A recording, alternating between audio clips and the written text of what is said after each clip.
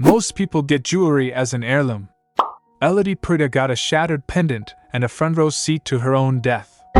Talk about a bad inheritance. After regaining her memories of our world, Elodie realizes she's the villainess of a fantasy novel.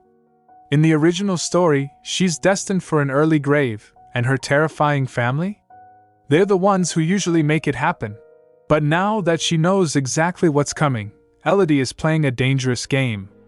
She's using her knowledge of the future to avoid her death flags, but the more she tries to escape, the more her villainous family becomes obsessed with her. Today we're recapping My Villainous Family Won't Let Me Be. Can you really outrun fate when your family owns the track? This story began with a keepsake of Elodie's late mother, but after it shattered, she gasped, suddenly flooded with memories and a familiar voice echoing in her head. Take my hand! Then, in an instant, a name. Ga-eul Yun. Everything jolted as Elodie's eyes snapped wide open. Where am I? She found herself in a completely different world. A passerby noticed Elodie's distress. Gosh, sweetie, are you alright? Elodie, disoriented, could only manage a shaky, I am, thank you, the woman pressed. Are you sure you don't want a hand with anything? But Elodie insisted. Yes, I'll be fine. Truly, you needn't pay me any mind. Her vision swam, dizziness clouding her mind until... Lady Elodie! Elodie was back in her room, maids rushing to her side. I'm so sorry, my lady, I should never have. I beg your pardon. Elodie realized the fleeting recollections cascading from beyond. Oh, haha. She nervously laughed, but inside she thought, well, I'm screwed. Those were the memories of her past life. Her name is Elodie Perdia, the love child of Duke Perdia, born out of wedlock. Until recently, his only daughter. Elodie was raised with only the memories that belonged to her, until now. The lost memories of her past life were restored when her mother's keepsake shattered. Maybe past life is the wrong way to put it. The world Elodie inhabits now is inside a fantasy novel that she used to read called How to Find Love as a Villainous Family's Unwanted Stepdaughter. For reasons unknown, she's been cast into the tale with a part to play. It might be a dream come true for some, perhaps, except in this story, Elodie Perdia is the antagonist, a wicked villainess, if you will, who meets an early demise as payback for all manner of evil deeds.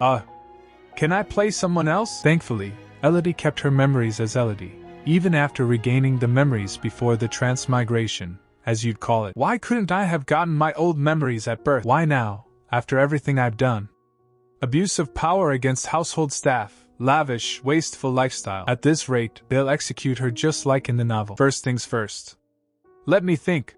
Elodie's #1 priority is to not get killed like Elodie did in the book. She needs to remember any details that might prove helpful. She's done a whole lot of awful things, but that's not why she died. Not exactly. There was another reason that's outside of her control. In the end, the biggest problem is her father, Duke Perdia himself. He is the ultimate bad guy in this novel. Like the heartless villain that he is, he didn't lift a finger to help Elodie as she faced her death. Thanks, Dad. Real fatherly of you. It's no wonder why Duke Perdia was so unperturbed by his daughter's brutal demise. Once you get to reading about the novel's heroine, Estelle, meet Estelle Perdia, a young girl who is adopted into House Perdia to be used as a tool for the Duke's political machinations, but eventually wins over the frosty Perdias one by one with the trademark warmth and kindness of the wholesome female lead archetype. You know the rest. It's a staple of the wholesome romance fantasy genre. Now, Elodie, who was betrothed to the crown prince, later has her betrothal annulled when her reputation is tarnished by rumors of her misdeeds. Then, true to form as a schemer who seeks to consolidate power through the crown prince, her father, as head of the renowned House Perdia, adopted Estelle, the novel's heroine, to betroth her to the crown prince instead. I've got to get away from this family. To do that, she has to evade Duke Perdia's eyes and ears. She could try to escape, but he'd find her in no time. Besides, a sudden attempt to cut and run would only raise suspicion, which means Elodie has to find a legitimate reason to leave this house before Estelle gets adopted. Easier said than done. The Duke might not even allow it. Still, she has to try everything she can think of. There's one thing she has to do before she even gets started. Tada! My dashing platinum blonde, green-eyed prince, I'm afraid it's time to bid you goodbye. Only you? Farewell, my sweet prince! Not that I object to staring at that gorgeous face for the rest of my life, but actually staying alive is more important. Break up with the crown prince. Check. At Manor, a servant presents a letter to Crown Prince saying, Your Highness, a letter has arrived for you, he replied. Yes, from House Perdia, I see. No doubt it's from Lady Elodie. I did send word that we have much to discuss over the matter of His Majesty's birthday banquet. Perhaps she wishes to set a date.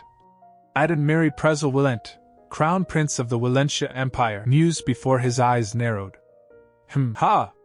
Surely she jests. The Crown Prince's attendant asked. Is something amiss, sire? The letter read. Your Highness, I regret to inform you that we will not be meeting after all. Might I impose on you to sign the enclosed document and submit it on my behalf? Ha! What is she playing at? Meanwhile, Elodie waited nervously for her father. I was told you summoned me. Father. Duke Sylvester Perdia, head of House Perdia, turned to Elodie. Indeed. What a fine mess you've made. Elodie froze. Oh.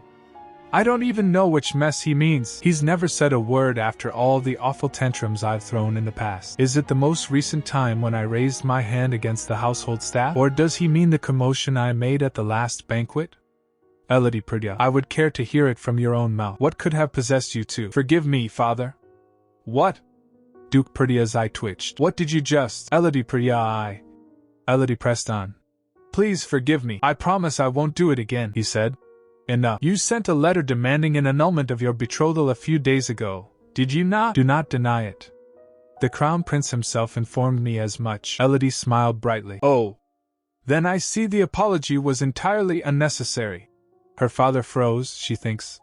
So, that's what this is about, he said. Long have I turned a blind eye to your antics underneath my roof. This, however, is a different matter altogether. Do you not recall me begging for this betrothal? She replied. Yes, and given how you opposed it, I assumed you would be glad to see it annulled, he said.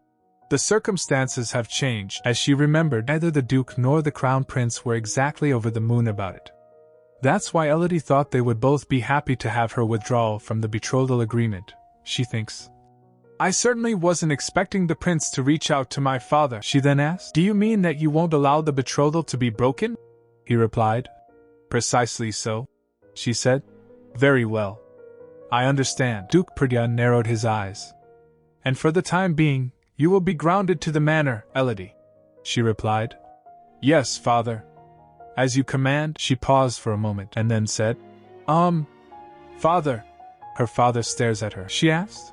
Was there anything else you wished to say? He said. No. You may return to your room and reflect on your actions, she said. Of course. Then I shall take my leave. Elodie turned and walked out. She slammed the door shut behind her. Elodie breathed a sigh of relief. So, that was terrifying. At least I got off with a lighter punishment than I expected. Her heart pounded in her chest. Why is this so hard? We never even got married. Having said that, this is more or less what I expected. Back to the annex. Though Elodie was the one who pushed for it, the betrothal is a done deal. Which means House Perdia has formally pledged its support for the Crown Prince. I suppose it was never going to be broken on my whim alone. Still, there's no rush. I still have 3 whole years at my disposal. In that time, I'll find a way out of this household, no matter what it takes. In a world torn apart by the 7 grave sins, who serve the goddess Urkala and her insatiable hunger for both the heavens and the earth. The 7 grave sins wrought death and destruction across the continent at her behest. Then, as the continent fell to its knees, Ishtar, Urkala's younger sister and goddess of the heavens, descended to save the continent. She bestowed her blessings upon 7 mortals, who then defeated and sealed away the sins. The human heralds of Ishtar emerged victorious, and were hailed as heroes, each founding a noble house in their own name. And thus arose the founding legend behind the Empire of Valentia. But back in the present day, while visiting the main residence, our girl Elodie is stopped in her tracks. Hello there, Lily. I haven't seen you in a while, a man says. Elodie plasters on a sweet smile, saying, Haha, why, yes. It's been too long, some might say. Meanwhile she thinks, I had a feeling I might run into those 2 in the main residence. But just my luck that it would happen right after a scolding. Brother Yancey, and Brother Carl. Elodie thinks. Yancey, first son and heir to Duke Perdia, asks her point blank. I heard about your request to annul the betrothal, Elodie. Is it true? It is, Elodie replies. Carl scoffs. Request? Come off it, she was clearly dumped, she thinks to herself. That little pipsqueak, has he forgotten that I'm 2 years older than him? Elodie laughs. Haha, I suppose you're not wrong, Carl, Yancey inquires. Was father very cross with you? Elodie responds. I shouldn't think so. I was grounded, that's all. Yancy's lips quirk up in a small smile. I see. Well, it could certainly have been much worse. Lily, Yancy Perdia, direct heir to the Perdia bloodline, possesses the terrifying blessing of obliteration. Yancy's vaunted power to erase something from existence is feared by all, yet the true source of terror for them to be so wary of him stems from the nature of his character. You see, behind the illusion of kindness hides a calculating heart of ice. He would be more than content to trample upon the lives of others, should it benefit him. Elodie gulps, thinking. Completely two-faced, in other words, Yancy asks. Lily, are you feeling unwell? Carl chimes in. She's faking it. Elodie thinks. Ugh. Be still, my heart. Don't let his gentle demeanor fool you, Carl, ever the charmer, adds. While you're grounded, why don't you get that deranged head of yours looked at? Or better yet, never set foot outside the guest house again? Good riddance, I say. I don't know who he thinks he is, but he's cruising for a bruising. Elodie fumes internally. Yancy scolds. Please, Carl. You know how I feel about that sort of talk. We share the same blood, and we must always look out for family. Carl is disgusted. Family? Yuck.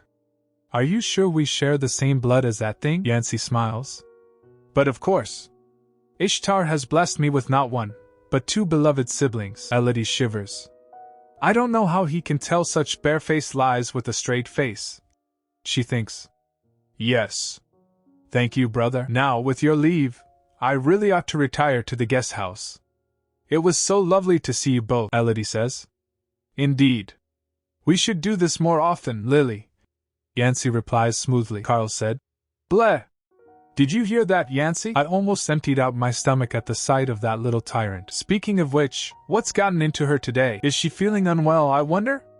Carl asks. Yancy agrees. I do agree with you there, Carl. She doesn't seem her usual self. Something seems different about Elodie indeed. While Yancy and Carl both manifested their blessings as children, Elodie has been an unfortunate exception her entire life. But the reason is because she's not a true Perdia. Though publicly known as the Duke's daughter out of wedlock, in truth, she's not even that. There isn't so much as a drop of Perdia blood in her veins. And as soon as she was exposed as someone unrelated to House Perdia, she thinks, well, all the more reason to secure my freedom before I'm found out. You can do it, Elodie. But there's a silver lining to this giant cloud. Suddenly she started laughing weirdly. I told you, she's finally lost it. A maid whispers. Elodie chuckles. I would never have known if I hadn't recovered my past life's memories. Fortunately for me, I know that, one day, I'll manifest a blessing that I inherited from my biological parents. Jackpot! And not just any, but a blessing of purification bestowed upon the House of Duke Severus. Not so fortunately. In the novel, using my true blessing only results in me being discovered as a false Perdia and being put to death. Why does every timeline end with me being killed for not being the Duke's real daughter? And even less fortunately, Duke Richard Severus, my biological father and the head of House Severus, happens to be deep in a coma from which he shows no signs of waking. To summarize, I'm out of luck if I'm expecting any help from him. I've got the worst damn fathers. Elodie thinks. Once my blessing manifests, I should hide it as best I can. All right, let's do this, and put it to good use, to earn my freedom before I'm exposed. Elodie makes her way to the garden of Duchess Perdia. Oh, how stunning, though its beauty hides more than just a few deadly perils. Even so, this is where my bid for freedom begins. Suddenly she heard footsteps approaching. It's not often you come here at all, Elodie, a woman says. I didn't know I was expecting you. What brings you to my garden? It's Demise Perdia, wife of Duke Perdia, biological mother of Yancy and Carl, and the greatest poisonsmith in all of Valencia. Your presence was missed, Madam Duchess, Elodie says. She then glanced at her. I had hoped to consult with you, however. Might I propose we speak while we take a stroll through your glass house? Demise is visibly startled. My glass house? Are you sure? Elodie smiles. Of course. As it happens, my question relates to the fine work you do, Madam Duchess. Demise wonders. As you wish. Come, you, how kind of you, Elodie said, while leaving. Demise pauses suddenly. Before we enter, Elodie, I must warn you that there are many things inside that may harm you. You mustn't touch anything without my permission. Oh, I wouldn't dream of it. Elodie replies. Then they both went inside. Now, what is it that you wish to consult me on? Demis asks. Oh, well, I heard a little rumor, so to speak. A rumor, you say? Demis asks. Elodie presses on. Yes, I was told the Imperial Palace has given you the order. Ah, yes, and? Demis asks. It all just seems so unjust. After all the hard work you've done for the common farmers, how could they order you to destroy the entire stock of pesticides you developed? Elodie asks. Though I appreciate the sentiment, there's not that can be done. I crafted the pesticide for the good of the people, that much is true, but it cannot be denied that the substance is toxic to the human body. Elodie perks up. See, that's where I come in. I believe I can help in that regard. Demis sighs. My dear Elodie, what could you possibly do to help? Demis stares at the bottle Elodie presents. Elodie smiles. It's the solution to your predicament. An antidote. Ode de antitoxin, Elodie Perdia edition, a counteragent of my own creation. Meanwhile she thinks. Step 2 in my road to freedom. Get money, get paid. The Duchess eyes Elodie suspiciously. Elodie, do you expect me to take what you're saying at face value? I do hope this isn't some ill-advised prank to make a mockery of me. Elodie smiles sweetly. I assure you it's not, though I did suspect you might be skeptical. If it would please you, why not try administering it yourself as a test? And if it doesn't work, guaranteed money back. The Duchess seems intrigued. Very well. I suppose I could humor you for a while, since you happen to catch me at a lull. Won't you come closer, Elodie? She beckons Elodie forward. Sure! Elodie replies cheerfully. The Duchess gestures towards a specimen. Take a look. What do you suppose this is? Elodie peers into the glass case, her eyes widening slightly. Oh my, it's a worm, isn't it? A rather large one at that. One might even think it's cute. Inside the case, a large, pink worm wriggles around, Duchess said. Yes, but it's no ordinary worm. What you see is a wormpent, the cause of the recent blight. A fiendish creature. Its remarkable resilience and reproductive capacity are a threat to all crops. The Duchess explains the situation. What better test subject for the counteragent you've brought me? She then turns a valve. Elodie watches, startled. Are you dosing the wormpent with your pesticide? Yes, once the creature is well and truly under the influence of the pesticide, we shall see whether your so-called antidote will bring it back to health. The Duchess pours Elodie's potion into the case. Elodie stares intently, her hands clenched nervously. She thinks, not that I doubt my own potion, but I do feel tense having it tested right before my eyes. I know you're a pest, wormpent, but hang in there. The well-being of humanity and my financial future depend on it. She then peeked to see the worm, and she gets surprised. Suddenly, the wormpent twitches. The Duchess also got surprised. Praise Ishtar! The wormpent lives, Madam Duchess! The Duchess looks surprised as Elodie clasps her hands together in excitement. My antidote triumphed over the puny poison! Elodie exclaims triumphantly. The Duchess turns to Elodie, a thoughtful expression on her face. I do apologize, I didn't mean to slight your work. Meanwhile she thinks, I have to remember that she's not my friend. Duchess said, no need to apologize, girl. I'm merely impressed. You were always so quiet and faint of heart around me, you know. Oh, how times have changed. In any case, Elodie, I believe I owe you a fair price for this wonderful antidote of yours. Elodie thinks to herself. I did it, she said.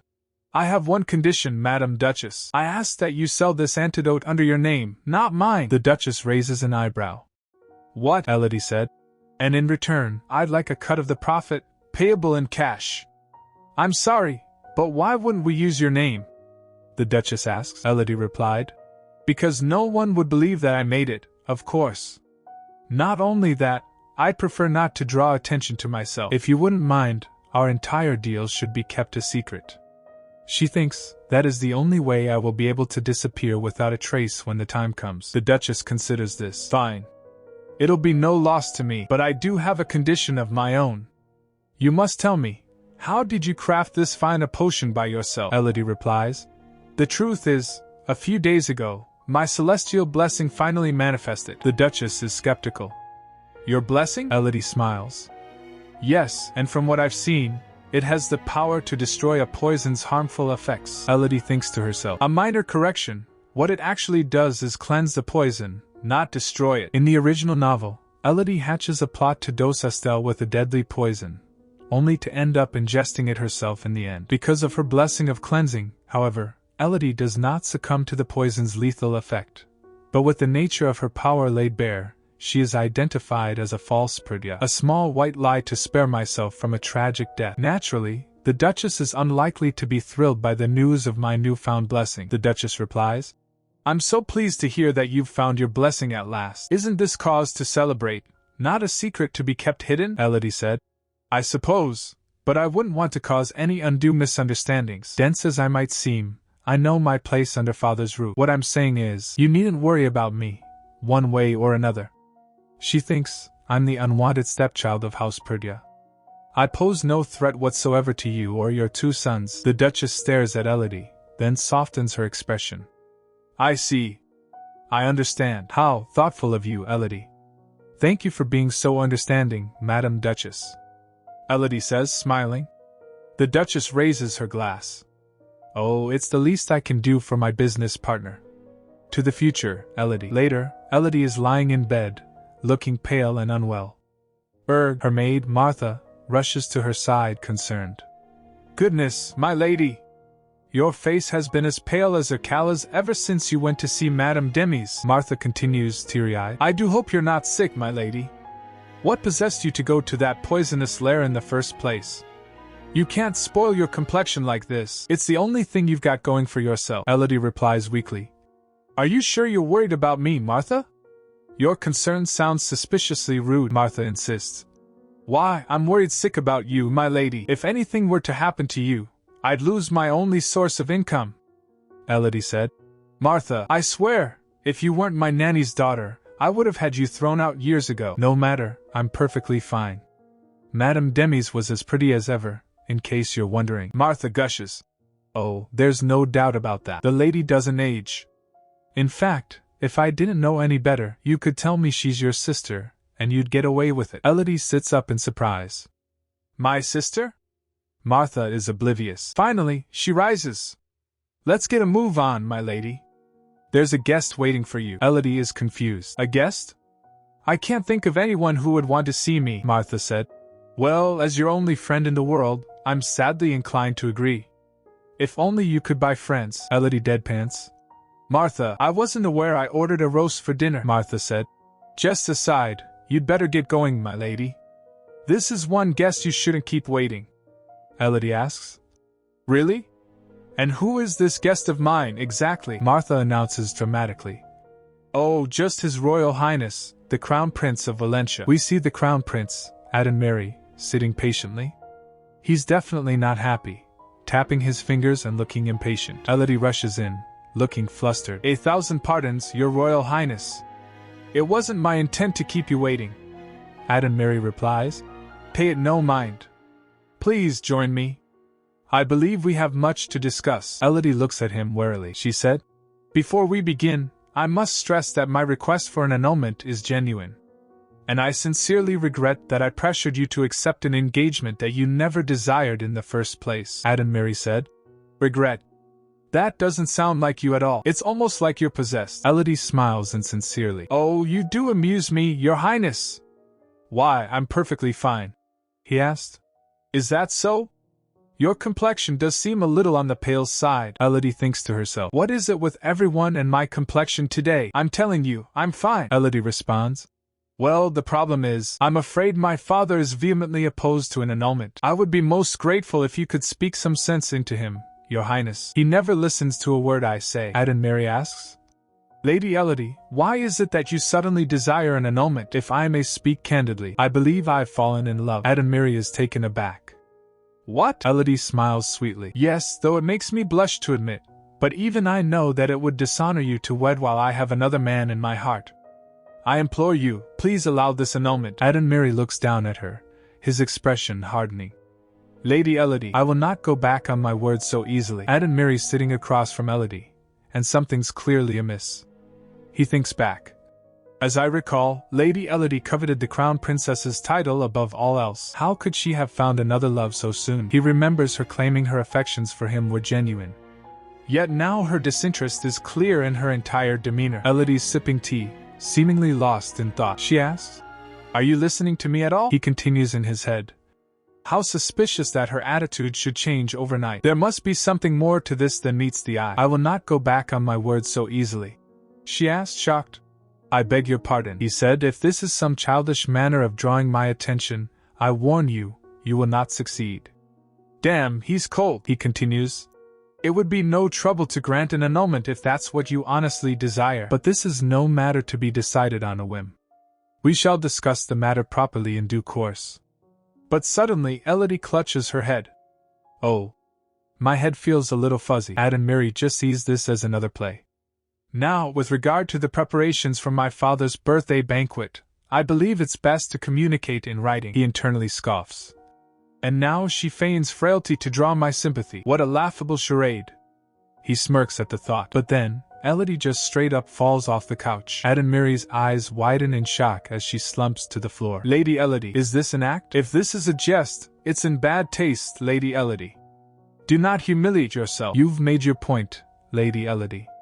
Please, you may rise. He actually reaches down to try and help her out. Lady Elodie, but she's out cold. She's unconscious. That means she actually fainted, he shouts. Somebody! Lady Elodie has collapsed. Is anybody there? But silence is all that answers him. and Mary picks her up, cradling her in his arms. She may only be the Duke's illegitimate child, but it's a disgrace that there is not one servant to tend to her in her hour of need. Carrying her, he thinks. What have I gotten myself into? With the Duke's daughter in his arms, he sets out to find a guest room in which to lay her down. Not long after he left the drawing room, he came across the maid he often saw accompanying Lady Elodie. Martha, I believe her name was. Thanks to the maid's assistance, he was able to lay her down in a nearby bedchamber, only to be told. Again? That's not the first time she's done that. and Mary's stunned. Again? She says so flippantly too. Is that all the concern she can muster when her master has fainted? While Elodie's out, and Mary notices something. He sees a cut on her arm. A cut? Without a doubt from a blade, no less. He then lost in thoughts. Confined to a guest house almost devoid of household staff, with the one maid who serves her seemingly unfazed by her collapse, and a knife wound on her arm. Thankfully, her condition doesn't appear to be life-threatening. and Mary reflects. When I saw her hands shaking with cold sweat on her brow, I presumed she was merely nervous in my presence. To think that she was actually ill, I'm ashamed to have ridiculed her in doubt. I was so certain I had seen quite enough of her. But now it seems as though I hardly knew her at all. The next day, Elodie wakes up. Ugh! My head! She realizes. I must have fainted from the toxin's residue from when I was crafting the antidote. She thinks back. Upon my blessing's manifestation, I discovered that there were a few conditions to trigger its effect. First, I must imbibe the poison myself. Once the poison is within me, I can apply my blessing to any ordinary water, thereby creating the counteragent to the poison. I also found that I can use my blood instead, if I lack the time. I only meant to prick my skin a little, but then my hand slipped. Back in the present, Elodie wonders. I don't remember changing the bandages. Maybe the physician came and went while I was passed out. I thought he had no time to tend to children born out of wedlock.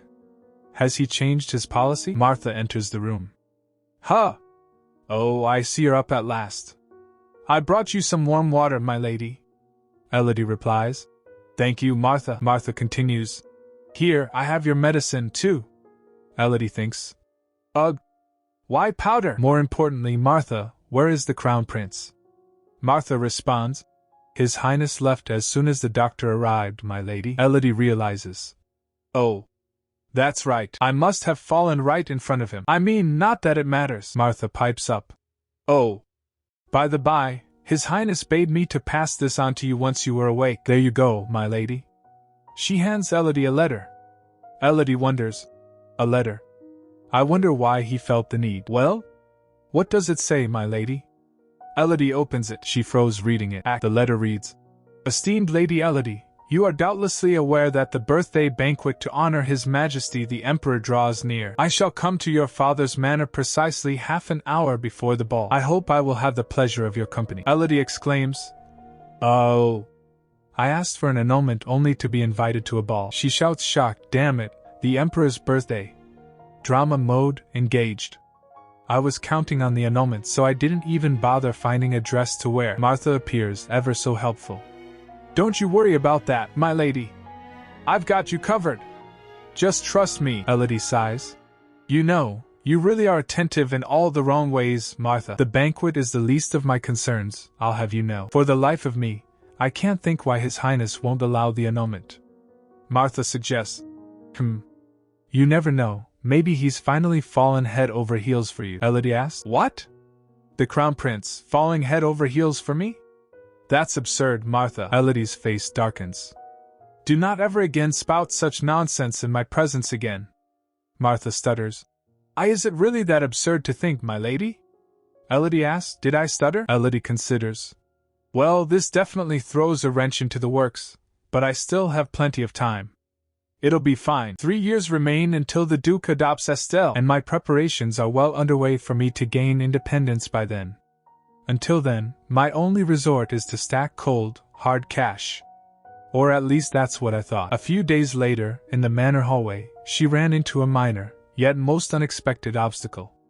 A man greets her with a smile. Good day to you, my lady, Elodie thinks. A familiar face. Can I help you? The moment she saw his face, she was reminded of a passage from the book. Who would have suspected his kindly face? Hector Herold, Duke Perdia's most trusted aide. A man who devoted himself to his lord with canine loyalty. In the end, plunged a dagger deep into the Duke's unsuspecting back. Hector Herold, a traitor of days to come.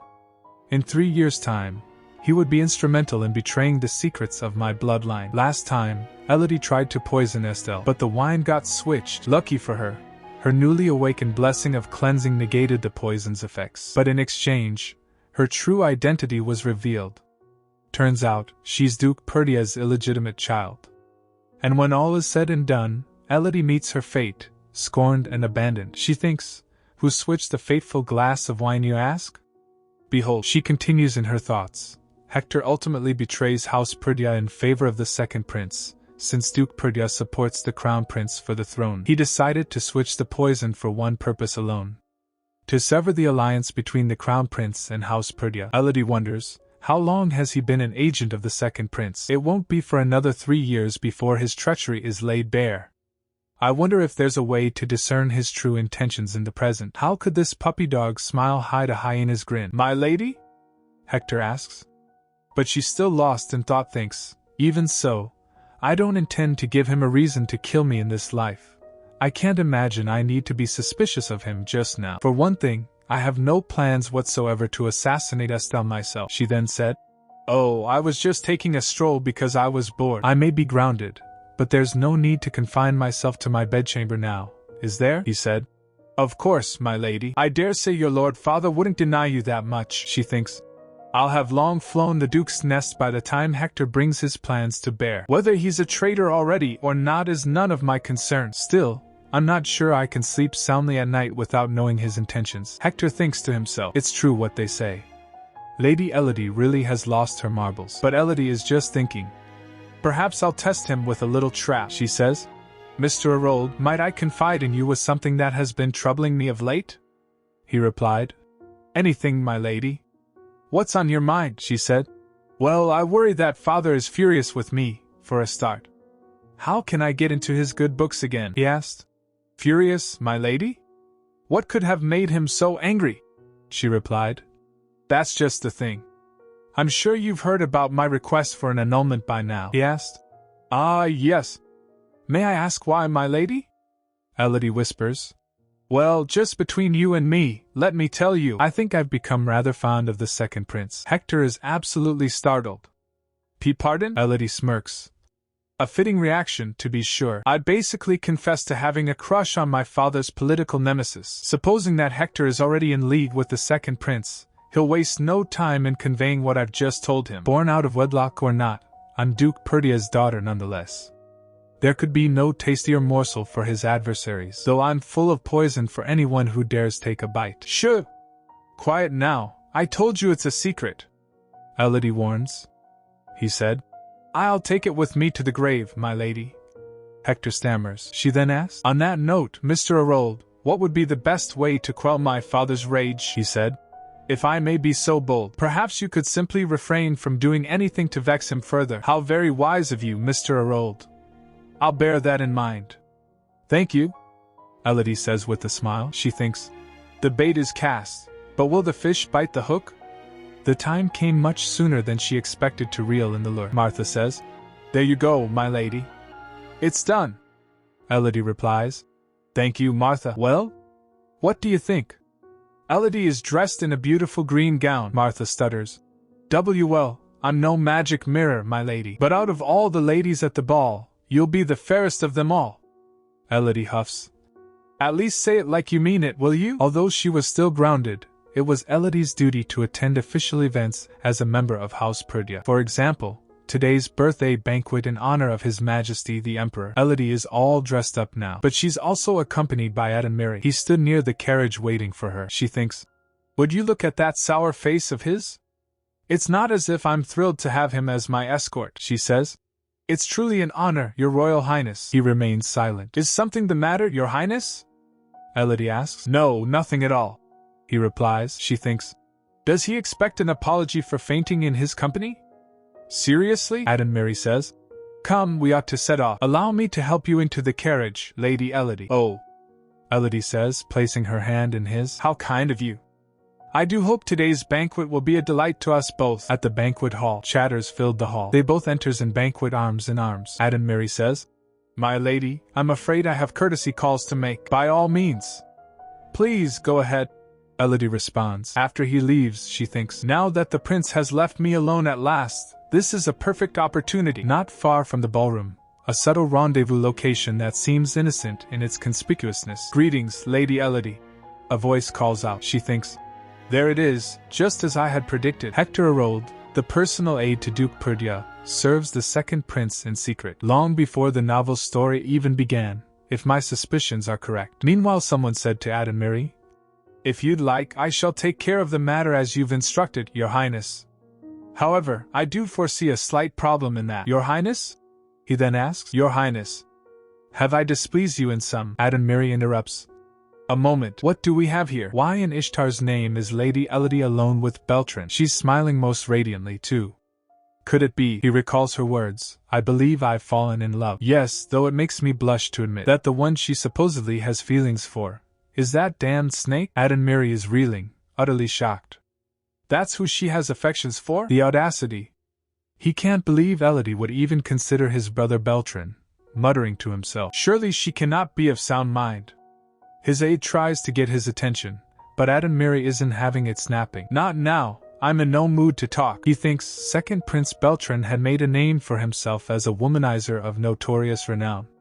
Among all the young debutantes of Valencia, it was rumored that there was scarcely a soul who had not been courted by the prince on at least one occasion. He continues, and as if nothing would sate him, the prince was also well known in the pleasure district, where he was often seen carousing through the streets in a raucous display ill-befitting his station. In other words, Beltran was scumbag. Adamiri thinks, if Beltran's honeyed whispers have deceived her into wishing for an annulment, then I would be a fool to accept her request. He clenches his fist. Adamiri pauses, realizing, the lady may have bought into my scoundrel brother's lies, but I'm not so cruel as to let her suffer for her lack of judgment without first extending a hand in aid. It would be a gentleman's duty, no more, no less. Suddenly, Adamiri spots Elodie across the room.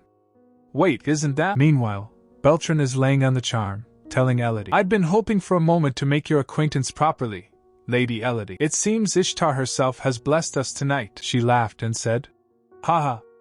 Enchanted, Your Highness. Elodie, though, is less than thrilled. Feels more like a curse to me. Beltran continues, are you a patron of the opera, Lady Elodie? I'd be honored to escort you sometime.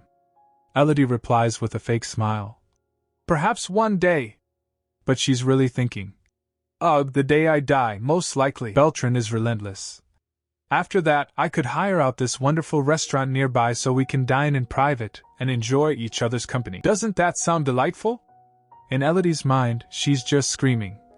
Am I supposed to be impressed? You can dine alone, in hell, Elodie realizes. The fact that Beltran approached me first could only mean one thing, namely that Hector has already told him everything I confided in him. She thinks, now that I'm aware of his treachery, I have no interest in the second prince whatsoever, except now. He's more interested in me than ever. She mentally yells, why won't he take the hint and leave me alone? Beltran thinks, How bold of her to break off her betrothal on my account. He's clearly loving this attention. I wonder what my haughty brother would make of that. How amusing it would be to see Duke Perdia's reaction too. He smirks. Haha. Just look at this timid little flower. He continues to press Elodie. I must say, my brother is a heartless rogue. I, for one, wouldn't dream of leaving such a beautiful lady alone at a ball. What do you say, Lady Elodie? He leans in close. Elodie internally groans. Beltran says, I will grant you the honor of sharing a dance with me. But suddenly, a stern voice calls out. Elodie. Both Elodie and Beltran turn in shock. It's Duke Sylvester. Elodie thinks. Father, the Duke declares, I presume this conversation is done, and since my daughter and I have something to discuss, I shall take her with me. He raises his hand. Come, Elodie. Beltran stammers. Oh, Lady Elodie. Elodie thinks. Coming. She wonders. I wonder what father wants. It's exceedingly rare for him to seek me out at a social function. Duke Sylvester grabs Elodie's arm, pulling her away. Elodie is stunned. Is this a dream? She wonders. She pinched her cheek. Oh wow. That stings. This is most certainly not a dream. The scene shifts to a balcony, the cool night air a stark contrast to the crowded ballroom. Elodie nervously asks. Father, is there something you'd like to say to me? Sylvester stares down at her. Elodie turns to face him. Why yes? She thinks. Even the way he says my name has me on edge. Sylvester continues. You'd do well to keep the second prince at arm's length, Elodie replies. Oh. I had no intention to the contrary. He happened to strike up a conversation, and I was only being polite in return, Sylvester says. Good. The prince's penchant for debauchery is an open secret. I suggest you keep well away from him at social occasions and ignore any letters he might send. Elodie reassures him. Of course, father, you needn't worry. But then she pauses, thinking. Worry? About what, father, could it be that you were worried on my behalf? She looks up at him hopefully. Sylvester remains silent. Elodie thinks. As I thought. His silence tells the tale. He then said, perhaps I was. She asked tentatively. Perhaps you were, father? Sylvester finally relents. I agreed that I was concerned. Elodie is shocked. Concerned? About me? Sylvester sighs. How many times must I repeat myself? Elodie thinks. The face of a concerned parent. But she quickly realizes. If he is worried about me, I certainly couldn't tell by his expression. Besides, whether it's true or not, once he discovers that I'm not his daughter by blood, he'll kill me without a moment's hesitation. She steels herself. Father, may I confide something in you? Sylvester replies. You may. Elodie begins. I realize this may sound ridiculous, like some fanciful story that I've made up for attention, but you should be wary of your aid, Mr. Herold. She thinks. Every favor I do in aid of House Perdia contributes to my own safety. It's an insurance of sorts. Sylvester is taken aback. What? Elodie continues in her thoughts. If the Duke is able to weed out the traitors in his service, it'll be sure to help me in the future as well. Besides, I suppose it's my way of thanking him for raising me. Meanwhile, back in the ballroom, the ladies mutter seeing two handsome guys. Carl and Yancey stood there chatting with each other. Carl is ranting to Yancey. Did you see that shameless display, Yancey? I'm telling you, it's high time we had a physician check Elodie's head. Yancey warns him. Lower your voice, Carl. Carl continues. Admit it, you thought the same. Why in her Kala's name would she cast herself at the second prince like that? No debutante with her head screwed on straight would act that way in public. Yancey interjects. It was His Highness who threw himself in Lily's path, not the other way around. Carl scoffs. TSK. What difference does that make? You know she can't be let loose in high society. What will you do if she embarrasses us all with yet more of her usual shenanigans? Yancey simply says. Carl. Suddenly, Yancey's blessing activates due to the stress. He said, Oh dear, I do believe I've triggered my blessing from the stress. Perhaps you ought to keep your incessant whining to yourself, It would be a shame to erase something else from existence. He gives Carl a menacing smile. Meanwhile, Elodie stands near a window, sighing to herself. I certainly didn't expect Duke Perdia to be the one to rescue me from Prince Beltran's advances. She figures her work for the day is done, and she can retire to the manor. Suddenly, Adamiri appears, all smiles. Ah, there you are, Lady Elodie. May I have the honor of sharing a dance with you? Elodie thinks. Oh, sure enough. I'd forgotten all about the Crown Prince, she tells him. I'm terribly sorry, Your Highness, but I fear I've exhausted myself entirely for the evening. She wonders why everyone's acting so differently all of a sudden. It's not like they cared about her feelings before, she said. As a matter of fact, I was just about to head home for the night. Oh, what a pity! Take my hand, there's something I must discuss with you. He reaches for her, and Elodie flinches. Yet another pushy prince. She thinks annoyed. Adamiri raises an eyebrow. Care to explain that look of sheer disgust? Elodie feigns innocence as he clasps her hand. Gosh, I don't know what you mean, he said. Never mind then. Then they enters in the crowd. Everyone was dancing with their partners. They begin to dance, surrounded by other couples. Adamiri leans in. Lady Elodie, you made a request to break off our betrothal, did you not? Elodie confirms. I did, she thinks. Why does he ask? Has he had a change of heart, perhaps? But Adamiri drops a bomb. Indeed, yet I'm afraid I must refuse. Elodie is shocked. Refuse? But why? Adamiri said. This betrothal of ours is proving to be rather useful. Elodie's eyes widen. Did he just say, useful, Lady Elodie? Adamiri asks. Suddenly, Elodie stomps on his foot hard. Adamiri staggers back. Oh, Lady Elodie. Beaming, Elodie apologizes profusely. Oh, I do beg your pardon, Your Highness.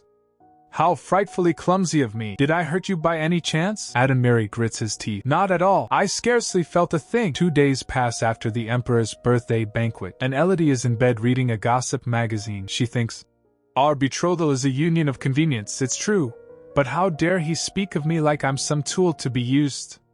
She recalls stepping on his foot several times. 1,000 pardons, I'm utterly useless on the dance floor. Flipping through the magazine, she thinks, what a bother that the Crown Prince is so adamantly opposed to an annulment. Does he not see that breaking off the betrothal early would benefit us both? Fine, let him come crying to me for an annulment once he falls head over heels for Estelle. Suddenly, her maid Martha rushes in, startling her. My lady. Elodie looks up, surprised. Good heavens, Martha. What is it? Martha exclaims. Have you done it again? Elodie stutters. Done what? Is it a crime to make mincemeat of the Crown Prince's foot? Martha is exasperated. I hear you stuttering, my lady. You know what you've done. Why else would Madame Duchess want to see you in her garden? Elodie gasps. Madame Duchess? She called for me? Martha confirms. That's what I said. She's expecting you in the greenhouse presently, Elodie thinks.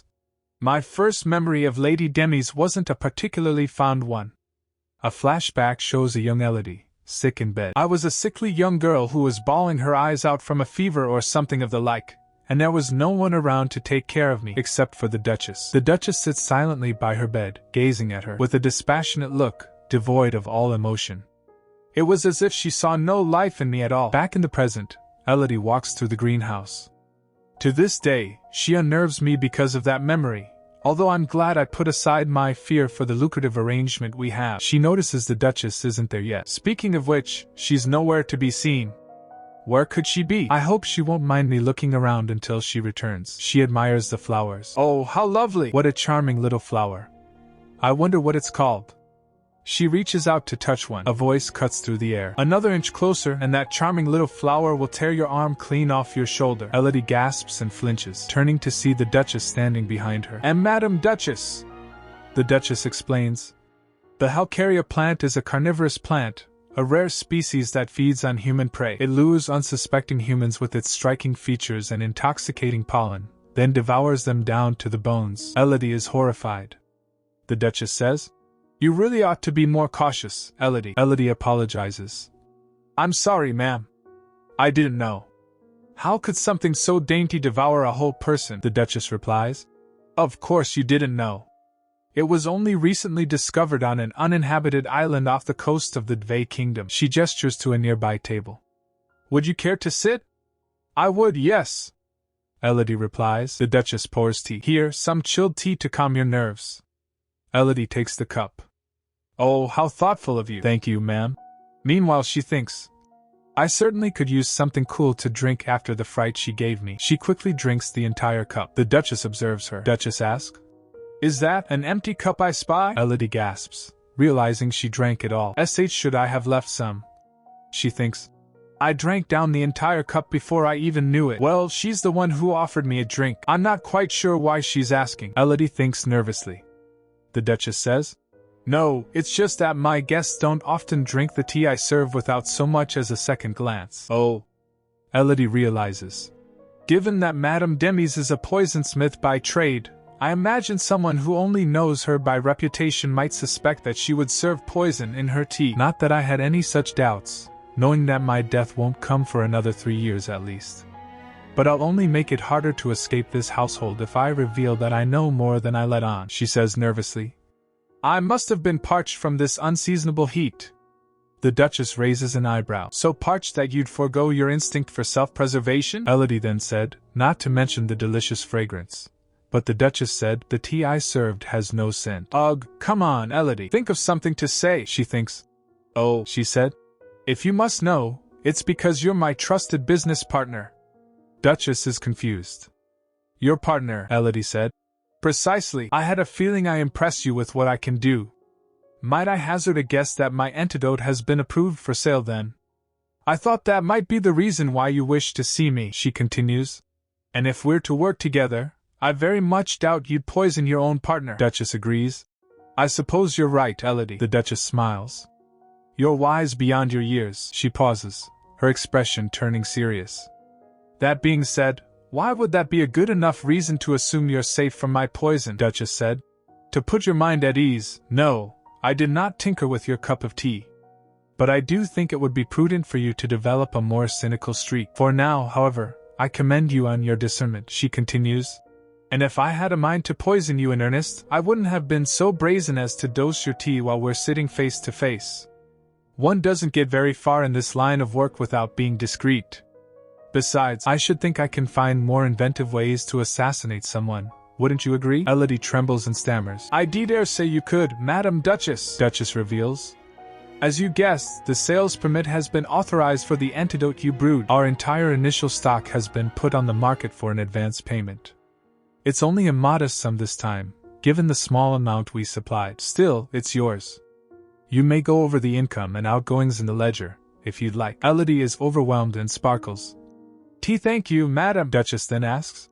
If you don't mind, I have another request to make of you. Supposing that I'd like to order another batch of antidote, how long would you say it'll take? And would you object if I were to make an offer for the recipe? Elodie hesitates. Well, I'm afraid it's something of a trade secret. Duchess responds coolly. Is that so? That's a pity. You see, I have a selection of new lethal toxins in their final stages. Do you suppose you might be able to craft counteragents for them as well? Elodie sighs. I could, but the stronger the poison, the trickier and more time-consuming it is for me to make an antidote. Meanwhile, she thinks, the truth is that I'd prefer not to, since I would be in a lot of pain throughout the process. To cleanse a poison, I have to first drink it myself, and even with my blessing, I still suffer the poison's excruciating effects in full. Elodie continues. On that note, ma'am, I'd hoped to speak to you on the matter of keeping our agreement a secret. May I rely on you to continue on your discretion in that regard? Duchess bristles. Why, do you take me for some venomous old snake who thinks nothing of betraying my word? Elodie backpedals. And not at all. That's not what I meant. But Duchess cuts her off. You have nothing to worry about, Elodie. I gave you my word and I intend to keep it, no matter what. After all, we're partners, aren't we? Elodie pauses, thinking. We are partners. Then she said, indeed we are, she thinks, even if she likely meant little by it. And I couldn't have asked for a better one. As a Perdia by name only with no true claim to the family bloodline, the word, we, was as sweet as it was alien to my ears. Later, Elodie is walking outside when she overhears someone say, throw this wretch into the cells below. She sees a man kneeling, surrounded by guards with swords. The man cries, Why, your grace! I must protest. I've done nothing but serve you and House Perdia faithfully with full devotion. How could you? A sword is pointed at him. A voice booms. Bite your traitor's tongue. There is full evidence that condemns you as the second prince's spy in our midst. The kneeling man shouts. No, it's not true. It's a conspiracy. That devious philanderer of a prince wants nothing more than to sow discord under our roof, your grace. This is his foul work, she thinks. I must say, I wasn't expecting such fine entertainment on the way back from the Duchess's garden. An award-winning performance from the double agent, the Duke asks. The prince's foul work, you say? We then see the kneeling man getting thrown into a cell. He cries out, Your Grace! Eek, spare me, Your Grace. Mercy. Have mercy, Elodie thinks. Ugh, he may be a turncoat, but I have no desire to watch a helpless man die. It doesn't help that this feels like a dark omen for my own future. I should head back to the guest house. Suddenly, Duke Sylvester calls out, Elodie Perdia. Elodie jumps, startled. Why yes, father? The Duke asks. Why do you sound so shocked? One might even suspect you of acting guilty, Elodie cries. Guilty? Why, I've done nothing wrong. Not yet anyway. The Duke's eye gleams menacingly as he says. Not yet, Elodie, now sweating, says. And I never will. Cross my heart and hope to die, Duke Sylvester replies. Enough. Compose yourself and come with me, Elodie. I have something to say to you. Elodie rushes after him. Coming, father, Elodie thinks. When he told me to come with him, I assumed we were headed to his office. But instead, the Duke leads her to his bedchamber. Elodie wonders. But this is the Duke's bedchamber. What are we doing here? The Duke tosses his coat on the bed and tells her. Take a seat. Elodie nervously sits down as the Duke asks. How did you know? She replies. You mean, about Mr. Heirloom? Long story short, I happened to run into him in the manor hallway before the Emperor's birthday banquet. Meanwhile, she thinks, it's only half a lie, I suppose. He doesn't need to know any more than that. She continues, and when we parted, Mr. Heirloom seemed to be under the most peculiar misunderstanding. The Duke asks. A misunderstanding, you say? Elodie continues. Yes, he thought I was in love with the second prince. The Duke's grip tightens on the chair. In love? With whom? Elodie, panicking, says. I couldn't believe it either. How ludicrous to think that I'd have any affections whatsoever for that rake. In any case, I couldn't find the moment to correct him at the time. Then I was approached by the second prince at the banquet. I sensed that something was amiss, so I thought it best to warn you, father. The Duke leans in and says, I see. That certainly explains it, Elodie thinks. Phew, I'm glad that did the trick. I thought I was about to have a heart attack. The Duke then states, with all these vermin leading double lives under my own roof, I mean to purge them and their foul influence at once. You should refrain from leaving the guest house until I deem it safe, Elodie. Elodie thinks to herself, if only he knew that I'm literally leading a double life. Aloud, she says, I'll keep that in mind, father. The Duke then surprises her by saying, Elodie, I'm not so proud as to deny that you were instrumental in identifying the traitor. As such, name one request and I shall grant it as your reward. Elodie's eyes widen as she thinks. This is my chance. I never thought father would give me a reward for being a snitch. If I had my way, I would have him swear to me that he will not take my life under any circumstances. In that case, I'd be grateful if you could grant me my freedom again, father. But this isn't the time yet, the Duke asks. Is that all you could think to ask? Elodie replies. Of course. What else could I possibly want? She thinks. Operation appear as harmless as possible. The Duke says. Very well, you may have your freedom once more. Elodie celebrates, but then the Duke adds, but in return, you will abide by one condition. Elodie gulps, wondering what that condition could be. Elodie's father agrees to let her leave the house, but there's a catch, of course. But in return, you will abide by one condition. He imagines she'll be eager to get out, and Elodie confirms she is looking forward to it. But then her father drops a bomb. Good, I'm sure your chaperone will be as well. Yancy or Carlet? Take your pick, girl. Elodie is floored. A chaperone? She pleads with her father. Father, do I really have no choice but to have one of my brothers join me wherever I go? Surely a household knight would do. But Daddy dearest is firm. Prince Beltran may approach you again whenever he sees fit. A household knight would not have the authority to bar his path. Elodie is conflicted, trying to decide which brother to pick. But then she has an epiphany. Father, I've made my choice. She thinks, I take it back, one is more than enough. I can't handle both. Her father is pleased. Excellent. I knew you'd see sense. Now, who would you prefer to have as your chaperone? Elodie smirks, knowing she's won this round. Well, since you insist. Cut to Carlet, looking absolutely horrified. What? Why on earth would I go anywhere with you? Elodie crosses her arms, unimpressed. Hasn't father told you anything? He's her chaperone. Carlet is clearly not happy. Why, you're telling me that wasn't father's strange attempt at deadpan humor? Elodie gives him a death stare. Of course not, he's humorless. Well? Do you refuse? Carlet throws a fit. Damn right I do. I'd rather die. But Elodie isn't backing down. Have it your way then. I'm off to inform father. Oh, Carlet knows he's been played. Time to cause some drama. He grabs her hand, and Elodie turns to him, feigning innocence. Was there something else? Carlet grits his teeth and says, Fine. She asked, I'm sorry? He continues, I said I'll come with you, damn it, but you'd better not tell father that I grumbled. Swear on your life. And so, Elodie and Carlet hit the town together. They walk through the streets. Ha, what a colossal waste of time this is, Carlet complains. Elodie chuckles to herself. Honestly, Carlet's a hothead. But he's so much easier to deal with than a riddle like Yancey. Carlet is still whining.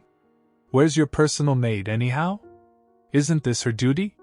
What's a duke's daughter without servants? Elodie explains that Martha has other errands, and besides, I figured, as long as I have you with me, Carl, I won't need anybody else. Carlet is flustered. And what's that supposed to mean? Elodie teases. Not everything I say has a double meaning, you know. Elodie thinks about Carlet's abilities. He may not be as powerful as Yancey, but Carlet possesses the blessing of destruction as a direct descendant of House Perdia. His blessing? The ability to sunder the earth. From tiny cracks to chasms, he can create rifts in the ground at will. It's a destructive blessing suited to full-scale battles, which means it rarely gets to shine in times of peace. Even so, Carlet cherishes his blessing with pride, and he has a talent for swordsmanship, rivaling full-grown knights, he said. Well, I suppose you couldn't ask for a finer bodyguard, Elodie thinks. Though I do have some doubts as to his intellect. I won't be losing any sleep over it on his account. Ahem. Carlet interrupts. Hey, where is it we're going exactly? Elodie smiles sweetly. As you can see, this street is lined with dressmakers' boutiques. I mean to browse every single one. Carlet is appalled. What? Why didn't you just summon them to the manor instead? Why traipse all the way here like a peasant? Elodie just smirks. I have my reasons. You'll see, she asks. You've heard of Blanco Blanc, I presume? I've been dying to sample the chocolate fondant there. Bring me some, would you? Carlet is incredulous. Me? You brought me all the way here to buy you some silly chocolate cake? But Elodie is unfazed, among other things. Run along now, Carlet scoffs. I'm no fool. I've heard people queue for hours because of how popular it is. Are you telling me to wait in line for Ishtar knows how long? This is absurd, he complains. You know, you really could have had the servants do this for you instead. Elodie shrugs. No one's forcing you, Carl. I would hate for you to feel that I backed you into a corner. That being said, what's the alternative, I wonder? Carlet asks. The alternative to what? Elodie replies. I'm asking you how you'd feel about father hearing of your disobedience. You didn't think he would let you off lightly when you disobeyed a direct order, did you? She smiles, knowing she's won. Elodie continues. I do worry as to how he might take the news. Elodie continues. Why, he destroyed a perfectly good armchair just the other day, all because I misspoke. I shudder to think what he might break next. Still, no need to fret on that front, Carl. I'll make sure to put in a good word with father on your behalf, though I doubt my word carries much weight with him these days. Carlet sighs. Fine. Is that all you want? A chocolate fondue or whatever it's called? Elodie beams. Yes. It's a chocolate fondant. Don't forget, Carl. Hee, like taking fondant from a baby. At the bakery, the display shows different sweets, and a long line of ladies waiting for their turns. While Carl waits in line, ladies whispers. By the 7 virtues, now there's a sight you don't see every day. Thank my lucky stars I fancied a treat today. The customers are whispering about him. Isn't it just adorable that Duke Perdia's fiery second son has a secret love for desserts? What a lovely surprise. One of them is definitely simping. If only he'd look this way. Carlet clenches his fist, annoyed by the attention. Damn it, the indignity of it all. Finally, it's his turn. And my lord? What can I do for you? The shopkeeper asks. Carlet stutters. I'll take a fondue? Fondue? The shopkeeper corrects him. A chocolate fondant, you mean? Certainly. How many would you like? The ladies are giggling. Did you hear that? A fondue? What a cutie! Most likely Lord Carlet's never had to order for himself. Then it's decided. At the next banquet, let's treat him to all the desserts he has yet to try, Carl said in serious tone. pack your entire stock and have it sent to the Perdia manor. The shopkeeper is terrified. Why yes, my lord, Carlet adds. And I'll take 1 box to go. Then he went to a boutique and shouts. Hey! Elodie, the lady exclaims. Goodness, welcome to my boutique, Lord Carlet. Carlet, holding his box of fondant, asks. Pardon my intrusion. Where is my sister? The lady replies. Lady Elodie, my lord? She told me she had an errand to run and left some time ago, Carlet demands. How long ago, exactly? The lady stammers. Well.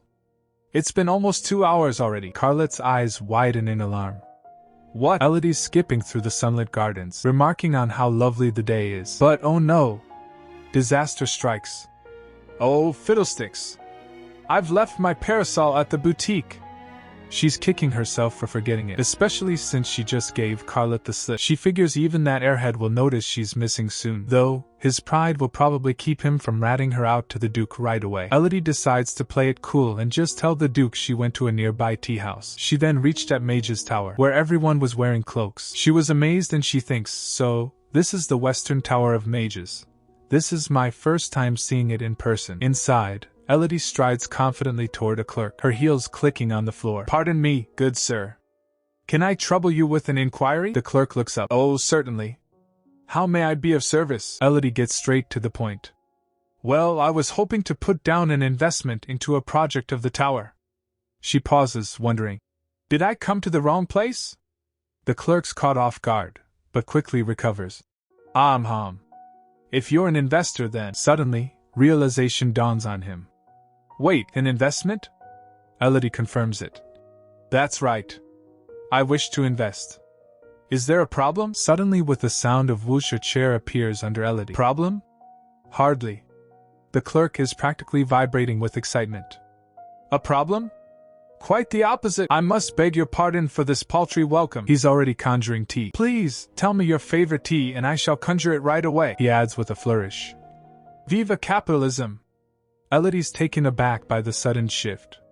That was a swift change of attitude, she said. Whatever you're pouring will suffice, thank you. The clerk, still buzzing, gets down to business. Now, my lady, have you had any thoughts on which project you'll invest in? He pitches the tower's gold mining stake, asking if it piques her interest. Elodie considers. Well, not that I'm opposed to investing in gold, but I was told that I can invest in an individual mage as a patron of sorts. The clerk is impressed. I see you've done your research. Do you have a specific name in mind, perhaps?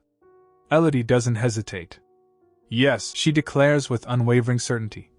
I'd like to invest my entire budget into the mage named Elvi. The clerk freezes, his cheerful facade cracking. But we have much better investment products on offer. Might I persuade you to reconsider your options, my lady? But Elodie is unshakable. No need. I've made up my mind. 8,000 larets. She's all in. I'd like every penny of it invested into Mage Elvi. It's not that I don't appreciate his trepidation, Elodie thinks, holding her teacup. He probably thinks I'm a fool to invest so heavily in a mage with no feathers in his cap. But he wouldn't understand her real reason. Because she knows the future. She knows Elvi will invent an arcane artifact that becomes wildly popular, earning him riches beyond imagination. In other words, she thinks, I have a foolproof investment plan with guaranteed returns. It's a good thing Ga-eul was a total nerd for world-building lore. The clerk, resigned, tells her. Very well then. All that remains is for you to give the contract a once-over and sign it at the bottom. Elodie takes the offered quill, thinking. A magic contract using my real name might create a paper trail for my pursuers to follow once I flee Perdia Manor. I ought to use a pseudonym. Aha! I'll take my nickname Lily as the first name, and as for the surname. Aha! I've got one! She thinks. Once the contract is signed, clerk says. I'd like to verify that everything is in order. She said. Of course. Here it is, he said. Yes, that should do very nicely. Congratulations, you're now officially an investor of the Western Tower of Mages. May your investment bring you good fortune, Lady Lily Arkell. Now that her money's in good hands, Elodie feels a sense of relief. Now that my money's in good hands, I should have no cause for concern over funds. The antidote sales alone bring in enough coins. But she can't afford to be complacent, especially not when there's no telling how long the Duchess will hold on to her secret. For now, she thinks, I probably ought to hurry on back to Carl. She's sure he'll kick up quite the fuss once she finds him, she thinks. It's enough to give me a headache. Meanwhile, someone was following her. He follows her from couple of minutes, then he tries to reach her. He was about to grab her while she turns. She gets shocked. Suddenly, she's grabbed. There you are. Elodie's yanked around. Excuse me? I think you have the wrong person. She thinks, good goddess, she thought for a moment that he was Carl, only to be accosted by a total stranger. He doesn't seem like the typical creep either. If anything, he's quite dashing. He stares intently. She continues in her thoughts. But I think I would remember a face like his. There's no way that we've met before. Elodie's wrist throbs. Ugh, my wrist. What if it's broken? The stranger's voice drops, sending shivers down her spine. On the contrary, I believe you're exactly who I seek, Miss Ga-eul Yun. Elodie's blood runs cold. Who are you? She demands, her eyes wide with fear. For that matter, how do you know that name? He leans in close, his gaze piercing. Elodie Perdia. Just then, Carlet's voice cuts through the air.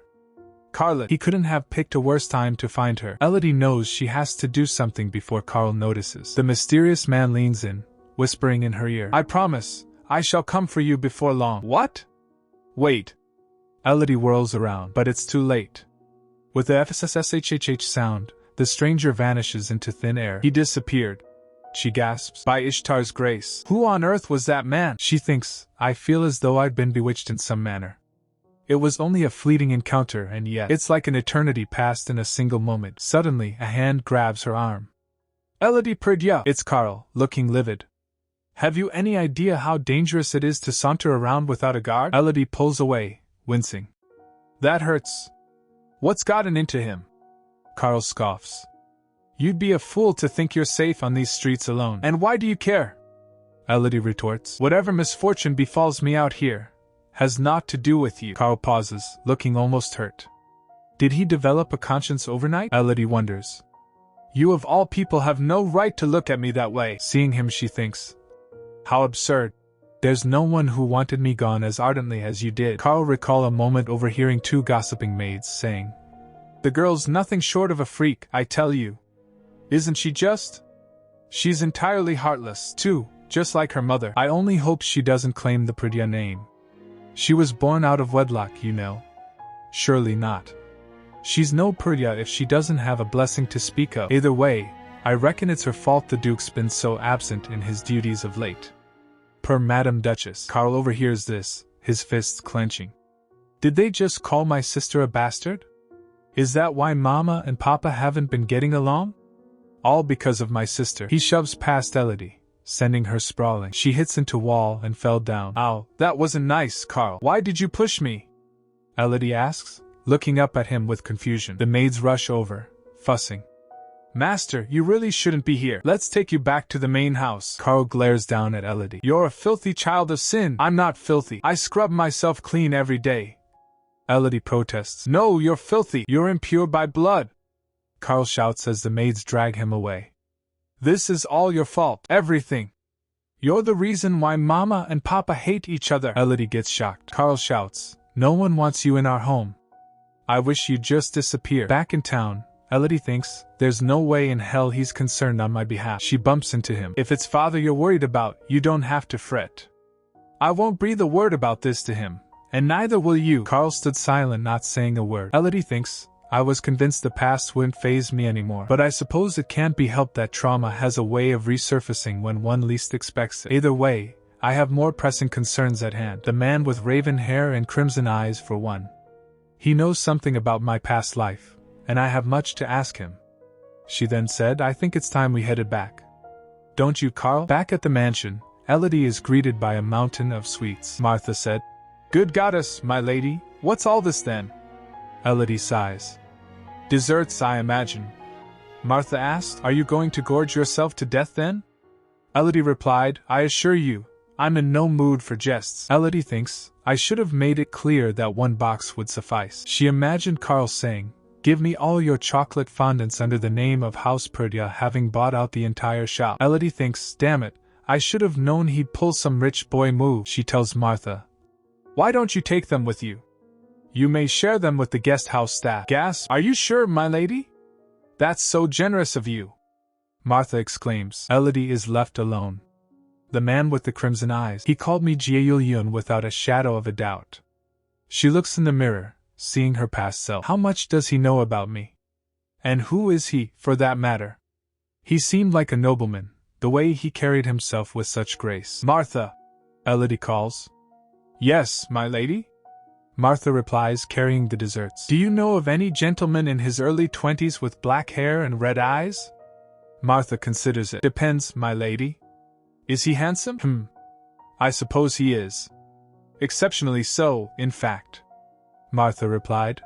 Then I wouldn't know, my lady, Elodie said. Pardon? Have you given it any thought? No idea at all, Martha says. Fine, you've made yourself quite clear. You may go now. Elodie waves her away. If Martha truly hasn't a clue, perhaps he's not a nobleman at all. He did say that he would come to me in time, but I can't afford to twiddle my thumbs and wait. Martha, when did this letter from the Imperial Palace arrive? Elodie asks, picking up the envelope. Martha said. Where's my head at? It came in the morning, but I forgot to say, Elodie said, of all the things to neglect. Elodie examines the letter. Martha, bring me a pen and paper, would you? I have a reply to write to His Highness. Meanwhile, in a garden, the air filled with fragrance of roses, Yancey asks his aide. Then you were given the slip, I take it? I'm afraid so, my lord. I beg your forgiveness, Yancey said. At the Tower of Mages, no less. He thinks it's curious that Elodie would have business there in the first place. But what confounds me even more is that this man has no conceivable connection to Elodie, at least as far as I'm aware. He then asked, And you heard nothing of his conversation with Lily either? Regrettably I did not, my lord. Yancey is suspicious. Lily certainly has changed a lot recently. Not only was she instrumental in uncovering the collusion between Father's aide and the second prince, she's been joining Mother for tea time when she would hardly say a word to her before. As for Father, he had no interest in Lily before, but now he has Carl guarding her like a hound. There's something peculiar at work here, but what that is, I cannot tell. He plucks a rose from its stem, crushing it in his gloved hand. There it goes again, my unruly blessing, Yancey thinks, clenching his fist. I'll have a new pair of gloves brought to you, my lord, his aide says. He said. No need. It's time I headed back inside. You, however, will keep an eye on Lily until ordered otherwise. Yes, Master Yancey. The aide replies. Back inside, Elodie opens another letter. Another letter from the Crown Prince? I thought I'd made it clear that I won't be attending his dinner party, so why? She pauses, reading. By Ishtar. She crumples the letter in her fist, her expression dark. Why won't anyone just leave me alone? Ad and Miri has arrived at Elodie's doorstep unannounced. I must apologize for showing up unannounced, he says, placing his teacup down delicately. The news of your continued ill health had me worried enough to insist on a visit. Your condition is not as bad as it was, I hope. He gives her a charming smile. Elodie returns the smile. Why, it's much improved, thanks to you, your highness. All because she turned down a few invitations. He just shows up like this? She thinks. Being worried about me is surely a pretense. Does he think pretty boy privilege lets him get away with anything? But outwardly, she plays along. Ad and Miri observes. Yes, you do have more color in your cheeks. Given your good health, I see no reason why you won't be attending this evening's soiree, of course. Elodie, completely caught off guard, asks. Pardon? Attending what, your highness? Her eyes widen as he drops the bomb. This evening's soiree, of course. Your father himself invited me, as it happens. Your entire family shall be there. I should think you're expected as well, unless you decide to feign another illness. Elodie's internally screaming. No, I don't want to. And so, against her will, Elodie finds herself at the dreaded family dinner. And yet here I am. I feel like I could choke on every bite. She thinks, nibbling cautiously as Duke Sylvester starts the family business. I hear news of House Angelos, that they mean to commence full production of military supplies soon. Yancey chimes in. I hear the same, father. I suppose their recent dealings with the Southern Tower of Mages has them manufacturing Magitech implements already. I'm also told they've been snapping up the rights to every Magicite mine they can find for their enchanted armor production. Elodie's mind races. House Angelos. If I remember correctly, that's one of the 4 great houses, whose blessing is that of restoration. And its leader, Lord Rodrigo Angelos. A man whose sole interest in life is to maximize his family's wealth and glory. He was single-minded in his ultimate goal, to subjugate all other noble houses under the banner of House Angelos. And the biggest obstacle to his ambitions? None other than Duke Sylvester Perdia. Duke Sylvester continues. I foresee no threat to us on that front, though I imagine it may present a pinch in the supply of materials in the long run, his wife, Lady Demise, suggests. Then why not purchase mines of our own, my dear? Won't it help to secure a supply line while we can? But Adamiri interrupts. I'm afraid that won't be possible, Lady Demise. House Angelos has beaten you to the punch. Their claim over the vast majority of magicite mines is all but a done deal. To challenge their market dominance now would be a fruitless endeavor. Elodie thinks to herself. He's not wrong that it'll all be in vain. Mines or not, House Angelos' downfall is set in stone. Magicite stone, at that. Oh, and what a brutal downfall it is, too. Looks like another common victory for House Perdia, but Elodie thinks.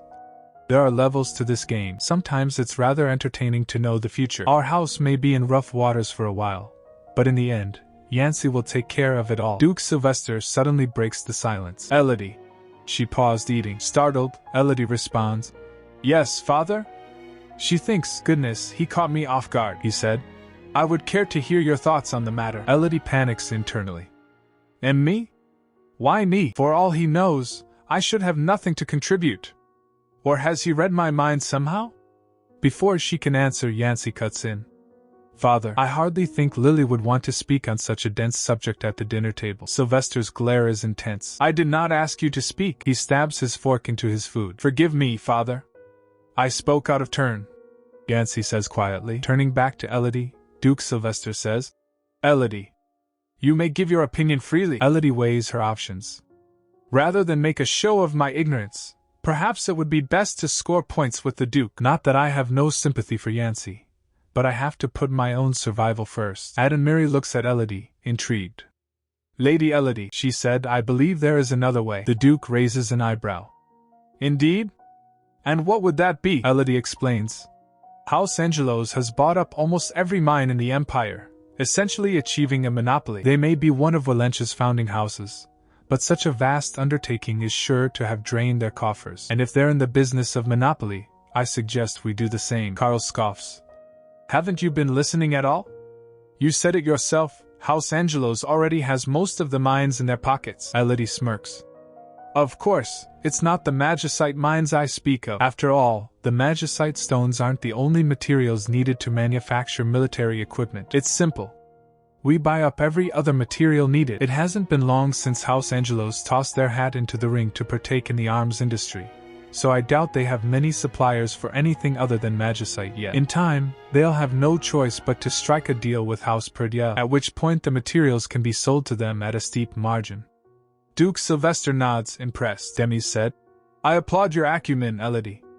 Elodie replies, Thank you, Madam Duchess. She thinks, it's actually an idea of Yancy's from the novel that I've stolen as my own, but I must say, how thrilling! Elodie thinks, is this how smart people feel all the time? This wine pairs perfectly with nefarious scheming. Adamiri is surprised, thinking, was the Duke's daughter always such a shrewd businesswoman? One would think she's a different person altogether from the way she used to be. All those suspicious potions that I saw in her chamber, not to mention her strange unease within her own home. His expression darkens. What exactly is Lady Elodie hiding? Someone is furious, slamming their hand down on the desk. What did you say? What do you mean we no longer have a supply chain? Apparently, House Perdia bought up every mine in the Bruman region. It's not just that, my lord. House Perdia has also purchased every mine in the Bruman region. We have no one to deal with but the Perdias, and just like that, their enterprise is hanging by a thread. This is a trap. If that infernal Duke holds a monopoly over the rest of the materials, he'll charge me an arm and a leg for the privilege of dealing with him. Then our enterprise has no choice but to fold. Foiled by that brat Yancy Perdia, no doubt. In fact, my lord, according to our informant, the idea did not come from his first son Yancy Perdia, but his daughter, Lady Elodie Perdia. The news hits hard. What? And you're certain of this? He's told. I'm afraid so, my lord. He thinks, But I thought his daughter is not but a useless love child who does not even possess a blessing. But it seems she has the Perdia knack for scheming at least. Well, we shall nip that in the bud, won't we? House Angelos announces sudden withdrawal from arms trade. Magicite mines up for sale with no buyers in sight. Cut to Elodie, looking pleased. I'll bet that moneygrubber's furious by now. She's been manipulating events from behind the scenes. This was a plot point that would be resolved much further down the line in the original novel. But I brought it to an early conclusion based on what I know of future events. It's not exactly ideal that I had to steal Yancey's idea. But oh well. I gotta look out for myself. But something feels off. More importantly, something seems amiss here. Why does it feel as though there are fewer potion bottles here than before? Have I counted them wrong, I wonder? Suddenly someone knocked at the door and she said, "Come in." One of the staff enters. "My lady, your Lord Father commands your presence on the matter of House Angelos," Elodie replies. "Oh, does he?" She thinks Sugg, then crafting antidotes will have to wait yet again. Duke Sylvester is already waiting, reading a newspaper headline about House Angelos withdrawing from the arms trade. Wow, it made headlines quickly. The journalists of Valencia must do exceptionally fine work. Wouldn't you agree, Elodie? Haha, quite so, Father. Elodie thinks. Headlines that he himself fed to them, without a doubt. I expected Yancey and Carl to be here for this discussion as well, considering that this affair was their responsibility to begin with. So, why am I the only one here? Traitors. She then asks aloud. You summoned me, Father? Duke Sylvester continues. Why? Is that a problem? Elodie nervously replies. I am sorry. No. Not in the slightest. It's just that. Relax, Elodie. I called you here to reward you for your aid. I believe this is the second time I benefited from your sage advice of late, Elodie said. Oh, you flatter me, Father. A lucky guess is all. Meanwhile she thinks, never mind that I've read all the spoilers. Unfortunately for Yancey, he then said, luck had naught to do with it. Elodie thinks. Oops, was I too self-deprecating? No wonder he's suspicious, given that I've never once shown an interest in the family business. But if I hadn't spoken up for myself in that moment, I would have only disappointed the Duke as usual. It's better this way. But she's troubled. But why the sudden interest? First, he summons me on matters that ordinarily wouldn't concern me. Then he has one of his precious sons escort me wherever I go. Neither of these actions are like him at all. After all those years he couldn't stand the sight of me and banished me to the guest house. Elodie asks, Father, there is something that I must ask. Duke Sylvester replies. Very well. Speak, she asked. Why did you ask for my opinion in the first place? You've never once cared for me at all. Hearing this he flinched. Elodie thinks, I can't recall a single time he asked how I feel, ever since the day I was born. Not once. Duke Sylvester seems taken aback. It's simple. The woman you are now seemed capable of rising to the occasion. Elodie jolts. She thinks, the woman I am now. Is he comparing me to the entitled brat that I was before? Or has he noticed something else? Duke Sylvester says. There's no hiding how you've changed in recent times, Elodie. And for the record, I may not have shown it, but it's patently untrue that I never cared for you. As you know, I put up a sterner demeanor than I mean to. If I've kept you at an arm's length, it was only to keep from frightening you to tears. There was not a moment where I did not care for you, Elodie. Elodie thinks. Don't buy into his saccharine words, because the very moment he learns that I'm not even his illegitimate child by blood, he'll put me to the sword without a moment's hesitation. Even so, if I can speak up for my true desire, just this once. Elodie steels herself. Duke Sylvester says. Tell me what would make a fitting reward. I shall grant you anything within my power, Elodie answers. In that case, Father, I would like to hear you praise me. I want to feel loved, if only for a fleeting moment. Duke Sylvester reaches out and pats Elodie on the head. He said, You did well. Elodie chokes up, tears welling in her eyes. I'm proud of you, Elodie. The door opens and she left. While leaving, Carl sees her. He said, Oh, you again? What do you think you're doing outside Father's? But she ignores him. He turns and said, Don't ignore me. Carl grabs her arm. I won't have you treat me like I'm invisible. That hurts, Carl. Please let go. He yanks her around. Wait, your eyes. Why were you crying? Did Father punish you for something? What did you do this time? Elodie fumes. Like I said before, it doesn't concern you. Keep your head down and mind your own business, Carl. You know, as you've always done, Carl stammers. Hey, I'm just... Was there something else? Elodie asks coldly. Carl splutters. Huh. If you think I'm asking because I care about you, You must be delusional. I'm only wary of the shame you'll bring on House Perdia if anyone sees you in this state. On your own head be it if you're the cause of some unseemly rumors about our family. She thinks, I'm sure there's a word for this character type. He then said, you'd better not be wandering around gormlessly like this tonight. Just stay in your room. Elodie thinks. Tonight? Carl exclaims. Oh, come on. Don't tell me you've forgotten? Elodie thinks. Ah, that's right. Today must be the day. In truth, I had forgotten what a turning point tonight will be. The night of the lunar eclipse. Once every 3 years, there comes a night when the moon is devoured by the darkness. It was on this night that Yancy Perdia lost all semblance of control. Once every 3 years, a total eclipse of the moon shrouds the earth in stifling darkness. Devoid of celestial light, the realm of mortals becomes engulfed in the abyssal aura of Virkala, the goddess of the underworld, forcing the imperial household and the 4 great houses to lose their grip on Ishtar's blessings. Not that it affects every great house the same, however, though Elodie's blessing of cleansing has little to do with the frenzy of the lunar eclipse. The destructive blessings of House Perdia are a different matter altogether. After all, it was 3 years ago today that they literally blew the roof off the manor. Kaboom! And my lady, Martha cries out. I thought you said the guest house was safe, she exclaims, trembling. Master Carl will have the entire estate in ruins at this rate. Back then, it was Carlet who went berserk and nearly destroyed the manor. In the novel, Carl just about managed to keep control of his blessing, but the problem is, she then reached at the garden where she finds Yancy. Aha, I had a feeling you'd be here, Yancy Perdia. Elodie appears holding her lantern. Though Yancy was regarded by all those around him to be well and truly capable of handling his blessing, his actual hold over his blessing of eradication was, in truth, far weaker than it seemed. Each night of the lunar eclipse, he would hide in his mother's garden and suffer the pain alone. What are you doing here? Yancy demands. 6 years ago, in her childhood ignorance, Elodie had no notion of how dangerous it was to wander the estate on the night of the eclipse, and happened to come across Yancy as she strolled through the garden. Get lost! He'd yelled at her. Be brother? Elodie had stammered. Leave me alone! Flinching, little Elodie cried, I am sorry! And turned and fled in fear and shame. But not this time. Brother? Elodie asks, leaning in close. I couldn't quite tell from the dark. Are you all right? Ugh! Yancy groans. By all rights, it's Estelle who should shine in Yancy's hour of need like a dazzling ray of sunshine, comforting him in her warm embrace and scoring major female lead points, but Elodie means to steal the limelight from her. Go away, Elodie! Yancy hisses, crouching low. Elodie thinks. I seem to recall a passage saying that Estelle hugged Yancy close and patted him on the back. At any moment, she could have fallen victim to Yancy's deadly blessing.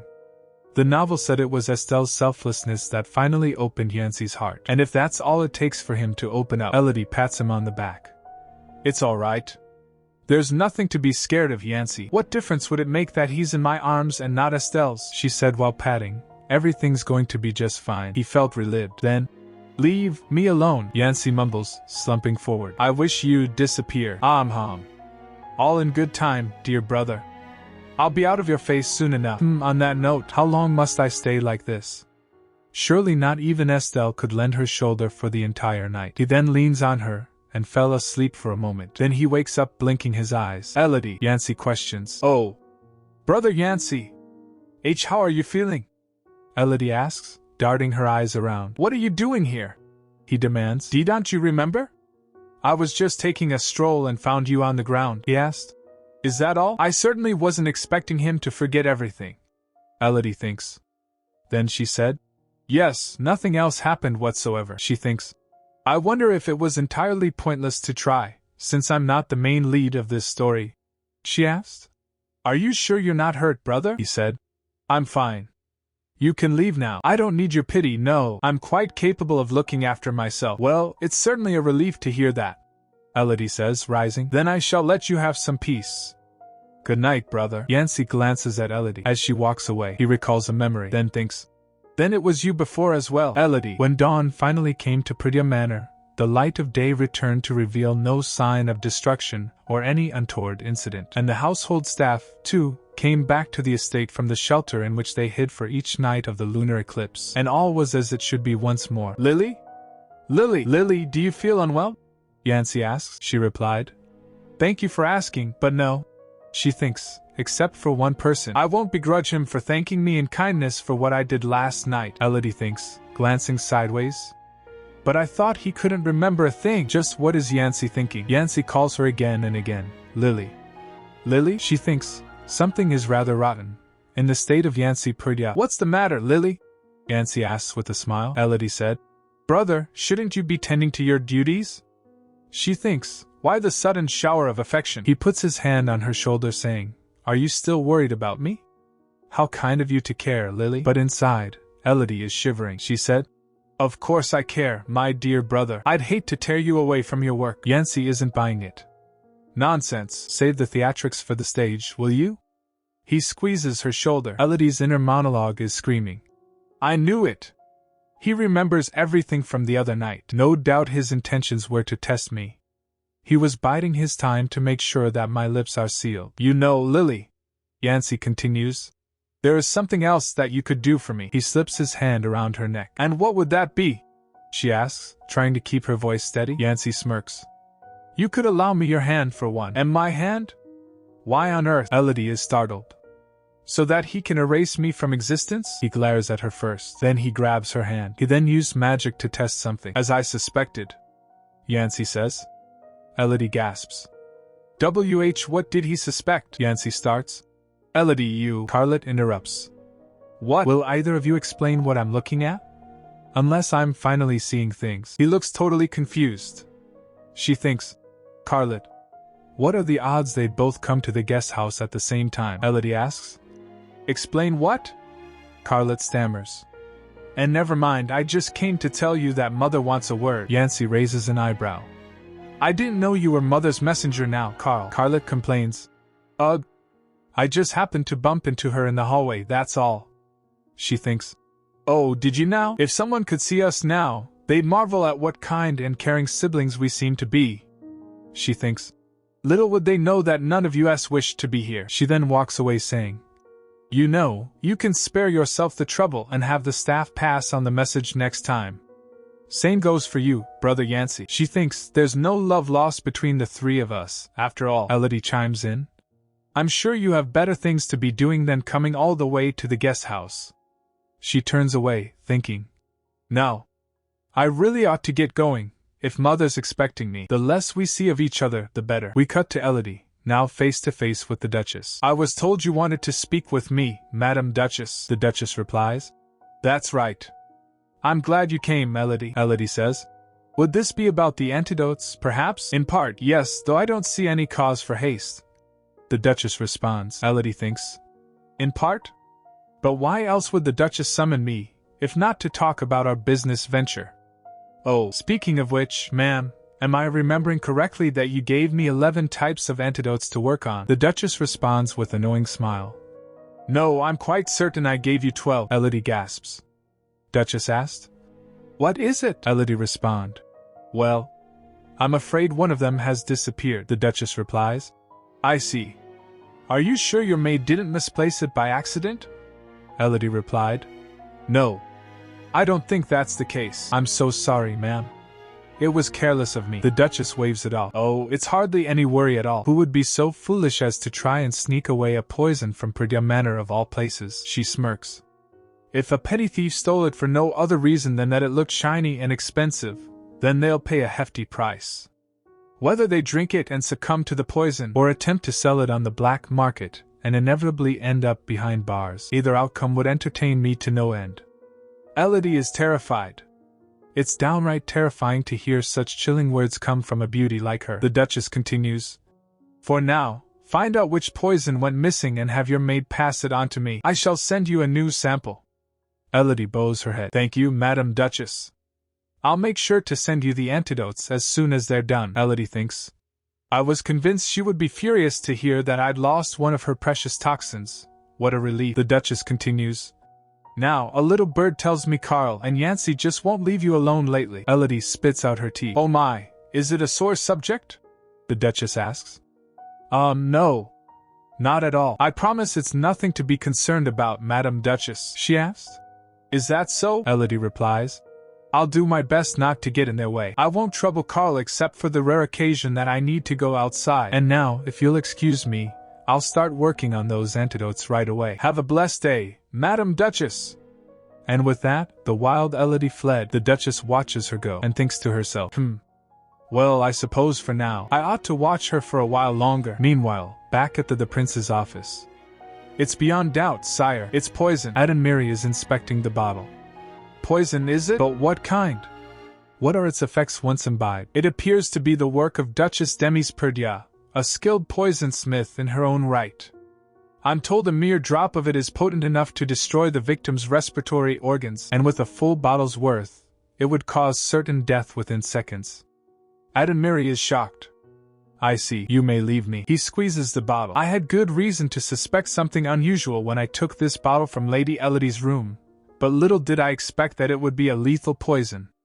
Why would the Duke's daughter have this in her possession, let alone keep it opened on her table? The handiwork was far too amateurish to speculate that it was the Duchess's attempt to assassinate Lady Elodie. I doubt she's the type to leave evidence, for one. Then what other explanation is there? He then recalled about Elodie's health, thinking.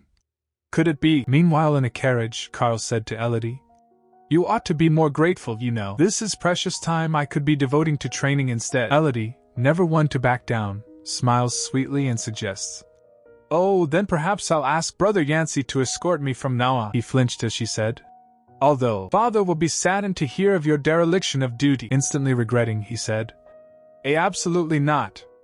I won't have you pester him with this nonsense.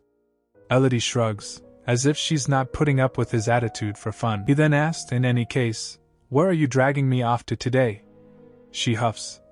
I don't see how that's any of your concern, he asked. Shouldn't the guard have some idea where his principal's headed? He adds under his breath, especially when said principal has a habit of bolting, I mean. Elodie fires back.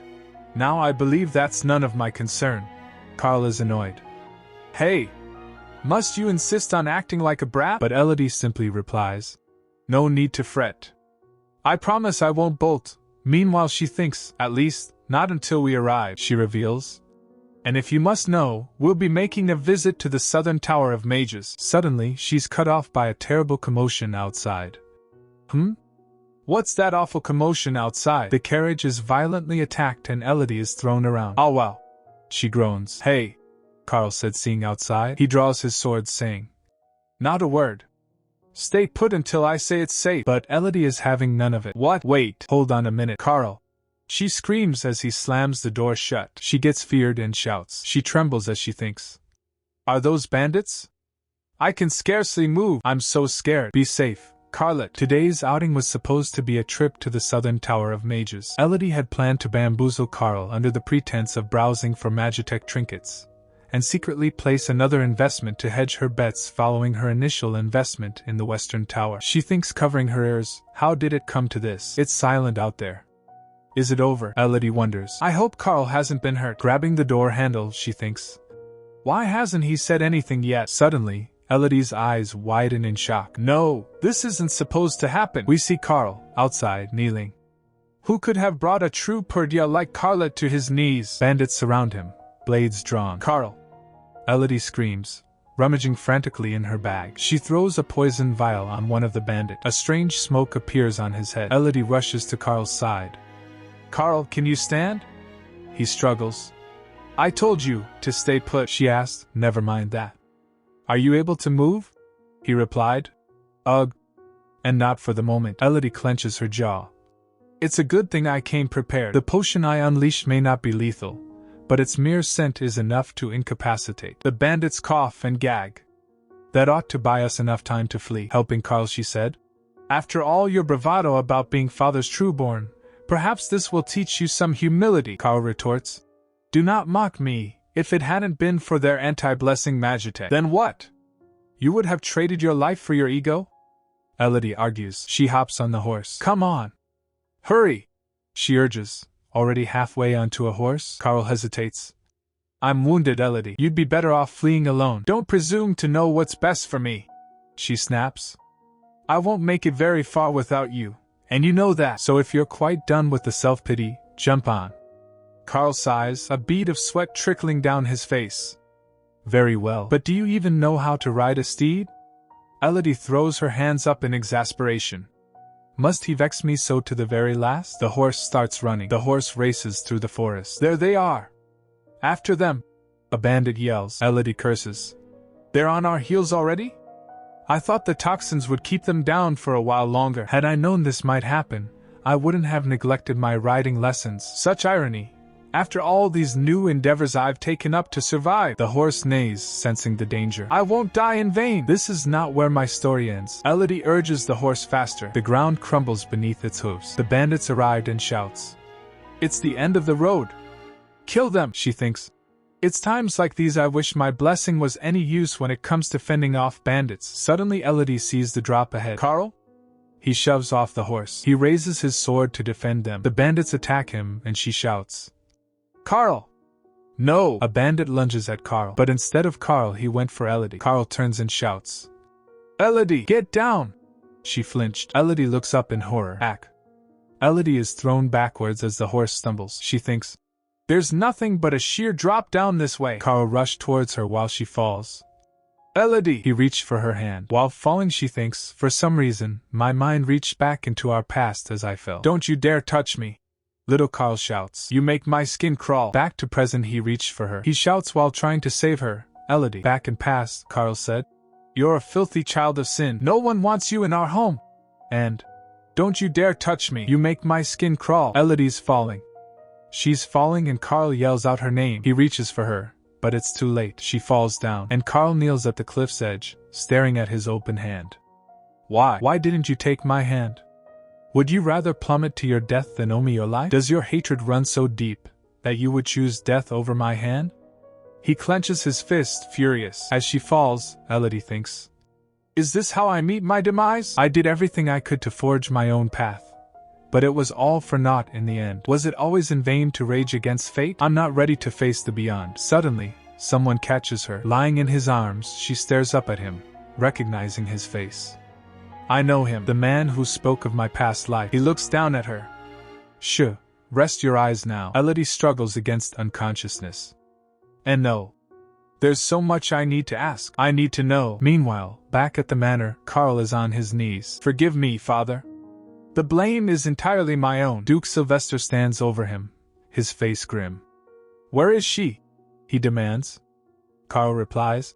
She fell from the cliff on the way to the southern tower of mages at the outskirts of the capital. The Duke coldly orders.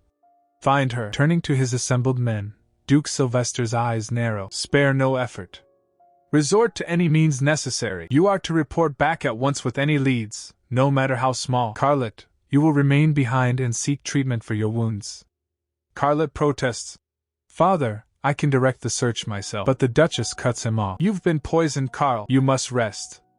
His mother puts a hand on his shoulder, and his brother looks on sternly. Mother!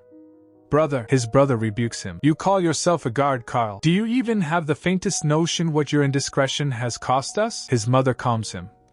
Yancy, please. That's quite enough. Leave the search to your father for now, Carlet. Come with me and I shall get you fixed up in no time. Carlet argues weakly. But, mother, but Duke Sylvester's having none of it. He turns, his expression resolute. I said nothing to suggest that you may not join the search party once you're fully healed. I will not risk you succumbing to your wounds, lest it hinder the search party. Carlet can only reply. As you command, father. Back in a mysterious room, Elodie wakes up. Ugh, what is this place? She sits up in bed, startled. Ack. She clutches her chest. I was convinced I was done for, Elodie thinks, reflecting on her fall. But that man who caught me, it was him without a doubt. To think that he of all people would be my knight in shining armor. She steps out of bed, pondering. I wonder if there's a particular reason for his kindness. Be that as it may, there's no guarantee that I'm safe here. I have to make it back to the manor. Just then, the door bursts open. He freezes for a moment, and Elodie gasps. Oh, she said, seeing him, it's you. The man stares at her. Elodie said. Must we stand here in silence? Hearing this he flinched and said, Oh, pardon me. Brienne steps closer. I'm afraid you were wounded, my lady. Would you permit me to help you heal? Elodie hesitates, but agrees. Of course. She thinks, for now, it would be best to accept this man's aid. Though his motive is unclear, his disposition seems favorable, at least. Brienne gestures to a seat. Would you care to take a seat over here, my lady? She replies demurely. If you insist, he continues. And I shall need to tear your sleeve open as well. May I? Elodie nods. You may, but I must ask, she asked, are you a practitioner of magic? He begins bandaging her arm. Not as such, my lady, Elodie observes. I see. In that case, are you a descendant of one of the great houses? Rianne responds. I'm sorry to disappoint, but I am not, Elodie thinks. He doesn't appear to be lying, but it's difficult to believe when he's so princely in his looks. She clears her throat. Then at least do me the courtesy of sharing your name, sir. I have no idea how to address you, he answers. Rianne, my lady, Rianne continues. You may call me Rianne for now, if it pleases you. Elodie seems surprised, as she replies. Rianne, you say, then, sir. I mean, Rianne, he asked. Yes, my lady, she said. If you'll recall, you called me Ga-eul Yun when we first met. What gave you cause to call me by that name? Rianne pauses. I heard it in a most peculiar dream, Elodie asks. A dream? Rianne explains. Yes, a dream of another world far removed from our own, amid the endless circle of my vision in slumber. It was there that I first saw her, she thinks. He saw me, Ga-eul Yun, as a vision in his dream? Elodie's mind is racing. Rianne had seen her as a vision, a dream, he tells her. I knew it was you at first glance, my lady. Ga-eul Yun of my visions, there in the flesh. He's holding her hand, but Elodie wonders. Is that all there is to it? He claims a woman named Ga-eul Yun appeared in his dreams, night after night. The moment he laid eyes on Elodie, he somehow knew she was this dream visitor. I realize it sounds peculiar, my lady, he admits. Elodie thinks. It does, although so does my own tale, and yet I don't recall any character by the name of Rianne in the novel. She questions whether he even gave her his real name, but questioning him seems unlikely to make him any more forthcoming. Still, regardless of why he approached her, he doesn't seem to be a threat, she thinks. And Ishtar knows I have more pressing concerns right now. What an ungodly headache. Pray, what is this place? Elodie asks, looking around. Rianne replies. This is my humble abode, my lady, she asks. I see, and when I fell from atop the cliff, did you happen to see anyone else? He responds. I could not speak for what went on above the cliff, my lady. However, I do know that the entirety of House Perdia is scouring the region in search of you. Elodie is shocked. They're searching for me, she reflects. I was certain they'd be all too pleased to see the back of House Perdia's perennial pariah. And to think that my entire family is committed to the search. Well, I had no intention of flying the nest quite this soon, so I ought to be grateful that they're looking for me at all. Even so, something has her ill at ease. While she was lost in her thoughts, he stares at her. He raised his hand to reach for her, but he paused as she asked, Would you happen to know how long it has been since I fell? Rianne stutters. Around half a day or so, I should think. She gasps. Then I was out for much longer than I thought. Rianne, may I impose on you for one more thing? He replied. Of course, my lady. Just say the word, Elodie declares. I must return to Perdia Manor at once. Would you guide the way? Back at Perdia Manor, Duke asks. Galen, have you garnered any leads on the ambush? Sir Galen, Knight Commander of House Perdia, responds. Forgive me, your grace. I regret to report that we've discovered nothing of whom the bandits serve as of yet. However, it does appear that the assailants were no ordinary bandits, but assassins intent upon Lady Elodie's life. Duke Sylvester asks. Elodie's life, Galen continues. Just so, my lord.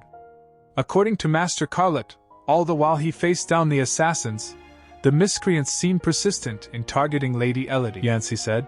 Then you will spare no means in tracking down the one they serve. But the Duke interjects. I think not, the Duke retorts. It is paramount that we save Elodie from their grasp first. Come, we shall ride out to the scene once more. But then, they receive news.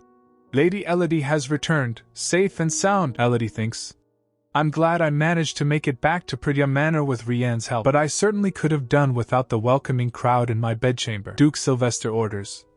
Elodie, you are to remain at home for a week while you rest. That is an order, Elodie thinks. Grounded again? Fine, she responds sweetly. Yes, father, the Duchess asks. Elodie, have you been hurt anywhere else? Elodie replies. Truly, I'm right as rain, ma'am, the Duchess responds. It's a relief to hear you say so. Still, do let me know if anything ails you down the line, Elodie says. Well, there is one thing. If you recall the gift that you gave me, Madam Duchess. I'm afraid I used up the whole thing in the commotion. The Duchess responds. So I heard, Elodie. I couldn't have put it to better use myself. Would you care for some more? Elodie gets surprised by her response and says, Oh, I'd be most grateful, the Duke says.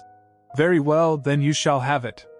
Now, the hour grows late and you need your rest. We shall leave you in peace, her father adds. Take as much time as you need, Elodie, she replies. Thank you, father. Good night. Once they're gone, Elodie thinks, finally, they've all left. I could scarcely breathe, except they've left a straggler behind, it seems, she asked Scarlet. Was there something else? If so, I'd thank you to be brief. I'm utterly exhausted as it is. Meanwhile, she thinks, the last I saw, his wound seemed heavy, but I presume he was promptly healed, seeing as how there's not a scratch on him now. He squeezed his hand, asking, Why didn't you take my hand? Elodie says. I'm sorry. Oh, Carl, he interjects. Were you so eager to die? She asked. Why? Have I disappointed you with my safe return? Scarlet stutters. That couldn't be any further from what I meant, Elodie retorts. Then what did you mean, I wonder?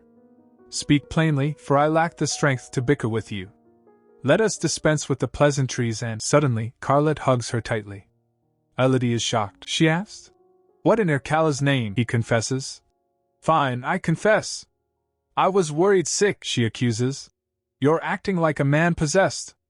He insists. I'm of a sound mind, I can assure you of that, Elodie thinks. Ha, I never thought I'd see the day, in this lifetime or the last. Is he crying?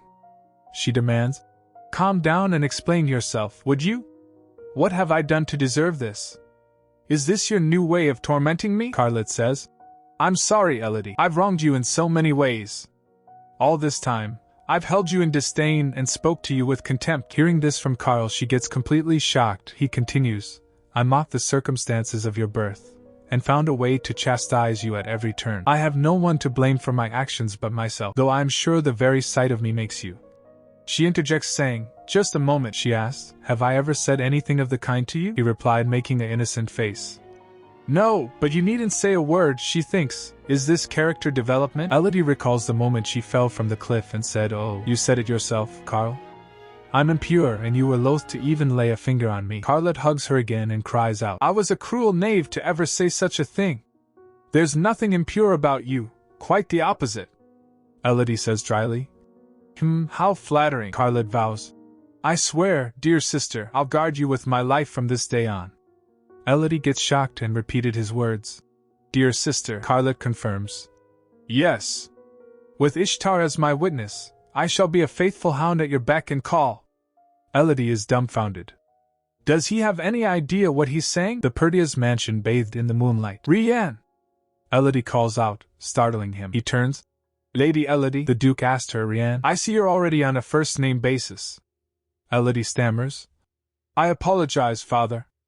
I forgot myself out of joy. She's trying to play it off, but we all know the Duke's got that scary dad glare going. Though I do wish you had called for me to greet our guest with you. After all, I've yet to properly thank him for saving my life. The Duke is not having it. Yes.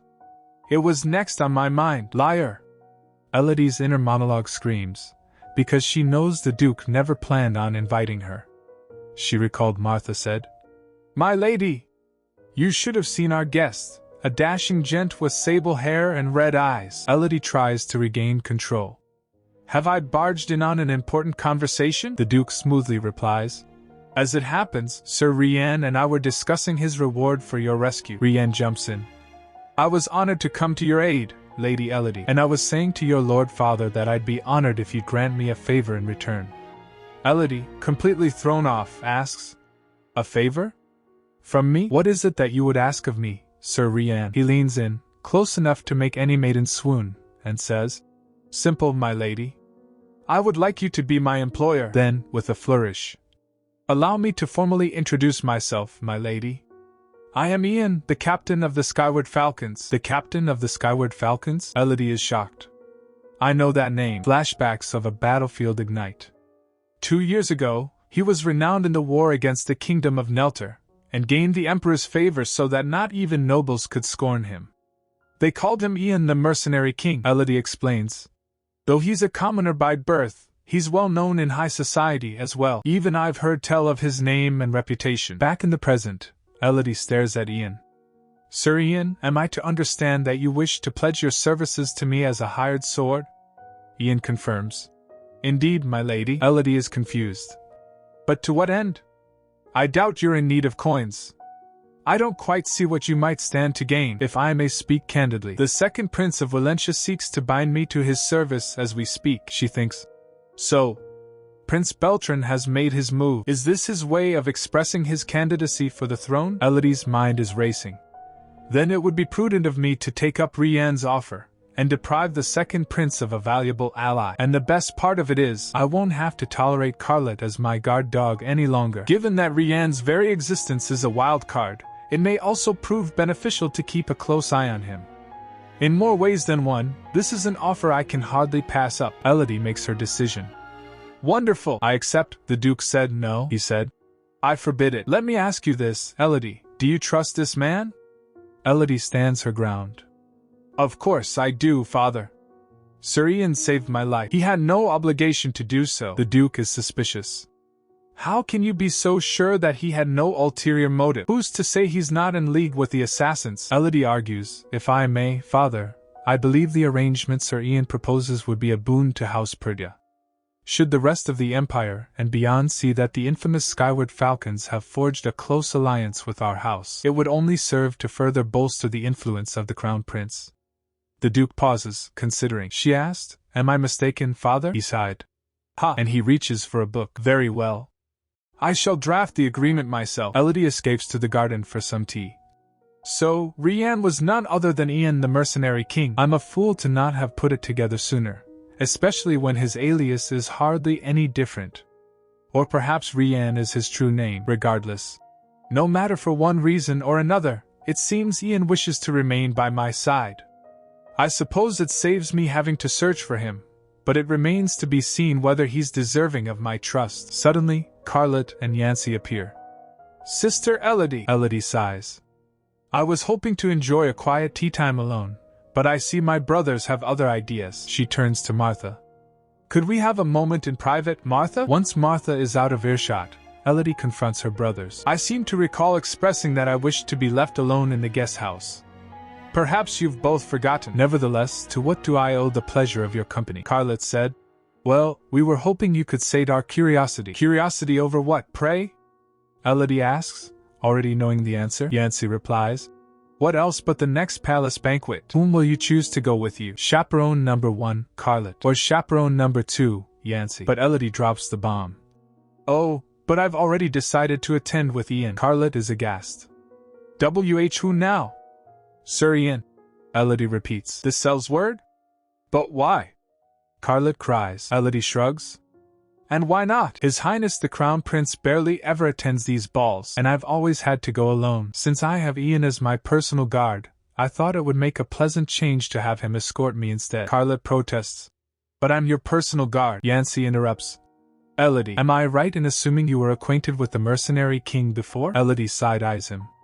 Yes, though it was a passing encounter on the street. Is that so? He asked. She replied. It is, yes. He then said, I thought as much. Ian of the Skyward Falcons. To what extent do you truly know the man, Lily? Meanwhile, back at the Skyward Falcons base, someone is questioning Ian's motives. Captain?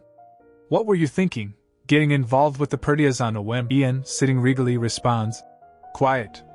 My whims are mine alone. His subordinate pushes. Sure they are, sir, but I can't help but be concerned that you've lost your wits. Ian icily replies. My wits are no concern of yours either. He blinks, remembering Elodie. Ga-eul Yun, in this life, I swear to you, I won't let your story end in tragedy. Ithis wonders why Elodie is so quiet. Why the labored silence? Has my great invention rendered you speechless? Elodie manages a laugh. Yes, it's astonishing, really. If I may, how will it serve you to attack a formidable foe such as Duke Perdia? Elodie smiles sweetly, but there's steel in her eyes. Truth be told, I had no idea the Western Tower Master saw the Duke as a foe at all. Ithis seems almost giddy. Why, it would be worth it purely to suffer the loathsome sight of him no more. Besides, he has something that I covet for myself. Elodie's face darkens. Once again, the novel made no mention of this. Ithis notices her staring. Must you keep staring gormlessly as if my every word robs you of your wits? Elodie apologizes, but then admits, "Oh, I beg your pardon. It's only that you're not at all how I imagined, Master Ithis." Ithis reveals the truth. "Indeed. As you may have guessed, this is not my true form. This youthful figure is merely intended to keep my vast reserve of mana in check. And as it happens, there is another reason why I sought you out." Elodie asks, "Is that so?" She thinks, something other than curiosity about his first investor? Ithis explains, "Indeed, your name is remarkably similar to that of someone I once knew, a woman named Arcelia." Elodie's heart pounds. "Are you familiar with the name, by any chance?" Elodie demands. "What do you know of my mother, Your Eminence?" Ithis is taken aback. "Your mother? Then you mean to tell me that you're Arcelia's daughter?" "But how can this be?" Elodie reveals. "I'm afraid Lily Arkell was an alias. Though I'm hesitant to reveal it still, my true name is Elodie Perdia." Elodie presses. "Your Eminence, what was the nature of your acquaintance with my mother?" Ithis says. "My acquaintance with Lady Arcelia. Simply put, I owe her a debt I can never repay, for she is the reason I exist today. I have been searching for her ever since. For all her memories across this life and the last, Elodie has no recollection of her mother. Not only had she long passed by the time Elodie regained her previous life's memories, even with the full extent of Ga-eul Yun's knowledge, there was precious little she could glean from the novel about the birth mother of Elodie Perdia. This was perhaps not without good reason, for Elodie was but a villain of the tale, to be trounced by the virtuous Estelle. Woe to the antagonist, and a side character at that. What kind of reader would care for the backstory of the villainess's mother? Though it seems Ithis bears her genuine gratitude. Elodie remembers that once in her distant childhood, she made the mistake of asking about her mother. The manor staff made it abundantly clear that she would not entertain any naive illusions. They told her she had been callously abandoned by her mother, who used her to extort money from House Perdia and promptly disappeared hence. Knowing what she knows now, she questions why she chose to leave her at the mercy of House Perdia, instead of taking her to the safety of House Severus, to which her father belonged. "It certainly puzzles me to this day, but one thing I do know is that she hardly sounded like the type to lend her aid selflessly. I wonder how the Arcelia that Ithis knew differs to the one I've only heard the tales of," Ithis observes. You do bear more than a passing resemblance with Arcelia," Elodie replies. "I shall have to take your word for it, Your Eminence," Ithis questions. You make it sound as though you never knew her at all," he states. "In that case, you will return here when I send word. It won't be of any use to us today without the necessary preparations, but there is a contraption of mine that restores memories. With it, I shall grant you a vision of your mother's face." Until they left, the tower master continued to call Elodie Lily Arkell. It was clear he had no love for the Perdia name whatsoever. "What could it be that drove such a wedge between him and my father?" Ian asks. "Are you all right, my lady? Something troubles you." "I can tell," Elodie responds. "Oh, just a little bout of melancholy, I'm afraid. I believe the past could no longer hurt me as it once did, but whether it's the lingering resentment from being abandoned, or a childlike longing I could not shake off, the mere mention of my mother has an odd way of bringing tears to my eyes. No matter now that Ithis has promised to show her to me with his memory restoration device," Elodie thinks. "All will be made clear soon, Lily." Suddenly Yancey appears. "I came to escort you home." Elodie is taken aback. "Yancey?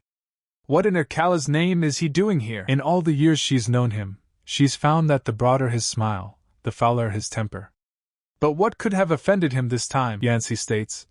"Lady Elodie shall be coming with me, Sir Ian." "You may be relieved of your duty," Elodie thinks.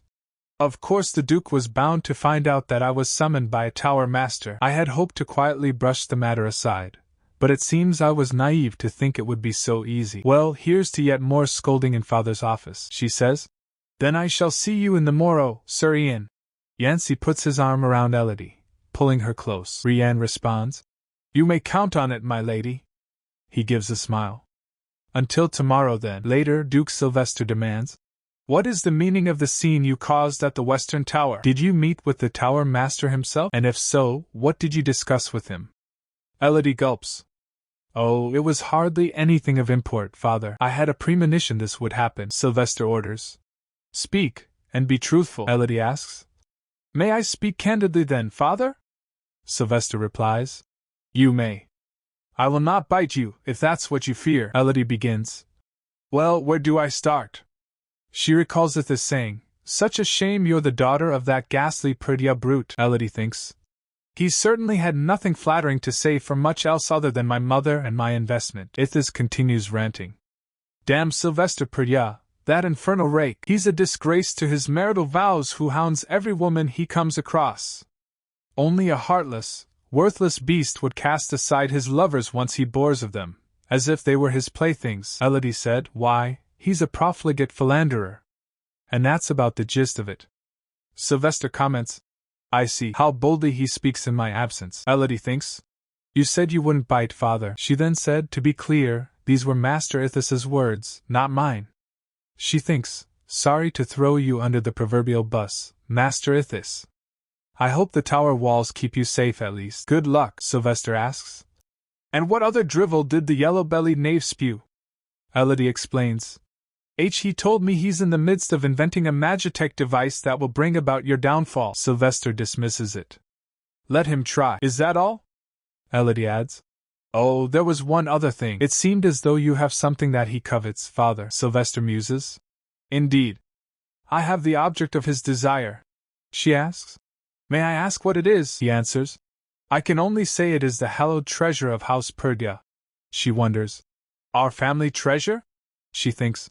Then it must be some long-standing heirloom from House Perdia's origins as one of the 7 great houses.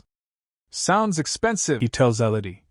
This should not concern you, Elodie, but I do ask that you keep the Archmage of the West at an arm's length, Elodie says. I shall endeavor to, father, Sylvester calls. Elodie.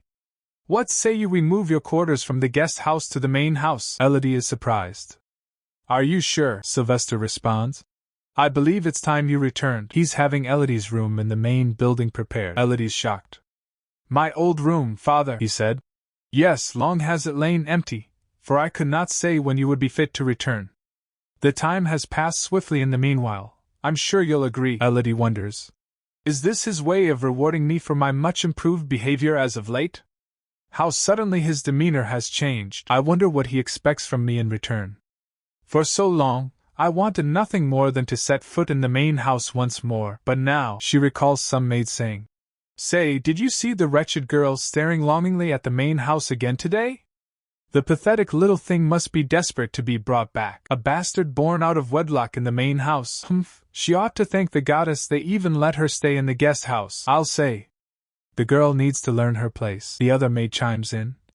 I feel for the poor Duchess, I tell you. One night of indiscretion, then some seductress bears child and makes off with a princely sum. Ishtar have mercy, what a scandal! Where do you suppose she ran off to? Who knows? Some say she fled the country altogether, Elodie reflects.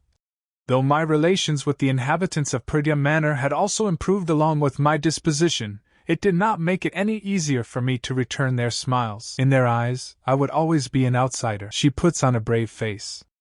Thank you kindly for your consideration, father, but I'm fine where I am. Meanwhile she thinks, besides, the moment he learns that I'm not of his bloodline, he'll cast me out regardless. This is no home of mine, nor are they my true kin. Duke Sylvester remains unreadable. Dear sister! In her room Carl calls. Sister! Look, Elodie is not thrilled by this intrusion. How many times must I tell you not to come by the guest house unannounced, Carl? He asked. Are you leaving the house again, sister? Elodie responds coldly. You wouldn't need to ask if you paid any attention at all. What brings you here, anyway? Well, let me show you, Carl says, presenting a gift box. I hear this is all the rage among debutantes these days. What do you think? Tada, Elodie thinks. Accessories? Has he found himself a lady friend? Out loud, she says. They're very fetching, Carl. Carl beams. Do you think so? Then they're yours to keep, sister. Elodie looks shocked. Mine? But what have I done to deserve such lavish gifts?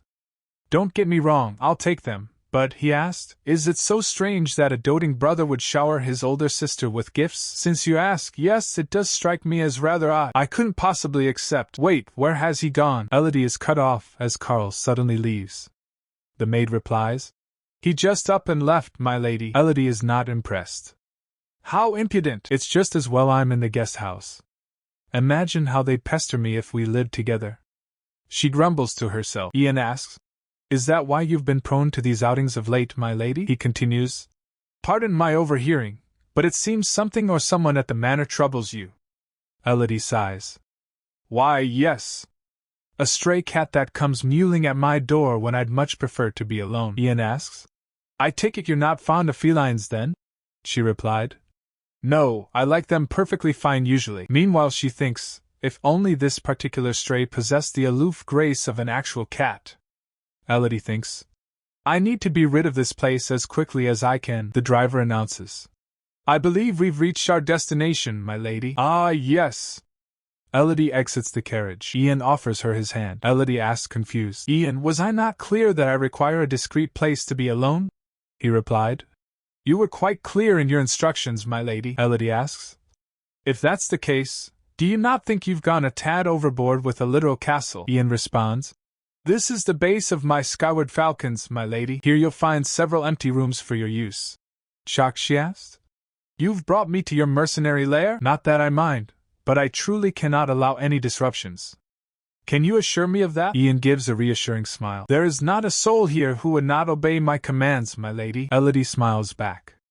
Very well then, your fort will do very nicely. I'm afraid your quarters may be somewhat untidy since we have yet to fully prepare them for your use. Elodie responds. It's quite all right. I simply mean to take a brief look around the place for today. If there's anything you require, I shall do my best to accommodate you, my lady. That's very kind of you. Elodie and Ian begin to walk inside. Suddenly, a voice calls out. Huh! Captain, I didn't expect you to be home so soon. Aren't you supposed to be at Perdia Estate? For the life of me, I don't know why you volunteered for that assignment. I heard the lady you're supposed to be guarding is a right little tyrant. I hear she's known to tear clumps of hair from anyone who displeases her at society balls. Do you know, they call her the feral hound of House Perdia? Ah ha ha ha. Ian's glare could kill. Mark, you will not say another word. Mark is taken aback. Eh? That's mighty noble of you, Captain. You usually just tell me to shut my blabbering mouth, Ian replies. Shut it then. Mark looks confused. Huh! The man then realizes who Elodie is. Whoa, who's this beautiful lady you're with, Captain? Will she be the First Lady of the Falcons? Elodie smiles sweetly. Good day to you, sir. You may address me as the feral hound of Perdia. Utterly enchanted to make your acquaintance. Mark is horrified. Pardon. Perdia, you say? The very Perdia I just spoke of, she said, the very same. The one who loves to rip out clumps of hair from whomever displeases her, Ian says. Mark, get down and give me 20. In fact, keep at it until I say otherwise. Why, yes, sir. As you command, Ian apologizes. Please forgive my subordinate, Lady Elodie. Though I punished him as I saw fit earlier, should you desire some other remedy, you need only say the word. Elodie chuckles. I suppose it's been on his mind all this time, she said. Oh, it's nothing. I'm quite used to insidious whispers behind my back. Ian pauses. She continues. You don't need to pay it any mind, I assure you, he said. But I must, and I shall, my lady. Elodie looks at him, surprised. I'm sorry. Ian turns to her, serious. You're deserving of that, and so much more. I shall not let heedless lips utter a single breath to impugn your honor, Lady Elodie. Ian's voice echoes as he tells Elodie that the wing of the fort she's been given doesn't see many visitors and he'll ensure it remains off limits. Please survey the place at your leisure and let me know if you find any aspect lacking. With that, he turns to leave her in peace. Elodie collapses onto the bed, letting out a breath. It's a modest room, to be sure, but the perfect place to recover in bed after ingesting poison. But she wonders if she can keep relying on Ian's favor. Flashbacks of their interactions flood her mind as she recalls that Ian has never shown her anything remotely approaching ill will. He's been selfless in his daring endeavor to rescue her from harm's way, and gladly volunteered to guard her at her side. Goodwill without a price. What have I done to deserve it? Could it be that his vision of my former life was enough to sway his heart? Elodie sits up abruptly, thinking. I suppose it's something I ought to find out for myself. I need to know whatever Ian might be hiding behind his kindness, and what price he'll exact from me. A few days later, Yancey sits busy in his work while Carl do push-ups. 96. 97. 98. 99. 100, Yancey asks. What are you doing, Carl? Carl responds. Exercising away my boredom, Yancey retorts. Yes, I can see that, But must you use my office as the training grounds? I suggest you take to the sparring arena with our knights instead. Carl turns somber, saying, Brother, have you noticed that Elodie has barely been around the manor lately? His brother pauses, then replies, Well, now that she's no longer grounded, I don't see why she shouldn't roam freely. Carl insists, It's no trifling matter. For one, what's a knight with no one to guard? His expression softens. Just aside, our dear sister seems to be ailing as of late. Yancey thinks to himself. He's not wrong. According to the Watcher, I recently had keep an eye on Elodie. She left early this morning for a brief stroll around the boutiques of Tynette Avenue, then headed over to the fort of the Skyward Falcons, just as she does every day without fail. Then, when she returned deep into the night, the staff informed me that Elodie was looking paler than usual. What in the goddess's name is she doing there? He concludes. Elodie seems to be engaged in certain dealings with Mother these days. Perhaps that could also be linked in some way. Mother is not one to be lenient on an indiscreet son, which gives me pause to pry. I would rather not be poisoned by my own mother. Carl interjects. Brother, are you listening at all? His brother relents. Yes, Carl, though it puzzles me why you're suddenly acting this way. You could hardly stand the sight of Lily once. Are you so consumed with guilt over the fact that you failed her as her guard? Carl says quietly. I don't know about that, but call it a late bloom of conscience, if you will. I realize I was an awful brother to her in our childhood. I worry that it might be too late to make amends. Elsewhere, guards announce, Your Majesty, the Crown Prince requests an audience with you. The Emperor replies, I see. Bid him enter. Adonmiri walks into the room where his father is waiting. There you are, my son, Adonmiri inquires. Has the physician seen to you yet, father? The Emperor wheezes. Indeed he has, he reflects. It was only 5 years ago that he was as hale and hearty as any man. Adonmiri asks. Will you not find it less stifling to open the windows for some fresh air, father? But the Emperor refuses. The howl of the wind likes me not. My son, there is something I must tell you with all urgency. Adonmiri replies solemnly. You have my full attention, sire, the Emperor declares. It's about Elodie Perdia. You must break off your betrothal with her. Adonmiri's face freezes. I fear I do not understand your meaning, the Emperor explains. Ever since the passing of my mother, the late Empress, the Queen Consort and the second Prince have garnered significant support among the nobles. Now more than ever, I need the hand of the Perdias in alliance, and a heavy hand it is, too, more a tiger's paw that will tear apart the one who holds it. Adonmiri replies steadily. Your sage concerns are more than well taken, father, and yet, his father said, if you must ally with a fanged beast, then I suggest you choose the Serpent of Angelos instead. He scoffs. House Angelos? But Duke Rodrigo is already in my brother's pocket. Adonmiri says. No. Charm the snake with the promise of gold, and he'll gladly do your bidding, he concludes. I will certainly consider it, father. Suddenly, a knock on the door interrupts. Your Majesty, the Queen Consort is here to seek an audience. The Queen Consort enters, saying, My, I was not expecting to see you here, she continues. Your Royal Highness, it's time for your father's medicine. She approaches, smiling. Adonmiri said. Of course. I took up too much of his time to fill our long absence, Queen said. Oh, not at all. I would not dream of interrupting heartfelt conversation between father and son, the Queen Consort said. Please, Your Highness, do smile before the Emperor. She turns to the Emperor. Your Majesty, I have with me the medicine you need. With a sinister smile, she insists. Gently does it, Your Majesty. Savor every last drop. The Emperor takes the cup and drinks. Meanwhile, Mark asks Ian, Captain, what exactly is going on between you and Lady Lily? Ian, not having it. Lady Lily? He questions, a dark look in his eyes. He's clearly annoyed that someone would even dare to call Elodie by such a familiar name. Mark stammers. Don't look at me, I'm just going by her preferred name. Her ladyship herself told me to call her that. Ian glares daggers, retorting. Well, I say otherwise. He is hit by some kind of power, and stumbles in a panic. Meanwhile, someone else came. Captain, I come with a most urgent report. Ian asks him to go on, and Mark trembles. Is it too much to ask to have some gossip every once in a while? The captain is startled by the report. It appears a horde of grade 4 and 5 fiends has been sighted in Laven Woods. And you're certain of this? He asks, looking concerned. The subordinate explains that Laven Woods is rarely stricken by anything worse than grade 1 fiends. It's unusual that it's suddenly been invaded by a horde of grade 4 and 5 fiends. Ian rises, a dark energy surrounding him. I see our adversary wasted no time, he thinks. I see our adversary wasted no time. Meanwhile, at the manor, Elodie is looking out the window, a pensive expression on her face. Is something going on, I wonder? Everyone seems awfully busy. I do feel rather guilty to be imposing on Rian when he clearly has his hands full. She's referring to the task she gave him a few days ago. Then my request is that you endeavor to find this woman named Estelle. Elodie had hoped finding her would be easy, with the simple description. She has light brown hair and blue eyes, and is a year or two older than me, considering that she's the true heroine of this tale. But tracking Estelle down has proven surprisingly difficult. I do feel bad for Ian. Still, Elodie knows she'll eventually find Estelle if they scour Somnia, Walencha's capital. Setting aside the matter of finding my would-be rival, I ought to make a start on these antidotes. Elsewhere, a woman in a large hat is trying to get into a room. She's stopped by a guard. I must protest, madam, he stutters. She turns face stern.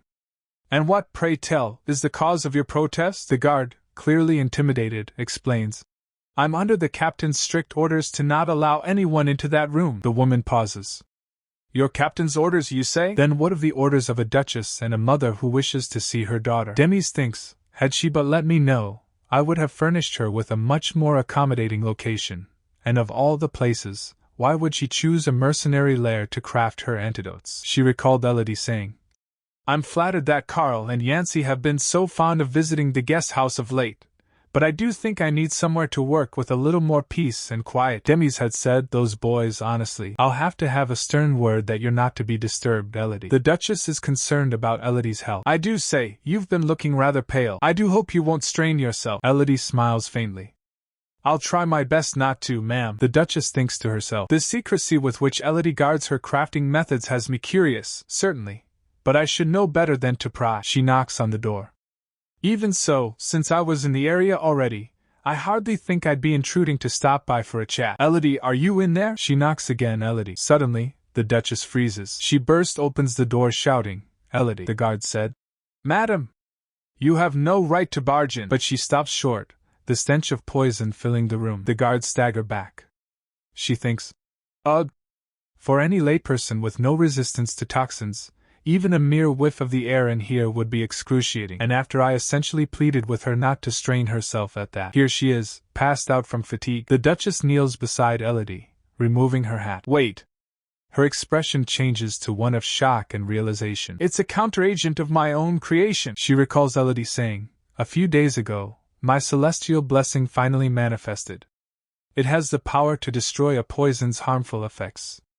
Dense as I might seem, I know my place under Father's roof. You needn't worry about me, one way or another. If you must know, it's because you're my trusted business partner. Precisely. I had a feeling I impressed you with what I can do, the Duchess murmurs. Elodie. She finds Elodie in bed, pale and unconscious. There you are, Elodie. Elodie gasps, startled. And Madam Duchess. What are you doing here? The Duchess asks if Elodie is hurt. You seemed rather insistent on keeping this place hidden. So do forgive me for not bringing a physician. Believe me, it was not easy to simply watch you wither as if you were at death's door. Elodie stammers. Oh, there's a perfectly reasonable explanation, the Duchess interrupts. Let me guess, you can only produce the antidote by imbibing the poison yourself? I suppose that does explain why you've been hiding away to drink deadly toxins in secret. She sighs. I must have burdened you with crafting so many antidotes. I'm afraid I must renege on our agreement, Elodie. Elodie is shocked. Pardon? But, Madam Duchess, you're in need of a capable apothecary to assist you. Duchess said yes, but be that as it may, I'm not so cruel a mother as to poison her child for profit, though I imagine you'd give me no right to fuss over you like a hen. Elodie looks stricken. That couldn't be any farther from, the Duchess interjects. Tell me, Elodie, why is it that you seem to be in such desperate need of coins? Elodie squeezes her hands, saying, Madam Duchess, if I may be honest, I wish to leave my father's manor. Meanwhile she thinks, what I truly desire is my own freedom, Elodie said. What I truly desire is my own freedom. Duchess thinks freedom, indeed, perhaps that's how it began. When Elodie suddenly decided to become a recluse in the guest house, she paid no mind to Yancy and Carlet's boyish antics. She recalled her saying, Your presence was missed, Madam Duchess. She continues her thoughts, and came to me with cordial words of her own volition. Elodie had already made up her mind to leave. She then recalls the agreement, thinking, Had I not given her word back then, perhaps she and I could have been more like a true mother and daughter. I suppose I broke that particular agreement the moment Elodie and I made our own pact, Demi's thought. Judging by his silence, it seems Sylvester has little idea what we've been up to. Sitting at Elodie's bedside, she tells her, I won't object to you making your own way in life, Elodie. You'll soon be a grown woman, and I imagine you've envisioned a future for yourself by now. What I do find objectionable, however, is the manner in which you went about it. Elodie, looking contrite, replies, I should have made my intentions clear, Madam Duchess. I can only apologize. But she then looks up, adding, I'm not so ignorant as to be blissfully unaware of the distance between us. But believe me, I do hope to bridge the distance from now on. Elodie thinks, shocked. Why does that sound so ominous? Duchess smirks. Oh, don't look so flabbergasted. Now, won't you join me? I think it's time you came home, so my villainous family won't let me have a job. Elodie thinks. Although I suppose it was more of a business partnership in our case. Either way, now that I have no means of crafting antidotes, I'll be deprived of precious income, which means I can kiss my freedom farewell. Confined to the guest house, I'll be a spinster in waiting, until my father discovers that I'm not his daughter by blood, and then it'll be my funeral next. Scarlet interrupts her dark thoughts. Whose funeral, sister? Jumping up, Elodie exclaims. Carl! What is it? You gave me such a fright, Scarlet replies. I was just curious to see you at home for once, that's all. You've been gallivanting around with that mercenary friend of yours. I almost forgot you live here, Elodie retorts. Well, I do, Carl, and a knock on my door would have sufficed. Scarlet says. Why knock when I can see you perfectly fine out here? She asked. Never mind. What is it you wish to see me about? He said. Oh, I almost forgot. You do know we have our family dinner tonight, don't you? She thinks. That's today, he continues. Well, Mother suggested we have dinner at a restaurant in town for a change. Her face pales as she thinks. Dinner with the Perdias? At a fancy restaurant in town, no less? The people was surprised seeing the Perdia family as their carriage approaches and they gets out of it. Duke, Duchess, Elodie and her brothers, the whole family. Elodie thinks. For some reason, I really don't have much of an appetite. Would you care to take my hand, Lily? Yancy asks, but as Elodie steps forward, she stumbles. Thank you, but I'm perfectly, she begins, before tripping. Luckily, Yancy catches her. You there, with the horns? Scarlet calls out to the man who bumped into Elodie. You cur! Did no one ever teach you to apologize when you run into someone? Why, I ought to gouge out your eyes for not looking where you walk. The man stammers. Pardon me, sir, Scarlet retorts. It's not my pardon you should beg, but the victim of your carelessness. Father! May I have your permission to bury this fool? Elodie thinks. Shouldn't somebody tell Scarlet to stop? What in Ercala's wrath has gotten into him? Duke Sylvester simply replies. An excellent idea. Estelle's eyes widen as she asks. Excuse me? Yancy tries to mediate. Scarlet, that's quite enough, Elodie thinks. Finally, a voice of reason. You tell him, Yancy. But Yancy continues. Your blessing would make rubble and ruins of the entire city. I, however, can dispose of the miscreant without a trace. Elodie retracts her previous statement, thinking, Can I go home now? Duchess cuts in. Elodie, how do you propose we proceed? Elodie, trying to defuse the situation, replies. Proceed? But it was a mere bump of the shoulder, Duchess interrupts. Then you mean the offending arm should be severed at the shoulder? Elodie thinks. I never even hinted at any of that, but sure, Yancy adds. How merciful of you, Lily, but you needn't dirty your hands. Scarlet said, I suppose it would save on disposing of the body. Elodie starts to feel bad for the stranger, thinking. I'm starting to feel for that poor fellow. She then offers. Really, I wouldn't want to cause a scene. Why don't we proceed to the restaurant instead? I am rather famished. The others agree. Then let us head on in and save Elodie from starvation, Duchess says. Duke adds. Indeed, I do believe our time can be better spent elsewhere. Yancy said, Come on, Lily. Scarlet, still fuming, turns to the stranger. I don't know who you are, or which house you're from, but consider yourself fortunate and learn some manners for next time. As the family walks away, the stranger sighs in relief. Thank the goddess. Elodie thinks to herself, Dear diary, I saved a stranger's life today. A good deed, perhaps, but it does nothing for my appetite, and I fear this is only the beginning. I can only hope this ominous sense of foreboding is unwarranted. At the restaurant, Sylvester is greeted by Duke Angelos.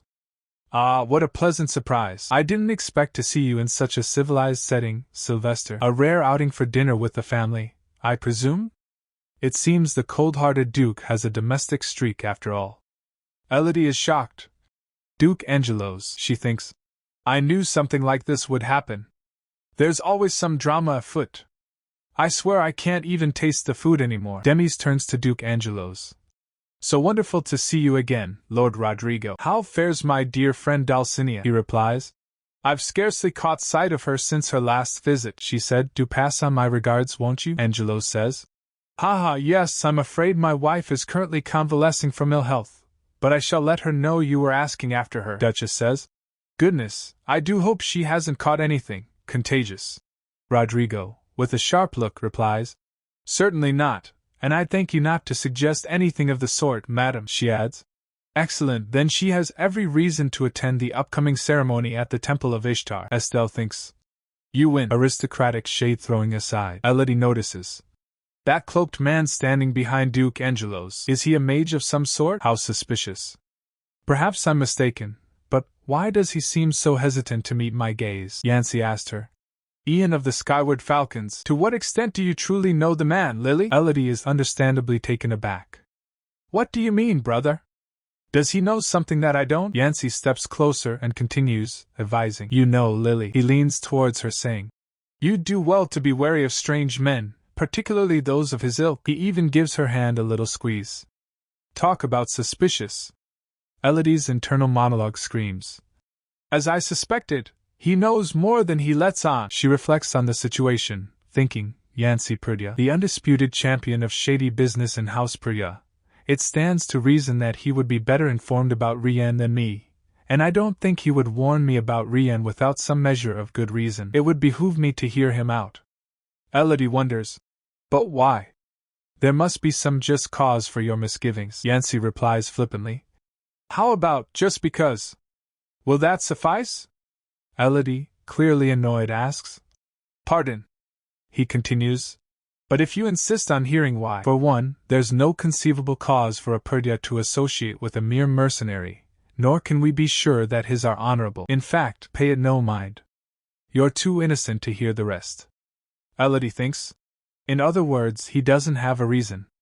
What's gotten into him? I was hoping Yancy might impart some valuable information, since it's clear that Rien is still hiding something from me. The best I can do for now is to learn more as he serves me as my guard, she then asks. By the way, brother Yancy, may I ask what you're doing with my hand? Yancy, with a seemingly innocent expression, says.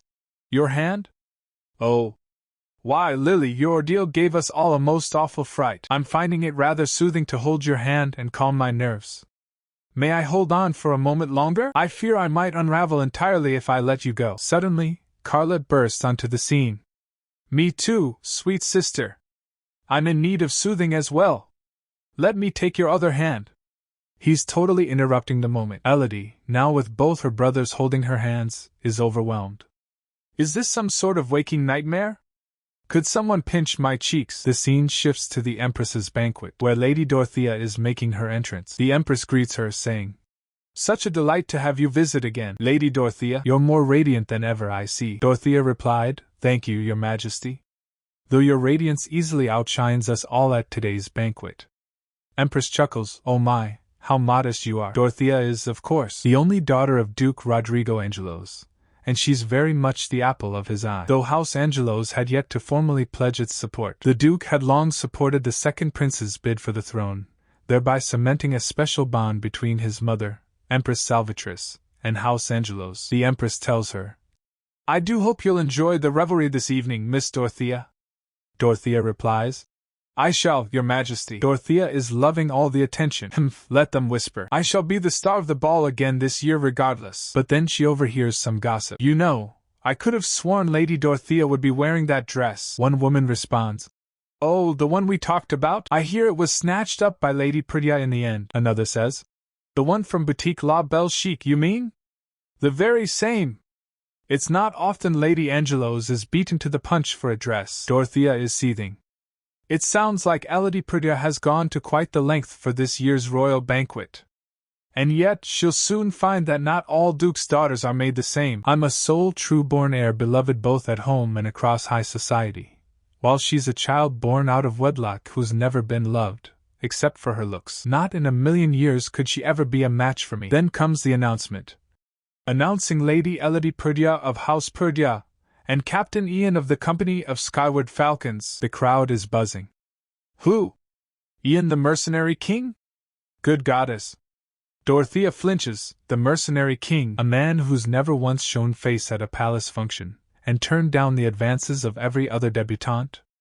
Dorothea is absolutely losing it. Why her? Why that bratty Perdia coquette? Dorothea angrily thinks.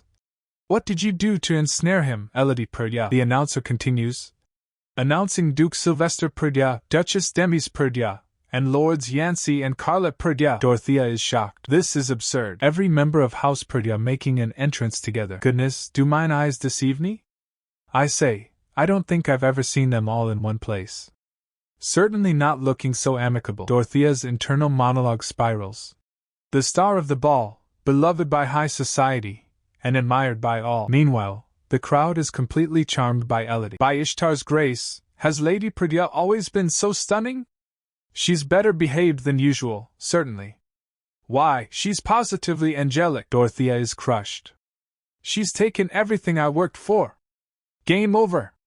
I want to go home. Dorothea vows revenge.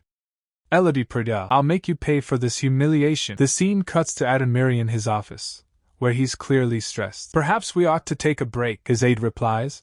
A capital idea, Your Highness, Adonmiri continues. Come to think of it, today is the day of the Empress's banquet, is it not? The aide confirms. It is, sire, Adonmiri orders. Report to me with news of Lady Perdia, should anything of note arise. I dare say there will be whispers of her attending without a partner, the aide responds. Actually, Your Highness, I'm told Lady Perdia did bring a partner to this year's banquet. Adonmiri is taken aback. She did. Do not tell me it was Beltran. The aide says. Thankfully not, sire. It was another man altogether, from what I hear. Adonmiri is furious. Another man. She may desire an annulment of our betrothal, but I am still her fiancé by law. How dare she take another man as her partner? Does she have even the slightest notion of her standing in society? He gets up abruptly. I shall join the banquet myself. I mean to see with my own eyes what sort of rakish scoundrel she's found this time. Meanwhile, Yancey asks, Lily, would you honor me with the first dance? Carla chimes in. Then permit me to be next, dear sister. But Demis cuts in. Will the two of you leave poor Elodie alone? I won't have you bother her rescuer either. The onlookers are whispering, gossiping about Elodie's amicable relationship with her siblings, and the Duchess even addressing her cordially. But what's really got them buzzing? Did you see the way Duke Perdia looked at her? What is going on over at Perdia Manor? Elodie, though, is thinking. I ought to be asking the same question myself. Rian approaches Elodie. My lady, he says, concern etched on his face. Does the ball have you ill at ease? Elodie gives a small smile. Oh, it's just that there's more of a crowd than I'm accustomed to. Each time her family walks into the limelight before all of high society, the admiration they garner is always the same. Duke Perdia, the feared lord of one of the four great houses, the Duchess, the premier poisonsmith of the entire continent, their two sons, powerful inheritors of House Perdia's blessings. Ties to the Perdia name were a boon desired by all, a prize they sought with their adulation. The very picture of a perfect household. And I was the indelible smudge in the painting, Elodie reflects. An eyesore. A flaw. A disgrace. The ugly duckling. These epithets were partly earned by the caprice of her own conduct, and she no longer felt their sting as she once did. Yet, under the ballroom's grand chandelier, she could feel the watchful eyes surrounding her, piercing deeper than usual. I should have expected this, he said, ever perceptive, notices Elodie's discomfort. Lady Elodie, something troubles you, I can tell. She hesitates. Well, she responds. Why, I was just thinking you know all about causing trouble, especially among impressionable debutantes. He freezed asking, pardon me, she said. Please take it as a compliment, he said. I'm not entirely convinced this isn't a jest of some sort, my lady, Elodie assures him. It's no jest, I assure you. Take a look around, would you? He scans the room. Point well taken, my lady, he proposes. Then I propose we find somewhere to escape their gaze for a while. But Miri's got his eye on them, appearing at the top of a grand staircase. Are you not expected to exchange greetings with friends and acquaintances first, my lady? He thinks to himself. So, he's the other man she spoke of, and then, what an unlikely pair they make, she said. Not to worry, I'm not here to make friends. Very well then, he says. Elodie continues. And that didn't sound like a jest to you? Later, standing on a balcony overlooking the night, Elodie exclaims. Oh, you should have seen the second prince's face, Ian. Prince Beltran, I mean. Did you see? Ian responds. I did. Our gaze met across the ballroom for a moment. Then he asks, Was that your intention, Lady Elodie? Elodie sips her drink. How astute of you to notice. Bleg, what an unpleasant bouquet. My business here at the ball is done. We shall idle here for a while, then call it a night. She thinks to herself, Operation Make the Second Prince Jealous. A resounding success. Ian, who's been sipping his wine, pauses. It certainly is a poor vintage. The door opens behind them, someone thinks. It seems the mercenary king is bolder than he looks. Oh my, Lady Elodie. A voice interrupts them. Elodie turns, surprised. One might think you're hiding something out here. It's Dorothea Angelos, the only daughter of Duke Angelos. The final boss villainess of the novel. Yes, though I have nothing to hide from you, Lady Angelos. Elodie replies, meanwhile she thinks. Me hide? It's clear as day that she saw us come outside. Dorothea continues. You wound me, Elodie. I thought we were on a first-name basis. It saddens me to feel this distance between us. Elodie replies. Yes, of course. How wonderful to see you, Lady Dorothea. Dorothea glances at Ian. By the by, Lady Elodie, who is the dashing gentleman beside you? I don't believe we've been introduced. She thinks to herself. Aha, there it is. It wasn't me she's interested in, but Ian. Elodie introduces him. This is Sir Ian, a mercenary by trade and my partner to the ball. Dorothea is shocked. Sir Ian? Surely not the Ian, the mercenary king? Elodie thinks. She'd make a fine actress, that's for sure, Ian confirms. The very same, my lady, Dorothea observes. Then it's just as they say, you're a man of few words. Perhaps a change of company might bring out the conversationalist in you. She reaches out to touch Ian's arm. Won't you come join me? I'm sure we'll have much more entertaining topics to discuss. Ian's having none of it. I'm quite content here, my lady. Dorothea feigns offense. Oh, there's no need to be so chivalrous, he said with a straight face. Indeed I am not. The incorrigible coquette meets the unflappable stoic. I simply don't see how you could be content with such a dearth of good company, Ian retorts. The present company suits me just fine, I assure you, Elodie thinks. Unlike a secondary antagonist like myself, Dorothea is something of an archvillain who torments Estelle until the end. For her to take a sudden interest in Ian, who doesn't even have a role in How to Find Love. This can only be a dark omen. Dorothea fakes a stumble. Good heavens! I do believe I suddenly feel faint, the wild Dorothea used. Seduction. Thank goodness you were here, Sir Ian. I would have taken a nasty fall if you hadn't caught me. If only there was some way to repay you. Ian is unmoved. That won't be necessary. It's not very effective. He pulls out a handkerchief, and after cleaning his hand which Dorothea had touched, he threw away the handkerchief. Dorothea is stunned. Why you uncultured barbarian? Ian, do you realize what you've just done?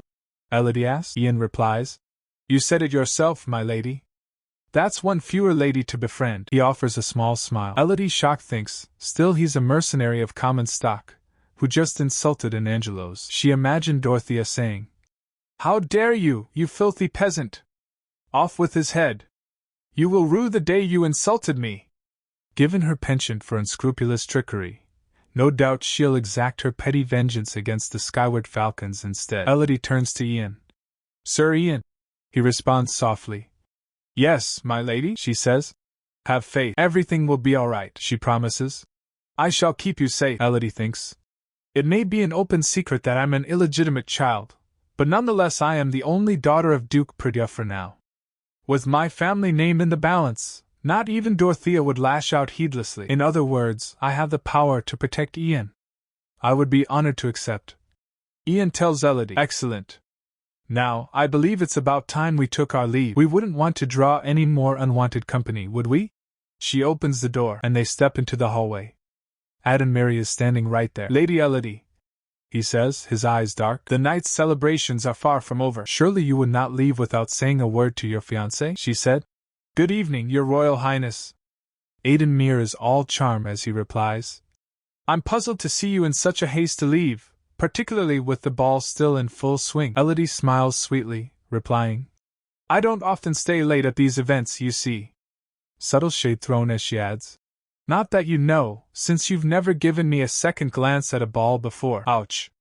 She continues inwardly, wondering why he even bothered to attend. Edenmere smoothly inquires, and you, sir, are unfamiliar to me. Who might I have the honor of addressing? Elodie introduces Ian, her personal guard appointed by her father, Duke Perdia. Ian bows. May Ishtar's radiance grace your steps, your highness. I am Ian, and the honor is all mine. Edenmere recognizes the name. Ah, the vaunted mercenary king of the Skyward Falcons. I hear my brother is quite taken with you. Ian, ever the loyal guard, retorts. I'm afraid I've no desire to be taken by anyone, sire, Edenmere says. Yes, then long may it stay that way. But inwardly, Edenmere's calculating. Ian the mercenary king. He realizes Duke Perdia has contracted the Skyward Falcons to guard his daughter. Whether the idea was his or not, it's a fine choice the Duke made. Edenmere thinks, even if it will inevitably be the talk of high society for a while, that I was jilted by my fiancé for another man, this is a development that will serve me well. The only question is, as Ian and Elodie take their leave, Edenmere calls out, Elodie. He recalls the moment she said, I believe I've fallen in love, he asked. Is he the one you spoke of the last time we met? Elodie, curious, counters. And if I say yes, would it change a thing, your highness? He replies flatly. I do not see how it would. Very well. I bid you good night. But Edenmere is thinking. All I ever desired from the Duke's daughter was the Perdia name. It means precious little to me what roguish paramour has her heart. Indeed, that is all there is to it. And as such, I cannot allow her to break off our betrothal.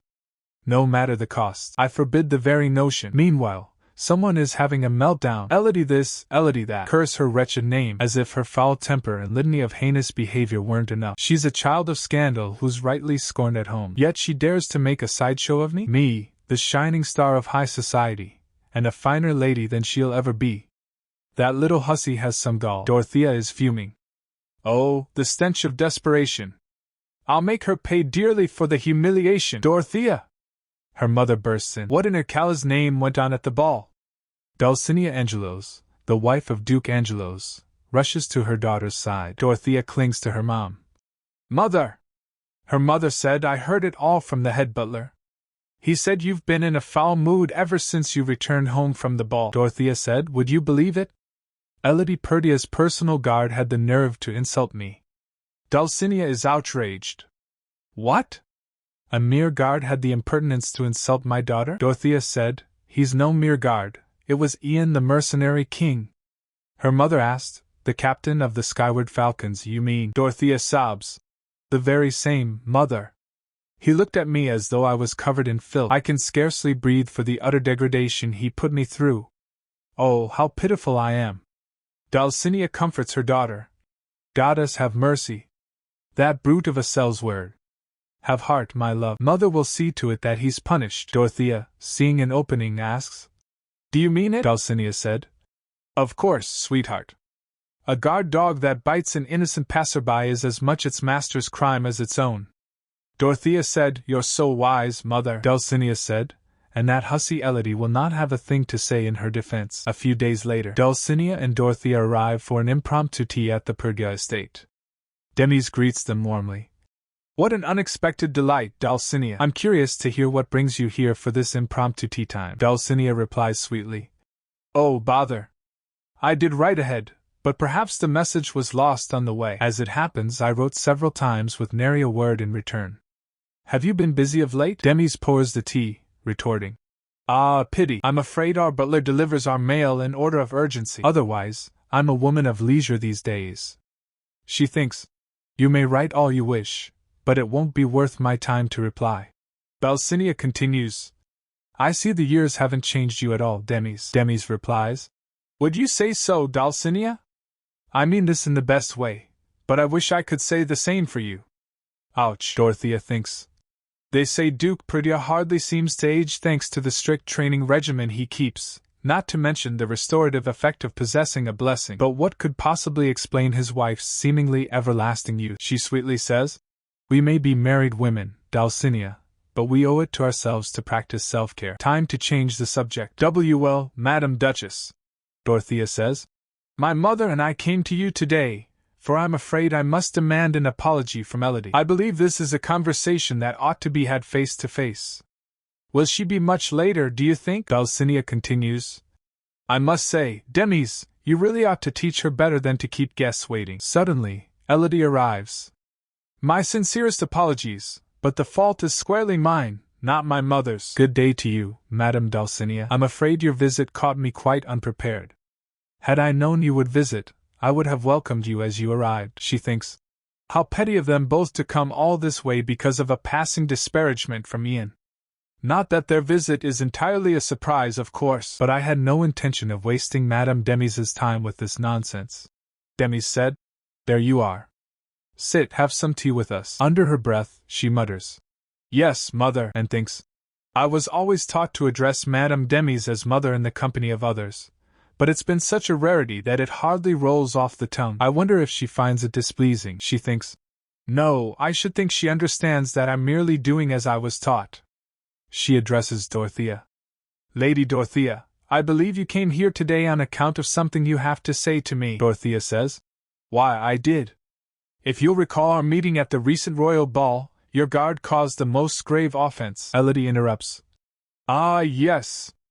I seem to remember you approaching my personal guard, then complaining of nausea and steadying yourself with his hand. Is that the offense you speak of? Dorothea sputters. Aye, it is, though we recall it differently. You neglect to mention that he wiped his hands clean with his handkerchief as if my own were dirty, and cast said handkerchief on the ground in full view of my very eyes, Elodie replies. Yes, just so. Dorothea said. Then I insist you acknowledge it yourself, Lady Elodie, that your uppity low-born guard insulted me on purpose. Elodie thinks. And who was it that first showed an interest in the same uppity guard? She says aloud. I believe Sir Ian was genuinely wiping away some dirt that had gotten on his hand, but I concede that the manner of his conduct may have caused you offense. Dorothea is practically drooling. There we have it. I demand an apology. Elodie cuts her off. Yes, I apologize most sincerely. Dorothea asks. You do, Elodie replies. Absolutely. As Sir Ian's employer, I'm most remorseful for this misunderstanding. Once again, I hope you'll accept my apology. Dulcinea and Dorothea are shocked. That unruly brat Elodie Perdia just apologized to our face, Elodie asked. Does that satisfy you, Lady Dorothea? Dorothea, barely able to stammer, says. Aye, it does. I graciously accept your apology, Demis declares. I should think that concludes your business here, Dulcinea. She then proposes. Might I propose the girls make up over some tea? Shocked Dulcinea thinks, has she worked her vile craft? She hesitates, saying, I am afraid I'm not very thirsty. Demis asked, afraid? That the tea may be poisoned, perhaps? Hearing this she flinched. Elodie smiles serenely, encouraging them.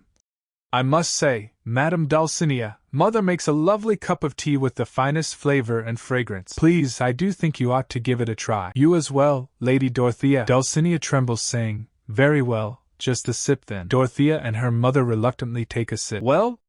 Delightful, isn't it? Elodie asks innocently. Dulcinea replies blandly. Yes, I suppose it is. Elodie continues. Oh, what a relief! I'd be mortified if you thought we would poison our guests. After all, only a half-wit would be so brazen as to serve poisoned tea in their own home. No matter how unwelcome and unsavory the guests might be, I mean. Dulcinea narrows her eyes, saying, Good goddess. I see you're just as shrewd as your mother. One might think your mother and daughter by blood, even. Elodie thinks to herself that she had a hunch that her illegitimate status was known. She realizes this is to mock Madame Demis for having to take another woman's child as her own. Demis observes. What an odd thing to say, Dulcinea. Madame Demis replies, raising her cup. Elodie is every bit my daughter. The Angelo ladies leave, and Elodie cheerfully thinks. Finally, good riddance. Demis said, What a shame they had to leave in such a hurry. No rest for the wicked, I imagine. Elodie smiles back. Ha ha. I suppose so. Meanwhile she thinks. I mean, They would be fools to have no fear for Willench's top poisonsmith. I owe you an apology as well, Madam Duchess. I took up so much of your time with my indiscretion. Demis dismisses it. It's no trouble at all, Elodie. Elodie thinks. I was dreading that she would have me begging for her forgiveness on my knees. Do not think for a moment that we're anything alike, you insolent girl. You will never be my true daughter, Elodie thinks. I certainly wasn't expecting her to take my side. Demis pulls out a vial, saying, For my part, it was an amusing distraction from my boredom. Now you really ought to drink this. I'd hate for you to be an unwitting casualty to my little practical joke. Elodie freezes. A prank, ma'am? Wait, and she realizes. She actually did poison the tea? Demis is like, Oh, don't look so shocked, Elodie. It's nothing lethal, unfortunately. The ladies Angelos will simply be loath to leave their manor for a while. Elodie, clutching the antidote, is at a loss for words. Oh, of course. Spoken like a true master of toxins. I'm at a loss for words, ma'am. Elodie quickly leaves. Well then, I ought to leave you in peace. Thank you for the antidote, ma'am. Demis watches her go, thinking.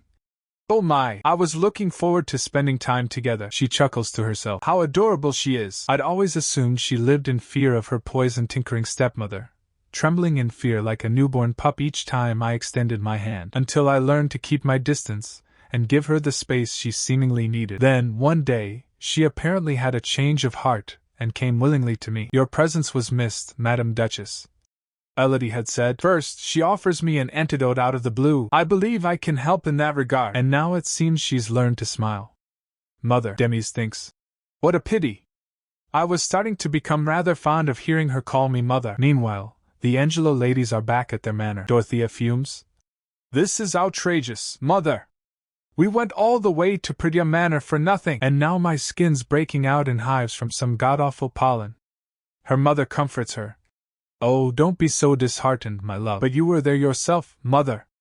You saw that vixen Elodie taunt me to my face. Her mother scoffs. Let her mock you all she wants, but she'll always be a mere bastard child. You, on the other hand, are a lineal descendant of House Angelos with a blessing to boot. How could you compare yourself to the likes of her, Dorothea said. It just makes no sense. When Elodie came to the glass house, she and Madame Perdia greeted each other like loving mother and daughter. Her mother said, Oh, I'm sure the girl puts on whatever act she must to remain on her father's good side. To think she's forced to play house with a child born out of wedlock. My, how far the haughty Demis Perdia has fallen. She pats her daughter's hand.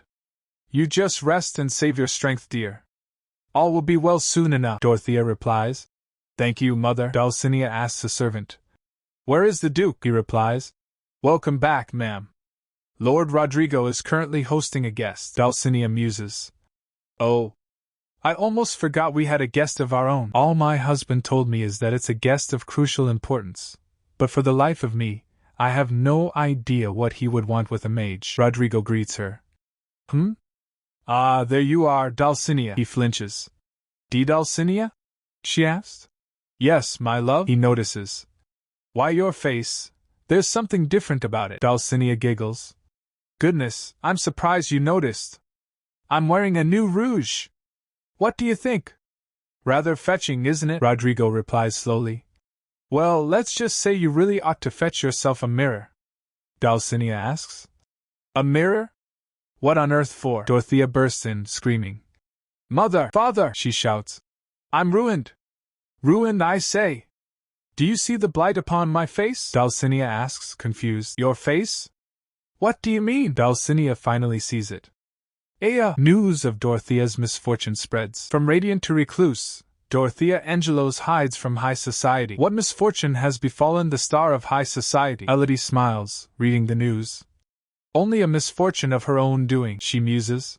Speaking of which, it's quite remarkable that no poison was detected on her body. I suppose it's not for nothing that Madame Demis is known as a master of poison-craft. Suddenly, there's a clink at the window. Elodie looks up, startled. What was that? She rises and finds someone there. Hello there, sister. It's Carl, Elodie gasps. Carl? He smiles, asking. Would it be rude of me to intrude? I told you not to come here, Carl. Geez, Elodie's already on edge. And now her half-brother Carl is climbing up to her balcony. He pleads. But what if you were to get hurt, sister? He promises to stay out of the way. but Elodie's having none of it. You're being plenty of a bother as it is. Carl shrinks back, grumbling. He meekly says, Oh, don't mind me. I've been outside all day so I haven't had the chance to eat. Elodie sighs. Fine, you may stay until you finish your meal. Understood? Carl perks up, responding with an enthusiastic, Crystal clear, dear sister. They head inside, where a feast awaits. Won't you join me for a bite to eat? Carl asks, but Elodie stays glued to her book. I'm quite all right, Carl. Have your fill. While Carl chows down, he asks, Sister Lily, there's something I've been wondering as of late. She asked, And what would that be? He asked, Why does the guest house always seem so empty? Elodie answers matter-of-factly, Oh, there's a reason for that. For one, I doubt anyone would be overly eager to spend time with a foul-tempered illegitimate child. She continues, Still, it's not as though the house is entirely devoid of staff. They simply do an impressive job of staying out of my sight. I suppose Martha is the sole exception. She roams the house a little too freely at times. Carl's face falls. I'm sorry, I didn't know, Elodie coldly replies. Of course you didn't, but Carl changes the subject, saying, And more importantly, sister, I have news on the culprits behind our ambush. I've been investigating the incident on Father's orders alongside Yancey, you see. Elodie looks up from her book, intrigued. Is that so? And what have you found? Carl explains. Well, when we examined their bodies, we detected symptoms of mana poisoning. Mages are naturally attuned to mana. A layperson exposed for too long can suffer ill effects. These telltale symptoms could only point to one thing: the involvement of a tower of mages. Not only were we ambushed on the road leading to the southern mage tower, the assailants were found to have been involved with mages in some way. Could it be a mere coincidence? Elodie wonders if she was the target, not Carl.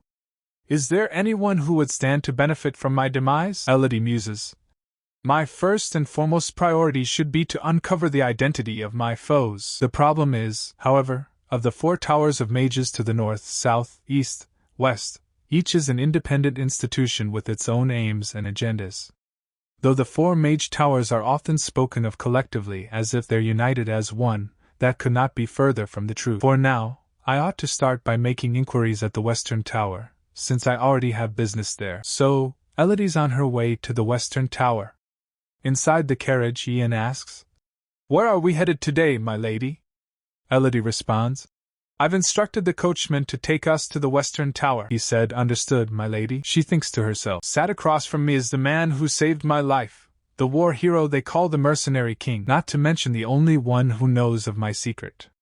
Elodie reflects, I suppose I could have been rather anxious that my secret is out, but to the contrary, it has been a relief. In this cold-hearted world where I'm no more than a side character, the mere fact that someone knows me for who I am at heart is solace enough. Smiling, she asks, Ian, do your Skyward Falcons ever take on contracts to track someone's whereabouts? He replies, We do, my lady, depending on who it is. Elodie then asks, Very well. I don't suppose you're acquainted with anyone called Estelle, are you? Ian responds, You'll have to be more specific than that, I'm afraid. Elodie thinks to herself, Unless he's feigning ignorance, then perhaps Rian isn't a soul from another world who migrated into this novel. After all, no one with any knowledge of the story would claim not to recognize Estelle's name. To Ian, she says, Then my request is that you endeavor to find this woman named Estelle. She has light brown hair and blue eyes, and is a year or 2 older than me. He asks, Is that all the information you have, my lady?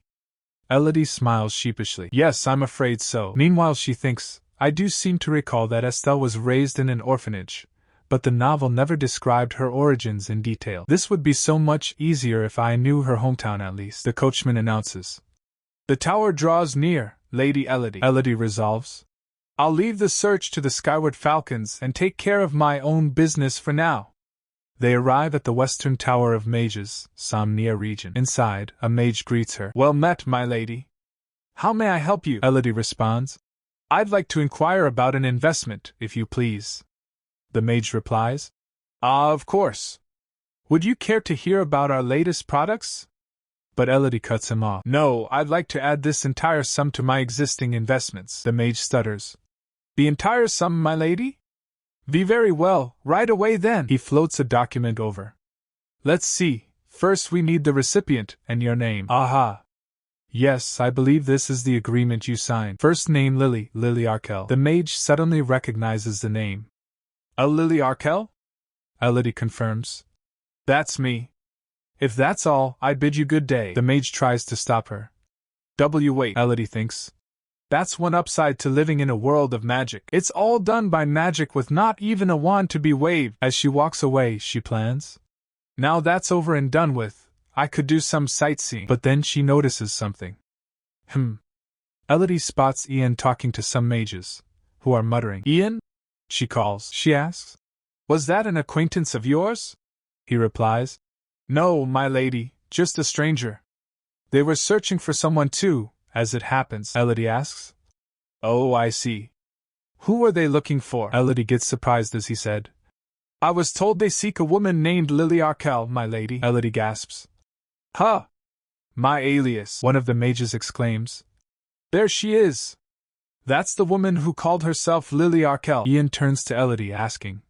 What is your command, my lady? Elodie, clearly flustered by the sudden attention, glances around nervously. Well, if you asked me, I dare say it's too late for us to flee. The mages surround them, Ian says. Then with your permission, my lady, I could cut our way through, if you'd prefer. He draws his sword. But Elodie stops him. Stand down. As surely there's a better way, Ian. One of the mages tries to smooth things over. I beg your pardon, I believe we've alarmed you in our haste, he continues. If I may, Lady Arkell, we simply meant to escort you back as our esteemed guests. You see, the master of the tower requests your presence. Elodie looks terrified. The tower master wishes to see me? She questions, as a mage replies. Just so, my lady. If you'll come with us, we shall take you directly to him. Elodie's inner monologue is far from impressed. What would the master of the Western Tower want with me? She's surrounded by mages, but all she can think is, what's with the smug look on their faces? Do they expect me to swoon at the sheer honor of an audience with the Tower Master? Does he take me for some starstruck little girl? The Perdias are not exactly known for being starstruck. Father, ruthless duke.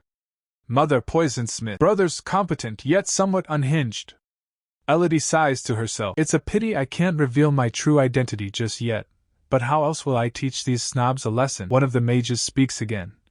Please, my lady, our master is a busy man and does not like to be kept waiting. Elodie snaps. I demand an apology. Do I seem like a lady of such leisure that you can herd me around at your master's beck and call? Is it customary of the Western Tower and its master to address patrons with such disrespect? The mage stammers.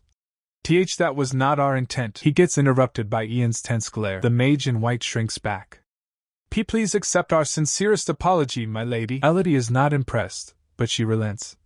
I shall now lead the way, if you please. Let us hear what your master has to say. Cut to the top floor of the Western Tower of Mages. If you'll wait here for a moment, our master will be with you presently, says the mage in white. He then adds, by all means, make yourselves at home. Elodie sits at a table with Ian. Make myself at home? In the office of the man who may have hired my would-be assassins? Without Rien accompanying me, I would never have agreed to come in the first place, she thinks. I suppose investigating the ambush was part of the reason I came here today, but I never thought I'd do it face to face with the Tower Master himself. Ian speaks up. I wouldn't touch the refreshments, my lady.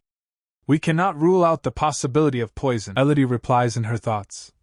It seems he knows nothing of my blessing either. She grabs a treat and munches on it.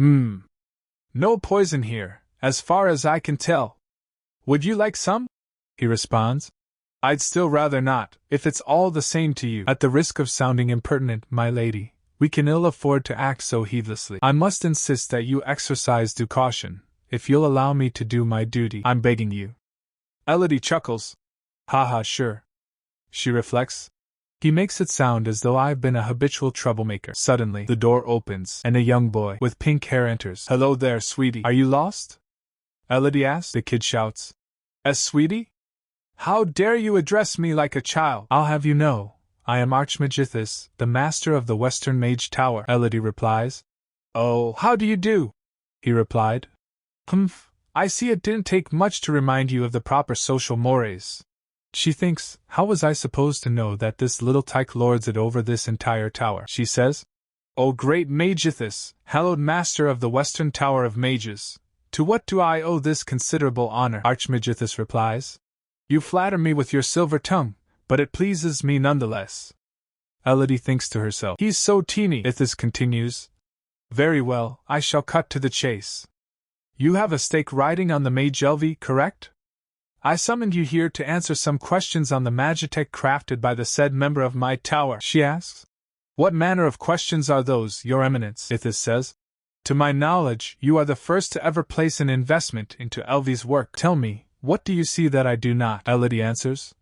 Simple, Your Eminence. I have faith in the success of their magitech inventions. Ithis is surprised.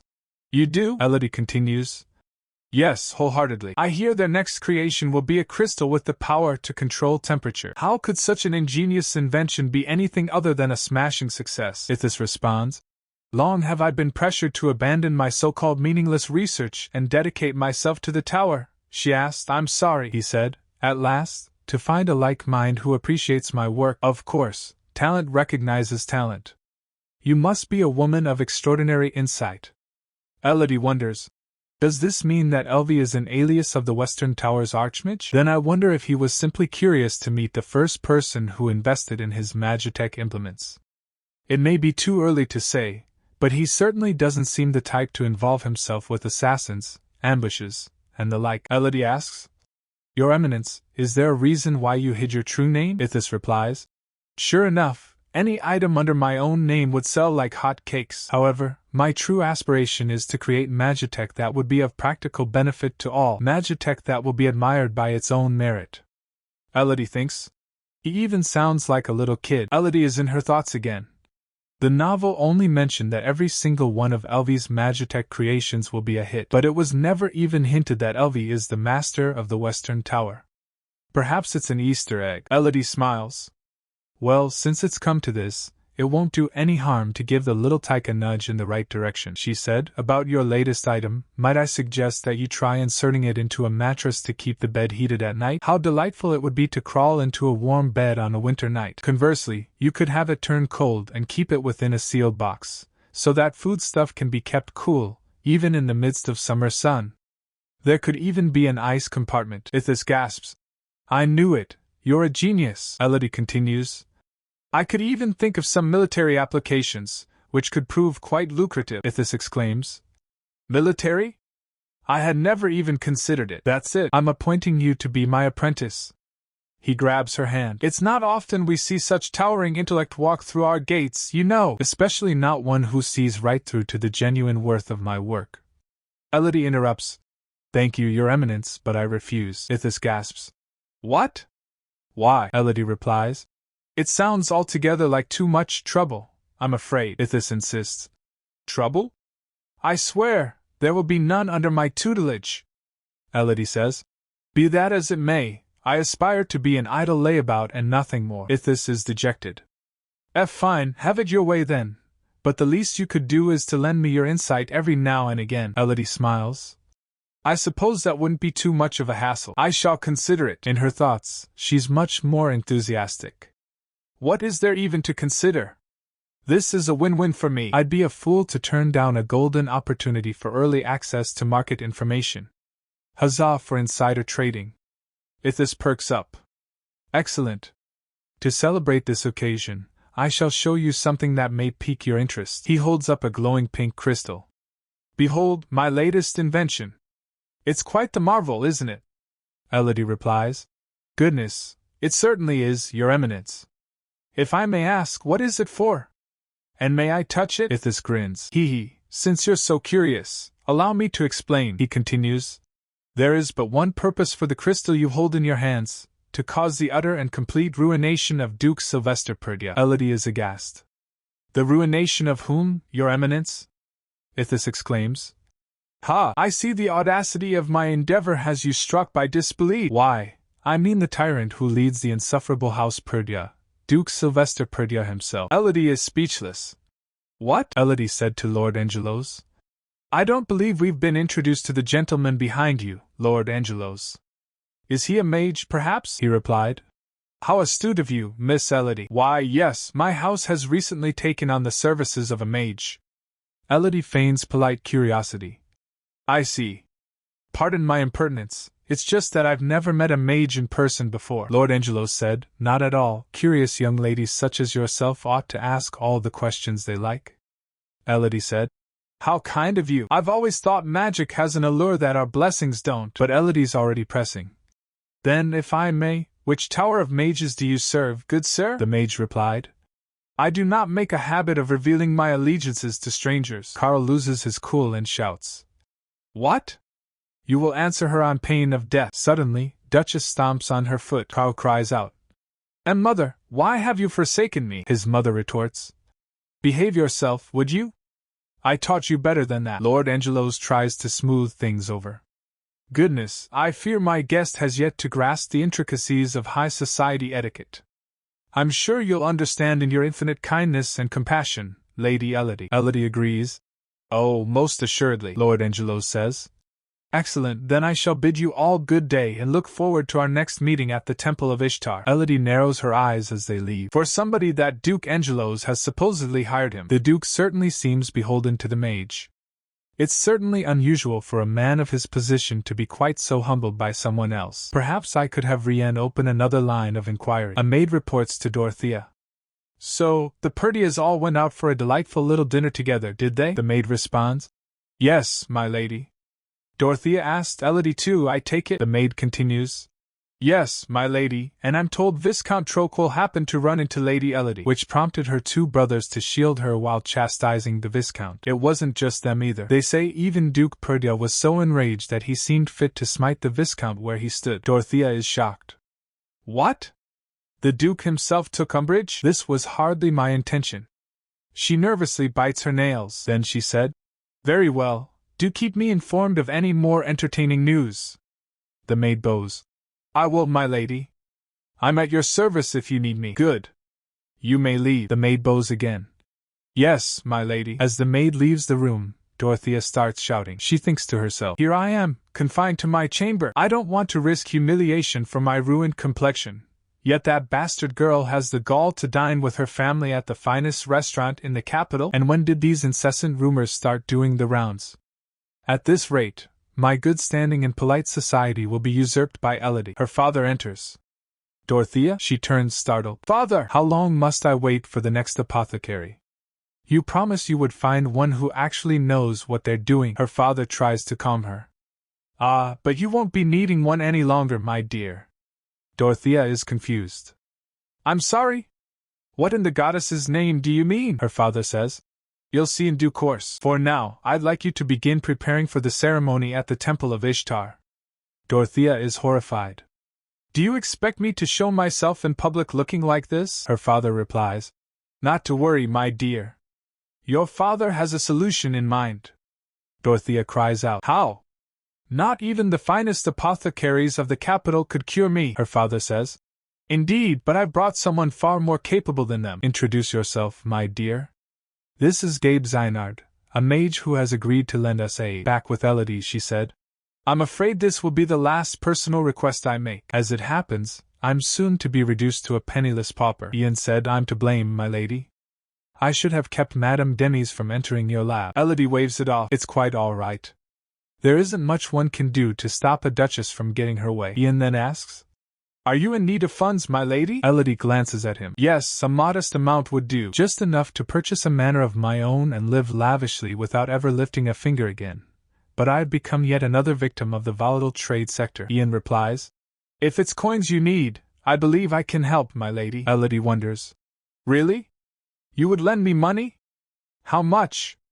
Meanwhile she thinks, there he goes again with his unconditional kindness. I do wonder what he wants in return. Ian answers. A blank check, my lady. You may have as much as you desire. Elodie is taken aback.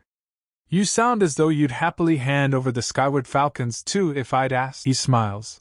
If that's your wish, then you shall have it. Suddenly, Mario bursts in, laughing. What a delightful little jest, Captain, Elodie asks. Mario. Mario interrupts. I hate to interrupt your conversation, my lady. Do forgive me. It's just that I was so tickled by Captain Ian's sense of humor that I couldn't help but barge in. Now I understand you come with another request, my lady. May I ask what it is? Elodie answers. Yes, I'd like you to look into somebody for me. Light work for the Skyward Falcons. If you'll tell us what you know of this person so far, we'll take care of the rest. Elodie asked. Is that so? The person in question is a mage who was recently hired by House Angelos. In terms of his appearance, he has long, dark green hair tied in a ponytail that falls to one side, and I believe his eyes were a dark shade of violet. Mario grins. Excellent. In a week, you'll know all there is to know about the man, down to the color of his undergarments. Elodie is disturbed. What am I supposed to do with that information? Captain Ian says. Lady Elodie, may I have a moment of your time? Elodie looks at him. Yes, but for what purpose? He answers. The purpose of getting rich quick, of course, Mario retorts. You could not sound any more like a con artist, Captain. I do hope you weren't serious about selling out the Skyward Falcons for cash. Ian interjects. Enough, Mario. You may leave us. Oh, just treat me as a fly on the wall. Dismissed. Mario turns and says. Oh my, I believe duty calls somewhere. I bid you both good day, Ian asks. Now, may I return to the subject at hand? Elodie agrees. Yes, of course, do tell, he continues. Soon, a certain item will be placed up for bidding in a less than scrupulous establishment. Elodie asks. Less than scrupulous? Do you mean the black market? Ian says. Just so, my lady, Elodie says. That won't do at all. Father would kick up an awful fuss if he knew. She thinks, not to mention that, true to form as a family of villains, House Perdia has a hand in most shady dealings in the Empire. It would only cause problems for me when the Duke inevitably finds out. She then asked, merely out of curiosity, what is this item of which you speak? Ian replies, I'm afraid I'm not at liberty to divulge that as of yet. If you're afraid of being discovered, you may enter the auction under a false identity, Elodie said. And you say this item will grant me riches? She taps her chin thoughtfully. I suppose I have little to lose. Perhaps I ought to go and see for myself at least, she then asked. When will this auction take place? Ian answers. In precisely a week's time, my lady. Elodie is surprised. A week? But that's the day of the temple ceremony. The day of the unity ceremony at the temple of Ishtar arrives. A gathering for all the Willentian nobility, including the imperial household and the 4 great houses. Elodie is feeling particularly excluded, noting she never received an invitation. I suppose not even the goddess welcomes an illegitimate child. She thinks bitterly. Ian approaches her, asking, Perhaps you have a prior engagement, my lady? Elodie replies. Oh, not at all. I very much look forward to having your company then, she says sweetly, while thinking. The day means nothing to me, after all. Back at the mansion, Elodie asks her maid, Martha, for an explanation about the changes around here. What in Akala's name happened while I've been gone? Martha explains that she was summoned by the Madame Duchess before Elodie came home and was asked a few questions. Madame Demis? Elodie asks. Martha confirms. Yes, my lady. She asked me a couple of questions, that's all. We see the Madame Duchess, looking suspicious as she sips her tea and asks Martha if there are any other maids on staff to tend to Elodie. Martha replies, No, ma'am, just me. Lady Elodie doesn't much like having a bunch of staff fussing over her, you see, the Duchess interrupts. Oh? And why is that? Martha, confused, asked. Pardon, the Duchess said. I can't imagine she suddenly decided to have all of her staff reassigned overnight. There must have been some semblance of a justification. I'd like to hear everything that has been going on in the guest house, with not a single detail omitted. For one, I'm already aware you're the daughter of the nanny who cared for Elodie. You two were essentially raised together since you were toddlers, and I'd wager nothing happens in the guest house without your knowledge. Come, you would be doing your lady a service. In botany, as with household matters, the rot must be excised at the root, she said. Martha tells Elodie. I've no clue what she meant, but I told her all I know. Martha admits, the whole truth and nothing but the truth, of course. Except for the few times I was a teensy bit familiar with you, my lady. But then we get a very different tone as a new head maid is introduced to Elodie. Allow me to introduce myself, Lady Elodie. I am Line, the newly assigned head maid of the guest house. Elodie wonders. The deputy head maid of the main manor, reassigned to the guest house? Elodie asks. Where are the rest of the staff that worked here? Line answers. They've all been dismissed for the discourtesy they showed you over the years. Naturally, I declined to write any of them letters of recommendation. Martha cheers. Hooray! Good riddance, I say. Elodie, however, suspects, thinking. Is this some sort of a ploy for my stepmother to keep a close watch in case I poison myself again? Either way, This means I should hasten my escape at all costs. And so, under the strict surveillance of her stepmother, the day of the temple ceremony finally arrived. Elodie asked her mother. You wished to see me, Madam Duchess? Duchess replied. Yes, we were hoping to see you before we left, since we'll likely be away for several days. Her father said, Remember, Elodie, the butler is here to cater to your every need. Her mother adds, Not to mention your new head maid Tateline, of course. Elodie replies, Thank you, but I'll be perfectly fine on my own as usual. She thinks. Having said that, it's certainly unusual for my parents to bid farewell before they leave. As she watches them leave, she thinks, Oh, perhaps that was a warning for me to stay out of trouble. Putting on a brave face, she says, Safe travels, everyone. If that's all, I ought to let you be on your way and get back to my room. But as she turns, Elodie's face falls. Does this mean I'm grounded for the night? Later, at the black market auction, the auctioneer's voice rings out. Sold to the last bidder for 1,000 laurets. Now for the next item. Elodie, hooded and looking nervous, trembles. Ian said, You seem rather on edge, Lady Elodie. Elodie said, Oh, it's only that today would be the worst day for my parents to learn that I was at a black market auction. Ian says, I doubt you have much cause to fret on that front. Names and faces are only fleeting inventions here, my lady. I dare say none of the other patrons would be curious enough to inquire after us. Elodie stammers. Why, you're quite right. I can't imagine why I thought otherwise. Ah, there it is. But when they see the item, Elodie frowns. Oh? But that's, she thinks, just a cheap crystal you can find at any jeweler's shop. She asks Ian, Are you sure that's the one? He replies, Quite certain, my lady. Elodie asks, How certain exactly? Certain enough to ask for your absolute faith. Here it is, esteemed guests, the heirloom gemstone of a long-gone great house. The bidding shall begin at 500 laurets. Elodie bids a cautious 510 laurets. She thinks, I'll start with a tiny bid to err on the side of caution. Come to think of it, how much do I even have in liquid funds for the moment? If the gem's as pricey as Ian claims, the auctioneer announces, Going once. Going twice. Sold.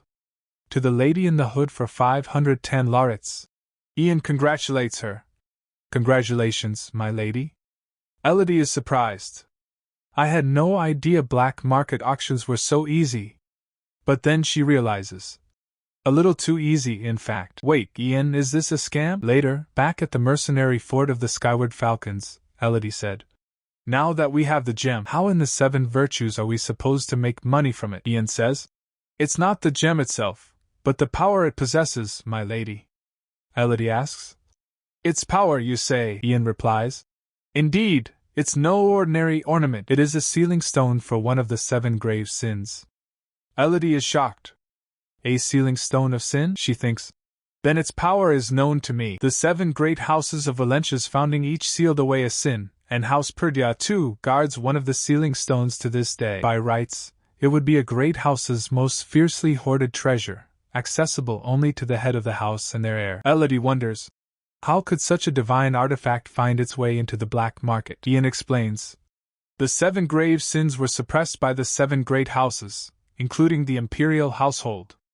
Today, however, only 5 of them remain. What do you suppose happened to the sins sealed away by the 2 houses that no longer exist? Elodie realizes. Oh, I had presumed that the imperial household would have taken charge of guarding the sealing stones in their stead. To think that it would be traded in the shadows like some gaudy trinket, she asks.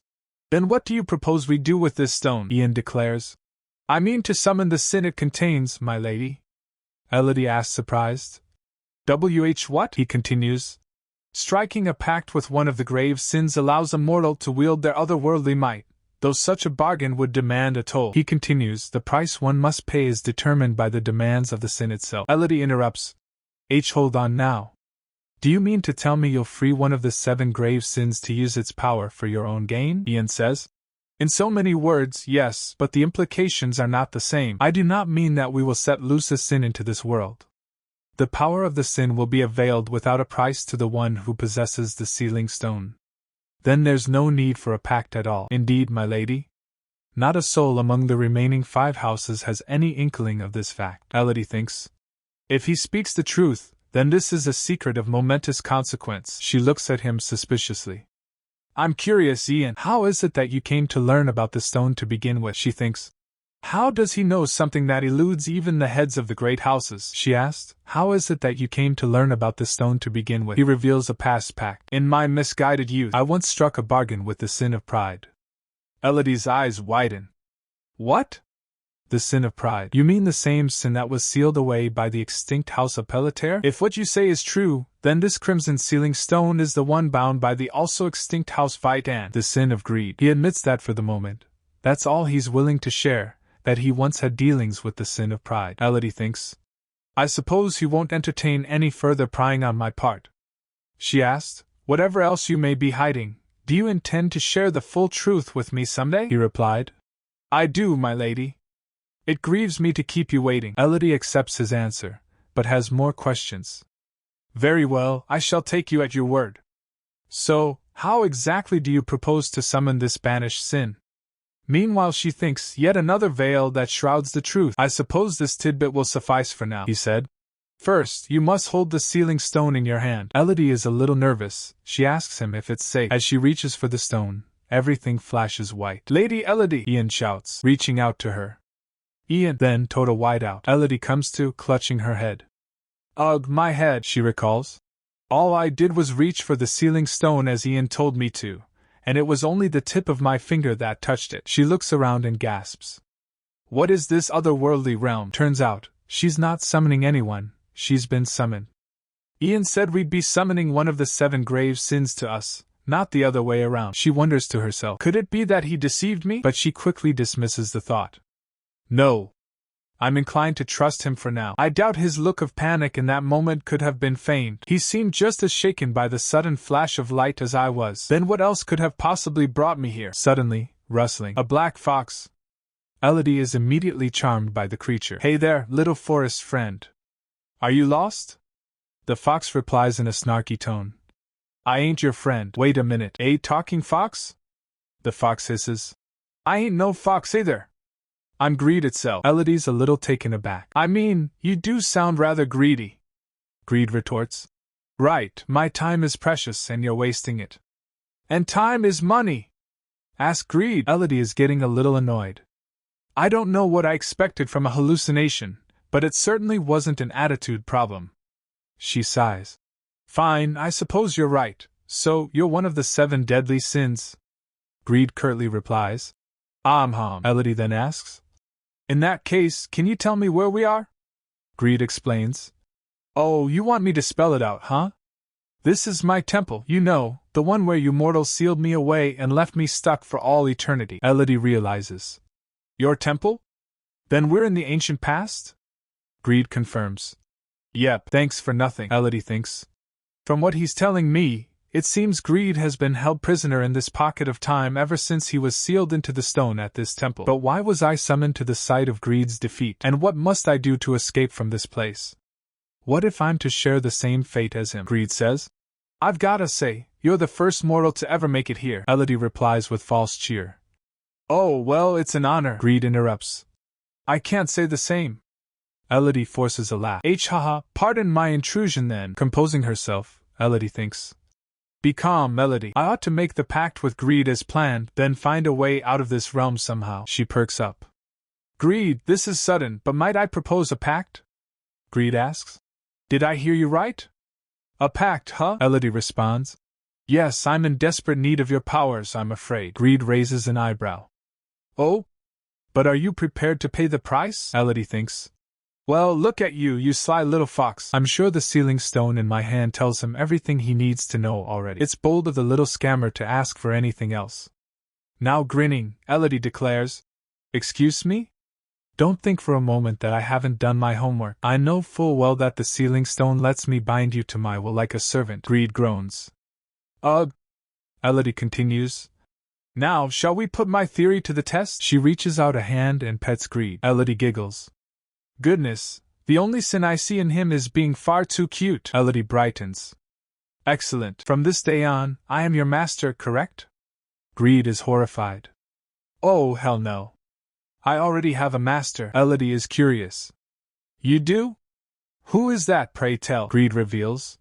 Lady Urkala, the great goddess of the underworld who will conquer your mortal realm. All hail the dark goddess. But Elodie cuts him off, brandishing the sealing stone. Well, I think we both know that this sealing stone suggests otherwise. Elodie, now impatient, declares. In any case, Greed, I believe you were about to tell me how to leave this place. Greed grumbles. The pact's made, ain't it? We can leave whenever we want. Greed stops to glance back. Elodie picks him up. Greed asked, What the heck are you doing? She said.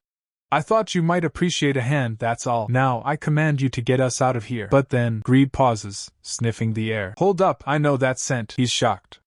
Why does a mere mortal smell just like my master? At the great temple of Ishtar, sacred fountain of the goddess, Carl said. Good goddess, what a bore, he complains. Yancy, what do you say we find a little souvenir for our dear sister? She's likely as bored as we are. Yancy asked, a souvenir? Such as? Carl said. We could break off a piece of that statue, for instance. Yancy chuckles. I think not, Carl. I doubt Lily has any interest in some useless hunk of rock. The priests are appalled. Blasphemy in the house of the goddess. Used these days. Suddenly a voice booms through the temple. Praise be! A divine oracle has been bestowed upon us. The brothers look startled as the priest continues. And thus spoke our goddess Ishtar. When the world is shrouded in darkness, and humanity stands on the brink of ruin, a celestial savior shall descend from the heavens. Elodie falls right into the sacred fountain. Ow, right on my behind, by the 7 virtues. The priests are ecstatic. Our savior has come. Elodie, soaking wet and confused, wonders. Where am I? Did Greed just dump me smack bang in the middle of Ishtar's temple? The priests cry. Behold, our gracious goddess blesses us with her chosen. Elodie is mortified. Chosen? Who chose what? She asks, before forcing a smile. Pardon me, your eminence, but I do believe there's been a mistake. Before she can explain, a familiar voice cuts through the air. Duke Sylvester strides forward, his expression thunderous. Step aside, priest. She's no savior of yours, but my daughter. The priest stammers. Why, your grace? This is a nightmare. She thinks, as she tries to reason with her father. Father, please, if you'll allow me a moment to explain. But Sylvester is having none of it. He sweeps Elodie into his arms, declaring. Hold fast, Elodie. Save your breath. This ceremony is over. And with that, he carries her away. We shall come back for you before long. Take your time to wash and rest, Duke Sylvester says. Elodie can only manage a meek. Yes, father, Duchess said. There ought to be some spare dresses in the dressing room. You may wear whichever takes your fancy. Elodie asked. Are you quite sure, Madam Duchess? She said while leaving. Of course. We wouldn't want you to catch a chill from drenched clothes now, would we? Before leaving Elodie alone, Duke Sylvester warns in a low voice. Make no mistake, we will discuss this further upon my return. The door closes behind him. You may enjoy a moment alone until then, he says. Elodie gulps. A moment alone? You mean, a moment for my final prayers? Suddenly, the little fox, Greed, appears. Yo, what's up? Elodie is shocked. Whoa! Where on earth have you been? Greed replies. What do you mean? I've been with you this whole time. But Elodie doesn't believe it. I'll have none of your lies, you sly fox.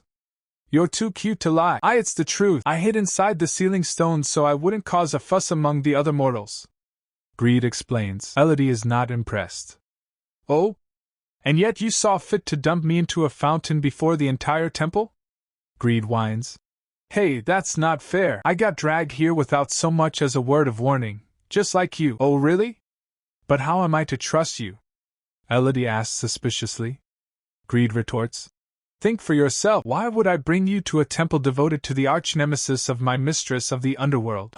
I suppose I could give you the benefit of the doubt, Elodie says. I swear, you could be the 8th deadly sin, Elodie thinks to herself. The scriptures tell us that Ercala and Ishtar are bound in sisterhood, yet fiercely opposed in their rift. Then perhaps my teleportation was a divine intervention of sorts. And if Greed truly had nothing to do with it, could it have been Ishtar's doing? That would certainly be far-fetched, considering that this world exists in the pages of a book. The very existence of the gods themselves is in question. Elodie then thinks. More importantly for now, I imagine Rianne is worried to death over me. Or is that simply wishful thinking on my part? No use brooding over it, I suppose. Elodie sighs. The Duchess knocked at the door. Elodie? More knocks, but no response. She gets lost in thoughts. Then she knocked again, calling, Elodie. Elodie opens the door, putting on a smile. Oh, I wasn't expecting you all so soon. What took you so long, sister? You gave us a fright, Carl exclaims. We were worried enough to blast the door to smithereens. I'm sorry, I fell asleep in the bath, Elodie replies, but thinks to herself, I wouldn't dare tell the truth that I was busy tussling with greed to get him back inside the ceiling stone. That stubborn little creature lives up to his name, to say the least. Sylvester interrupts. Come, let us speak on the way home, Elodie asks. But what about the prayer ceremony, father? It has been postponed for now. No doubt we'll be notified once it is reconvened, Sylvester replies. Elodie asks. I see. Have they made any mention of what will happen to me then? Sylvester says grimly. Let them talk. It will change nothing. You are a Perdia, and that's all there is to it. Meanwhile, at the fort base of the Skyward Falcons, a soldier reports. Captain, you were with her until mere hours ago. What do you mean? Lady Elodie has disappeared. Ian pauses, clearly stunned. Find her. The soldier hesitates. Captain? I fear that may be easier said than done. Ian cuts him off. That is an order. Scour the entire continent if you must. The interrogation begins. Now, I believe you owe us an explanation, Duke says. Speak, Elodie Perdia, he demands. Elodie's thinking. Time to face the music. It'll be fine. I have a ready-made excuse, after all. In Korea, they say one can survive even a tiger's den as long as they keep their wits about them. She begins her tale. I was taking a stroll with Sir Ian on the day of the ceremony, when I was suddenly swept away by some unknown force. The next thing I recall, I had plunged right into the temple fountain. She thinks. That's no more than a sliver of the truth, but it's no lie that I was out of the manor when I was whisked away to the temple. Her brothers aren't buying it. Sister, how gullible do you think we are? Greed said to her. As gullible as a flock of squawking seagulls, Duke asked. What is it, Elodie? The Duchess asked. Did you recall something else of your ordeal? She thinks, as if I wasn't unhinged enough, have I now begun hearing things? Elodie covers, saying. Oh, nothing at all, I'm afraid, Greed said. Save your breath, no one else can hear you. Wait, does this mean you're privy to my innermost thoughts? She thinks. Greed responds. Thankfully, no. What I can do, though, is hear the voice of your heart when you call out to me with purpose. The Duchess looks thoughtful. How odd. Ordinarily, the temple cannot be breached by any means while the sacred barrier is in place. What could possibly have defied the goddess's power? Elodie's all. I'd like to know the answer to that myself. Yancy chuckles and suggests. Well, there's always the possibility that our very own Lily is the prophesied child of the oracle. Oh, pardon me. I believe the exact words were our savior, Elodie said nervously. Savior? But I hardly know her. Suddenly, a knock at the door. May we enter, your grace? Duke Sylvester responds. Indeed you may. Clergy of the temple? What brings you here? He asks. The prayer ceremony is set to resume in an hour or so, your grace. We come to bid you return to the fountain of the goddess before then, they add. Of course, it goes without saying that the archpriest requests the presence of our honored Lady Savior. Elodie's shocked. You mean me? Greed said. Some savior you are, making a pact with a deadly sin. Then she asked the clergy. How strictly, pray? The priest stood seeing Elodie as Elodie makes her way to the fountain. Meanwhile, Dorothea said. Father, how do you suppose they sneaked the Perdia girl in here? The father responds. I suspect her father had a hand in it, my dear. The word is that he has found a fondness for his long-forgotten daughter of late. I dare say he wants her included in the proceedings, at whatever cost. Dorothea scoffs. Oh, so what he says goes, is that it? I was taught the sacred ceremony can't be disturbed under any circumstances, the father replies. Yes, except Sylvester Perdia has never been a man to stand on ceremony. It's much more his style to grease the hands of the clergy. Dorothea thinks to herself. Coercion then. I thought as much. How brazen of that bastard girl, Elodie's thinking. I never once imagined that I'd attend a day of unity ceremony at the Temple of Ishtar, with the imperial household and the 4 great houses gathered in one place. Not to mention a familiar face or two. Let's see. It looks like the bachelor Duke Croindle chose to attend alone. Ah, now there's a new face altogether. A gentleman of House Severus, I should think, she thinks. We may well be blood relatives, but that doesn't change a thing. Perhaps it would be different if I had some way of proving that I'm the daughter of Duke Severus himself. A voice interrupts her thoughts. Why, it's been too long, Lady Elodie, Dorothea said. I see the temple is rather inclusive in its guest lists these days. It's a pleasure to see you too, Lady Dorothea, Elodie replies. Meanwhile, Elodie thinks, what now? I thought for sure she would still be suffering from those awful rashes. Come to think of it, there's not a rash on her face or any mark to speak of. Her complexion has never been better, in fact, Greed said. Look again. She's hiding it all under an illusion spell, Elodie asked. A spell, you say? Greed replied. Uh-huh, it's cast on those gaudy earrings of hers, Dorothea says.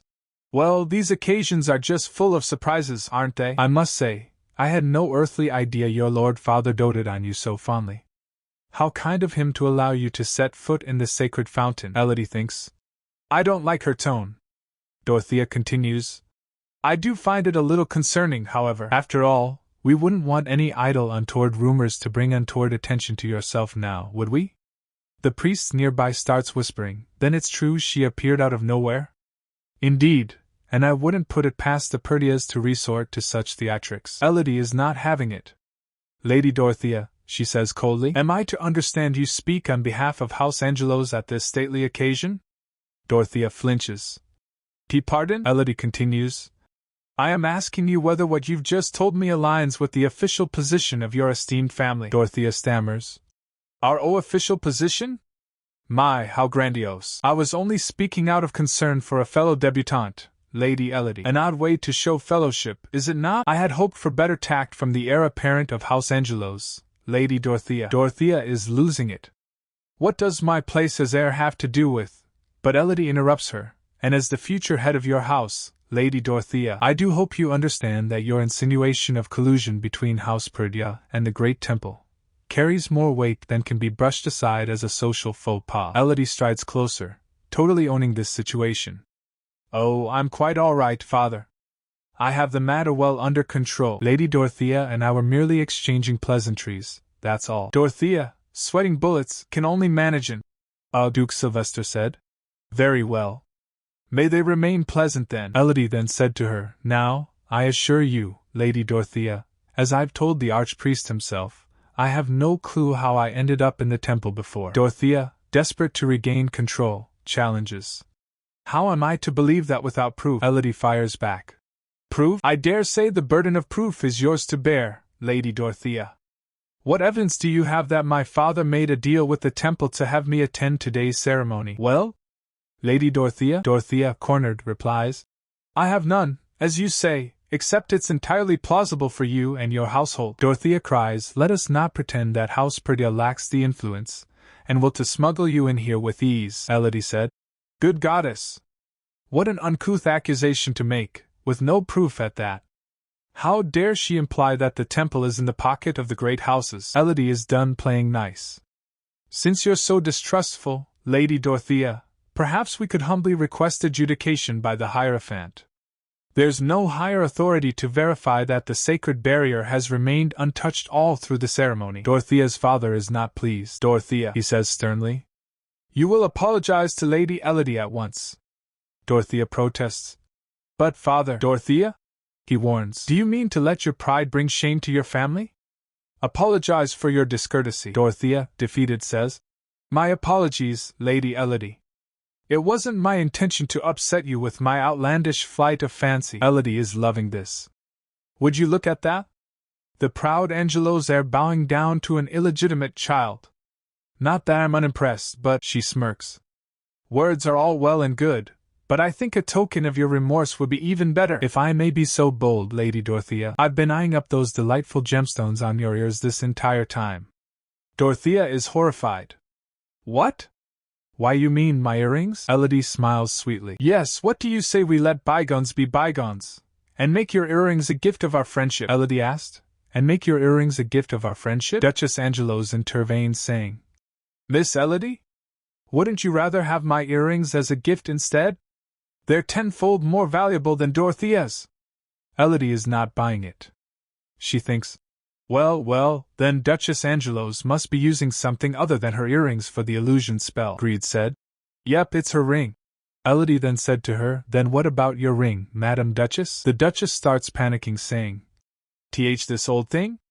But it's just a trinket from my dowry, nothing that a fashionable young lady would want. But Elodie's got that glint in her eye. Oh? Are you saying that I can't have it then? Dorothea panics and offers up her own earrings instead. Fine, Lady Elodie, have mine instead. She's thinking to herself that it should be fine, as long as she has her mage charm and another Magitech talisman, and the spell on the earrings should keep their effect if she remains in the same building as Elodie. Dorothea hands over her earrings, but Elodie didn't grab them. They starts falling, and they immediately shatter. The marks appears again on Dorothea's body. She slumps to the ground. Her mother shouts, "Dorothea!" Elodie is all smiles, saying, "Oops, I'm such a klutz!" And Greed said, "Bravo!" The commotion caused a further delay to the prayer ceremony. The entire Angelo's house stormed out in protest, but the priest insisted everyone else wait until they returned. Eventually, it's agreed that the head of the house has to attend at least. Elodie smirks. Well, that should teach her to let sleeping dogs lie. But then, a prickling feeling. I thought I felt a piercing gaze from somewhere. Someone was staring at her continually. Elodie thinks, "Does he mean to stare a hole into my face?" Brother? Elodie asks, trying to break the tension. Her brother responds, "What is it, Lily? Do you happen to be acquainted with that gentleman over there?" Elodie asks, nodding towards the person. "I don't believe we've been introduced," Yancey replied. "Ah, the representative of House Severus, you mean?" Felix Heichelmeier. He is Duke Severus' nephew and proxy for this ceremony. As the head of House Heichelmeier, he's rarely seen outside of the estate, so it's no wonder you've never met. "Oh, that explains it," Elodie says. Her brother is immediately suspicious. "Why, have you taken a liking to him?" "Me? Good goddess, no!" Elodie exclaims. Carl is less convinced. "Wait, what? Who's this scoundrel that's trying to seduce our dear sister?" Yancey said. "A pity for him, since he certainly seems interested in you, Lily." Elodie wonders. "Besides, the nephew of Duke Severus would make him a cousin of mine. I have enough family drama as it is. Not that he'll have any idea that he's making eyes at his own cousin unless I'm revealed to be his kin, but that mustn't happen, no matter what." Her brothers are ready to throw down for her honor. "Just say the word and he'll be in for a pounding." Elodie puts a stop to that immediately, phrasing Carl. "Please just stay out of it," she thinks to herself. "Perhaps he knows more than I suspect." After all, not much is known about Duke Severus in the public sphere. From a young age, he received a classical education befitting the heir to a great house, and assumed his hereditary dukedom before he even turned 20 years of age. A man with striking red eyes and platinum blonde hair, considered among the most upstanding paragons of virtue in all of Valentia. That is, until Duke Severus disappeared from the public eye around 20 years ago. Rumors abounded that the Duke had been rendered comatose by some unknown cause, but House Severus never deigned to furnish the masses with an official explanation. Elodie thinks, "Who knows? Before Duke Severus fell out of the public eye in his supposed stupor, perhaps he spoke of my mother in confidence to someone he trusts. Although it's just as likely that he knew nothing of my mother bearing a child. In yet another life, I could have been acknowledged as a daughter of House Severus instead." Finally, the prayer ceremony is about to commence. In the beginning, the 7 deadly sins were sealed up, bringing peace across the mortal realm as the divine providence of the goddess Ishtar, Our Lady Divine. The ceremony seems to be about to commence, Elodie observes. The archpriest announces, "Let us now commence the attestation of the seals." Attestation? Elodie wonders. Every head of houses steps forwards. The archpriest said, "The head of each house shall present the corresponding proof of the seal." A sealing stone of sin? Elodie realizes with alarm. One by one, the representatives present their stones. "In the name of our goddess Ishtar, let this seal be the proof of her enduring might." But as the seals are presented, Elodie feels a burning sensation. "Ugh, it burns!" Could it be reacting to the ceremony? "Hey! Can you dial it back?" Greed said. The archpriest seems to notice something is amiss. Elodie saw him glaring at her. "What's the matter, Lily?" Yancey asks. Elodie tries to play it off. "Oh, it's nothing." But her brother is ever the protector. "If the ceremony frightens you, then you're more than welcome to take my hand." She takes his hand, sighing inwardly. "You almost blew my cover." "Easy, Greed. The moment you spoke, the archpriest's gaze was upon me like a hawk. Unless you'd like to be sealed away in this temple forever, I suggest you keep your silence." "Got it." Greed replies. Once the ritual of attestation was done, so was the prayer ceremony. Elodie asked if they could return home, only to be told that they would not be leaving until the next morning. Apparently, the temple's barrier cannot be lifted without breaking the morning fast under Ishtar's blessing or something to that effect. Later that night, Elodie thinks, I think it's safe to come out now. Greed comes out and stretches. She asked, Are you sure you won't join us for breakfast? In fact, do you need to eat at all? Greed said. Oh, your mortal emotions are a feast enough for me, Elodie retorts. I do hope you're not implying that I'm a particularly greedy person. Your words, not mine, Greed replies. Suddenly someone knocked at the door. Elodie answers the door. Yes? Who is it? It is I, Lady Elodie. She opens the door a crack. And it's Adenmiri. Your Royal Highness, she asks, surprised. Adenmiri arrives at Elodie's door unannounced, late at night. Your Royal Highness, he said, I was hoping to have a word with you in private, but Elodie's not having it. Well, I'm afraid I have nothing to say to you, Adenmiri smooth as ever. Then it seems I've failed to pique your curiosity, she asked. And what makes you so curious about me, Your Highness? He said. Oh, so much. Elodie thinks, what's gotten into him? I don't recall him ever showing such interest in me. Every ball we attended, he treated me as nothing but a wallflower, a partner in name only with no place by his side. She then said, Well, given the indecent hour of the night, I must ask you to leave at once, he said. Not until you tell me precisely how you ended up in the temple. Elodie wonders. Surely he's heard it from the priests themselves already. Why must he pester me in my own home? She asked. Will it really cause you to lose sleep, Your Highness? He replied. My, your intuitions have grown sharper of late, she said.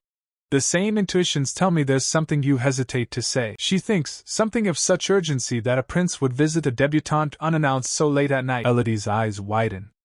Could this be about the annulment? In her head, she's practically jumping for joy. I thought you'd never ask. He's welcome to break up with me whenever he pleases, he said, Lady Elodie. I didn't expect you to be quite so chipper to discuss the matter of our annulment. She then thinks, Oh, then this really is about our betrothal, she said with a smile. But of course, Adenmiri said with a serious face. I wonder, how could it be that you detest me so? Elodie bats her eyelashes. Detest you, Your Highness? Me? He said. Well, do you not? I wouldn't go quite that far, she replied. It's simply that I have no particular affection for you either. If anything, I seem to recall that it's Your Highness who has never had much time for me. Wouldn't you agree that breaking off our engagement serves both of us? She thinks, it should be no great tragedy to you nor to me, that it was not fate for us to be together. Adenmiri relents. Very well, you've made yourself abundantly clear. I shall give your proposal of an annulment all due consideration. Elodie asks. Do you mean it, Your Highness? He replied. I do, unless your disparagement of our betrothal was naught but a ruse to hold my attention. Elodie said. A ruse? For your attention? I think not. Why in Ishtar's name would I do such a thing? I need your attention like a fish needs an icicle, Adenmiri says. A what? You needn't sound quite so offended, you know. No matter, I understand you desire nothing more to do with me than to cut our betrothal ties. Then we're in agreement, Elodie thinks to herself. Why would I covet the Empress's throne when I know I won't ever make it there in the end? But if there's one thing that bothers me, according to the novel, how to find love as a villainous family's unwanted stepdaughter. Estelle is adopted by the Perdia family after 3 years and earns the crown prince's affections when their eyes meet for the first time. What will become of my story if our engagement is annulled now? She said. One thing, Your Highness, once we're parted, do you intend to find another fiancé right away? Adenmiri is surprised. What? How could you possibly ask such a thing? Elodie smiles, thinking. He seems rather taken aback. Perhaps he might keep to the story and wait. She said, I only mean to wish you a happier betrothal to a worthy lady. Now, if that is all, Your Highness, I bid you good night. The next morning, the sacred barrier sealing the temple faded into the ether. Though the archpriest seemed to have something to say to me, the wall of Perdia between us kept him from breaking his silence. The carriage ride home felt as if it was hauling me back to some inescapable captivity. Inside the carriage, Elodie starts. If I may, Father, I'd like to make a visit to the Skyward Falcons before I return. But Duke Sylvester cuts her off. I absolutely forbid it. Your father is right, Elodie, the Duchess says. Given the attempt on your life and this latest incident at the temple, don't you think it would be prudent to stay at the manor for a while? She said. Respectfully, I must protest, But Yancy interrupts saying, "She'll be quite safe in my company, mother. As it happens, I have my own business at the market." The Duke sighs. "Very well, then I shall allow it." Yancy turns to her. "Why don't you take my hand, Lily? We wouldn't want you to get lost again," Elodie said. "I'm not a child, you know." Here's yet another sly fox. And why does he insist on holding my hand whenever we're together? Later, at the Skyward Falcon's headquarters, an officer asks, "Lady Perdia? To what do we owe this unexpected honor?" She replied, "Oh yes, what a great honor. Might I see Sir Ian?" "I'm afraid the captain is away at the moment," Elodie asks. "Away? On what business?" "Well, for what it's worth, he set out in search of you, my lady." Elodie is shocked. "For me?" he said. "Yes, rather pointlessly, it seems," Elodie said. "It's just as well that I came here then." She thinks, "I should have known Rian would look high and low for me. I ought to let him know that I'm safe as quickly as I can. Except I have no earthly idea where he might be. But that's a problem for tomorrow's Elodie." Just then, a voice calls out, "Lady Elodie!" Before she can react, Rian darts forward and hugs her tightly. "I feared that I had lost you again," Elodie asks. "Again?" Greed said. "What is this, some sappy romance novel? It never fails to amaze me how all these men fall head over heels for you, you know. Mortals ought to have better taste." She said. "That's quite enough out of you, Greed," Ian said. "Would that I could describe the depth of my despair." Elodie stammers. I mean, Sir Ian?" She pushed him back slightly. "Please, compose yourself. As you can see, I've returned safe and sound." He asked. "But is that truly you, Lady Elodie?" She replied. "It is, as far as I know," she thinks. "He said he feared the prospect of losing me again, and his eyes tell the agony of one who has known such loss before. Tell me, Rian, what secret do you hide from me?" she thinks. "What does he mean? He fears losing me again. Tell me, Rian, what are you hiding from me?" Meanwhile, Yancy's gloves dissolves due to his power surging from him. He called, "Lily, it seems I was prudent to escort you after all," he said to Ian. "Hello there. Might I trouble you to keep some distance from my little sister?" Greed said. "Whoa, did he just make the handrail disappear?" Elodie is thinking, what in the unholy display of toxic masculinity? I have no earthly idea what prompted this little outburst, but it would be better for both of us if we let Yancy have his way. Yancy glares at Ian holding Elodie's hand. He said, "I said, unhand her at once." Elodie is so over this male lead showdown. "Somebody save me from this," she then said to Ian. "I can only apologize, Ian. You must have been awfully worried to see me disappear. Please, we'll talk about it tomorrow. For now, I really must go. I do hope you'll come by first thing. A gentleman wouldn't keep a lady waiting. Goodbye, Ian." She smiles sweetly, and Ian's eyes widen. He clenched his fist and said, "Until tomorrow then, Lady Elodie. Farewell." On the way back, Elodie and Yancy are in a carriage. "On that note, brother, is everything all right?" Yancy asks. "What do you mean?" Elodie responds. "Your gloves, of course." Yancy waves it off. "Oh, those old things? Pay it no mind, Lily," she said. "Well, if you say so," he said, "I do, and that's the end of it. Besides, what use will I have for gloves when I'll have your hands to keep mine warm?" Elodie thinks. "I mean, I've seen what those hands are capable of, and I'd very much prefer mine intact," he said. "Speaking of which, I was rather impressed to see the mercenary king so tame, like putty in your hands." Elodie shrugs. "Oh, I suppose we do have a rather amicable relationship as client and bodyguard," Yancy replies. "Is that so? Well, I can't speak on your behalf, but I have a sneaking suspicion his intentions toward you are more than professional." "Do you intend to take him as your paramour, perhaps?" Elodie asked. "I beg your pardon?" He smirks. "Although I can't imagine the Crown Prince would tolerate his fiancée taking a lover," Elodie replied. "Actually, I'm fairly certain he wouldn't care in the slightest whether I find a paramour or whatever else." "Ah, that could well be the case, indeed. I'm afraid the Crown Prince desires only the influence the Perdia name can grant him." "Yes, those were the unspoken terms of our betrothal." Yancy frowns. "Does it not bother you that your future groom bears you no tender affections?" Elodie retorts. "Hardly. I'm no starry-eyed, lovelorn bride-to-be either, you know," he said. "I see. I was under the impression that you did harbor some fondness for the Crown Prince," Elodie says. "Whatever fondness I once had for him was a girlish crush for his looks, nothing more. I can assure you, I've long since made peace with my feelings, brother." Meanwhile she thinks, not that I won't always have a soft spot for his dashing looks, but I have no intention of stealing him away from his true love, especially when that true love is my soon-to-be sister Estelle, Yancy exclaims. Ah, that certainly solves the riddle of why you begged father to break off the betrothal. Would you care for my help in that regard then? Elodie asks. Help, brother? In what way? She thinks, I was convinced Yancy wouldn't want the engagement to be annulled. This is entirely unexpected, she says.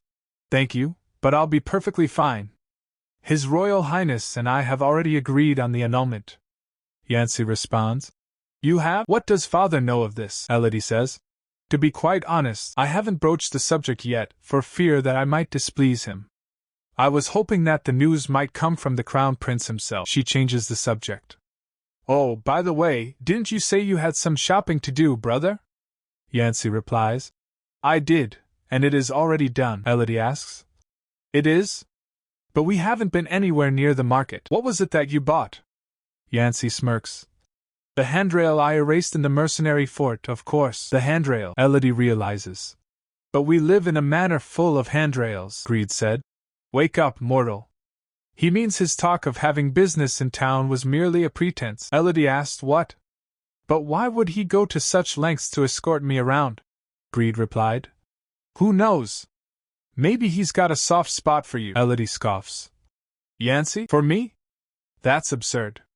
Surely he hasn't forgotten my past self's misdeeds. He has been acting rather oddly as of late, but I can only assume he has his own conniving reasons, she recalled. Well, I can't speak on your behalf, but I have a sneaking suspicion the mercenary king's intentions toward you are less than professional. Ian said, would that I could describe the depth of my despair, she thinks. As for Rianne's feelings toward me, I had known from the very start. How could I not notice? That said, he's never once seemed to me like a man possessed by romantic affections. There's something else, something inexplicable in his demeanor. I should think it has everything to do with whatever secret he's hiding from me, Elodie asks. Brother Yancy, might I ask you for a personal favor? Yancy smiles. Why, it would be my pleasure, Elodie requests. In that case, I would like you to investigate Sir Ian, the mercenary king. She thinks, there's a reason why he gazes at me with such wistful eyes. I'll have the truth from him, no matter what it takes. Meanwhile, back at the front gates of the mercenary fort of the Skyward Falcons, things are not going well. Beware, falcons, a man exclaims. Our captain has been devoured by a fiend, another whispers. I knew it. He's not himself at all. Aye, there's no way it's him. Someone is saying.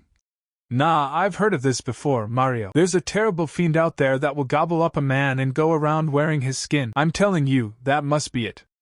There's powerful devilry at work here. Unless we were all hallucinating under some spell, one whispers. Ugh, just thinking about it makes me feel queasy. Me too, Rianne demands. Must I order you all to return to your duties? The men exclaim.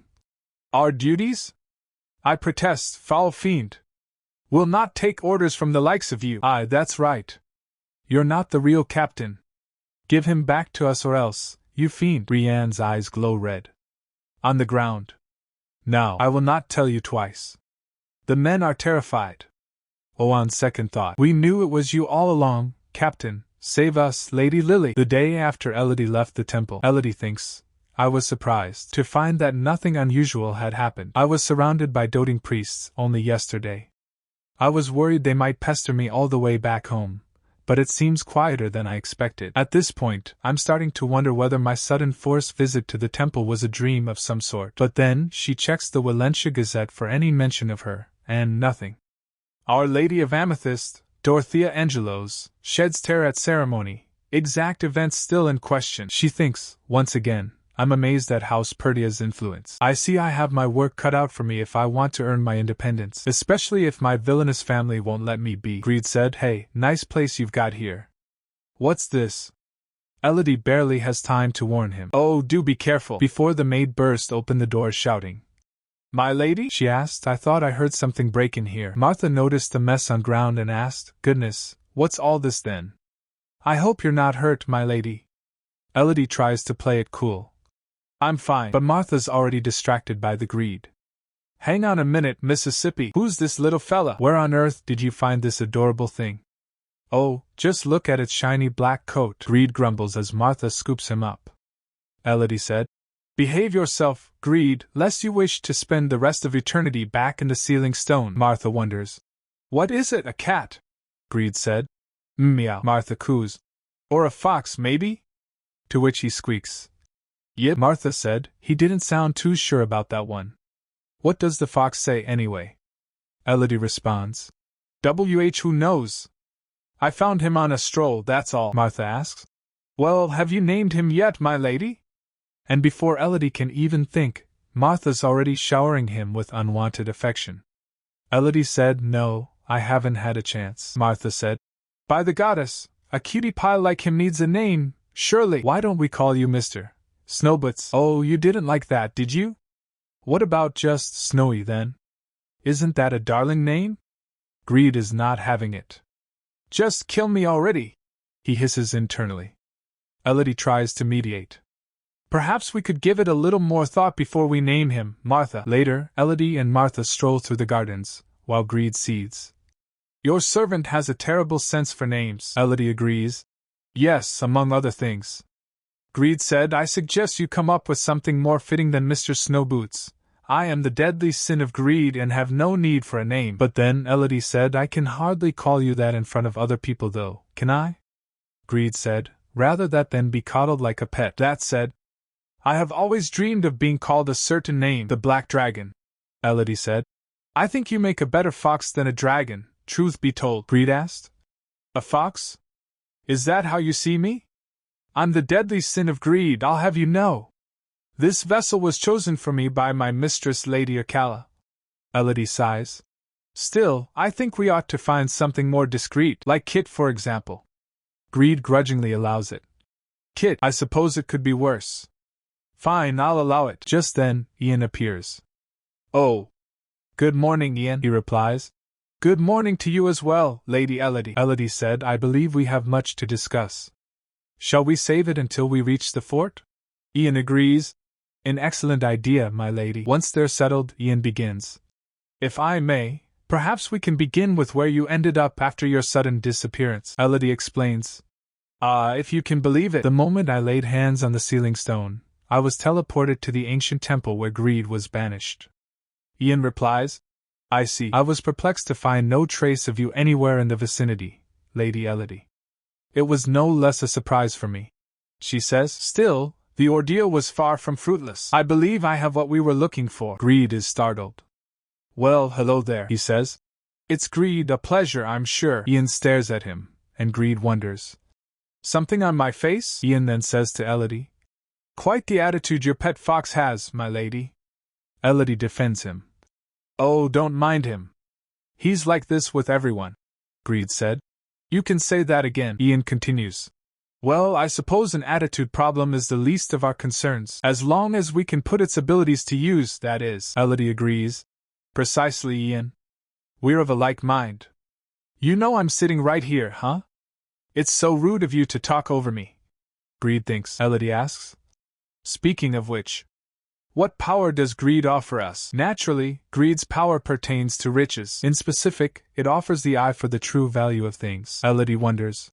The true value of things. An idea sparks in her head. Then it could be our goose that lays golden eggs.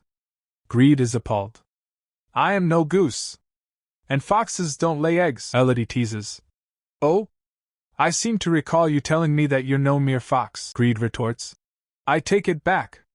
Anything but a goose, Elodie thinks. It certainly sounds useful to say the least. With Greed's power in hand, I should be able to amass all the wealth I need in no time, even without much starting capital. Would it help to find a mineral vein, I wonder? Help me develop real estate, perhaps? Or it might be just as useful to discern the value of people. Greed burps, thinking. By the goddess, I'm full enough to burst. Oh, a word of caution for when you mean to make use of my blessing, Greed warns. Elodie asks. Yes, what is it? He explains. Simple. There is a limit to how much you can use it, Elodie asks. And what, pray, is the precise limit? She thinks, perhaps I can only use it for a few hours at a time. Still, even an hour a day should be enough, if not plenty. But Greed sighs. You may use it for 3 seconds with each passing week. But that's nothing, Elodie protests. Greed retorts. After all that time I spent in exile, be grateful that you can use any measure of my power at all. Believe me, the full extent of my power unleashed would blow your little minds. Elodie said. Oh, I'm sure, Sir Black Dragon. What an honor, Greed thinks. For an extended hold over my power, you may formally enter into a contract with me. For a price, obviously. Elodie retorts. You ought to drop the adorable fox act. It won't work with me. Greed tries to ramp up the charm. Really? Not even like this? How about now? But look how fluffy and cute I am. Elodie finally relents. All right. I admit, he is rather endearing, but Ian interrupts. Lady Elodie, you mustn't allow a deadly sin to sway your heart. He may seem harmless, but he's nonetheless one of the 7 deadly sins that sought to bring about the world's end. I asked you not to judge a book by its cover, whether it's for better or for worse.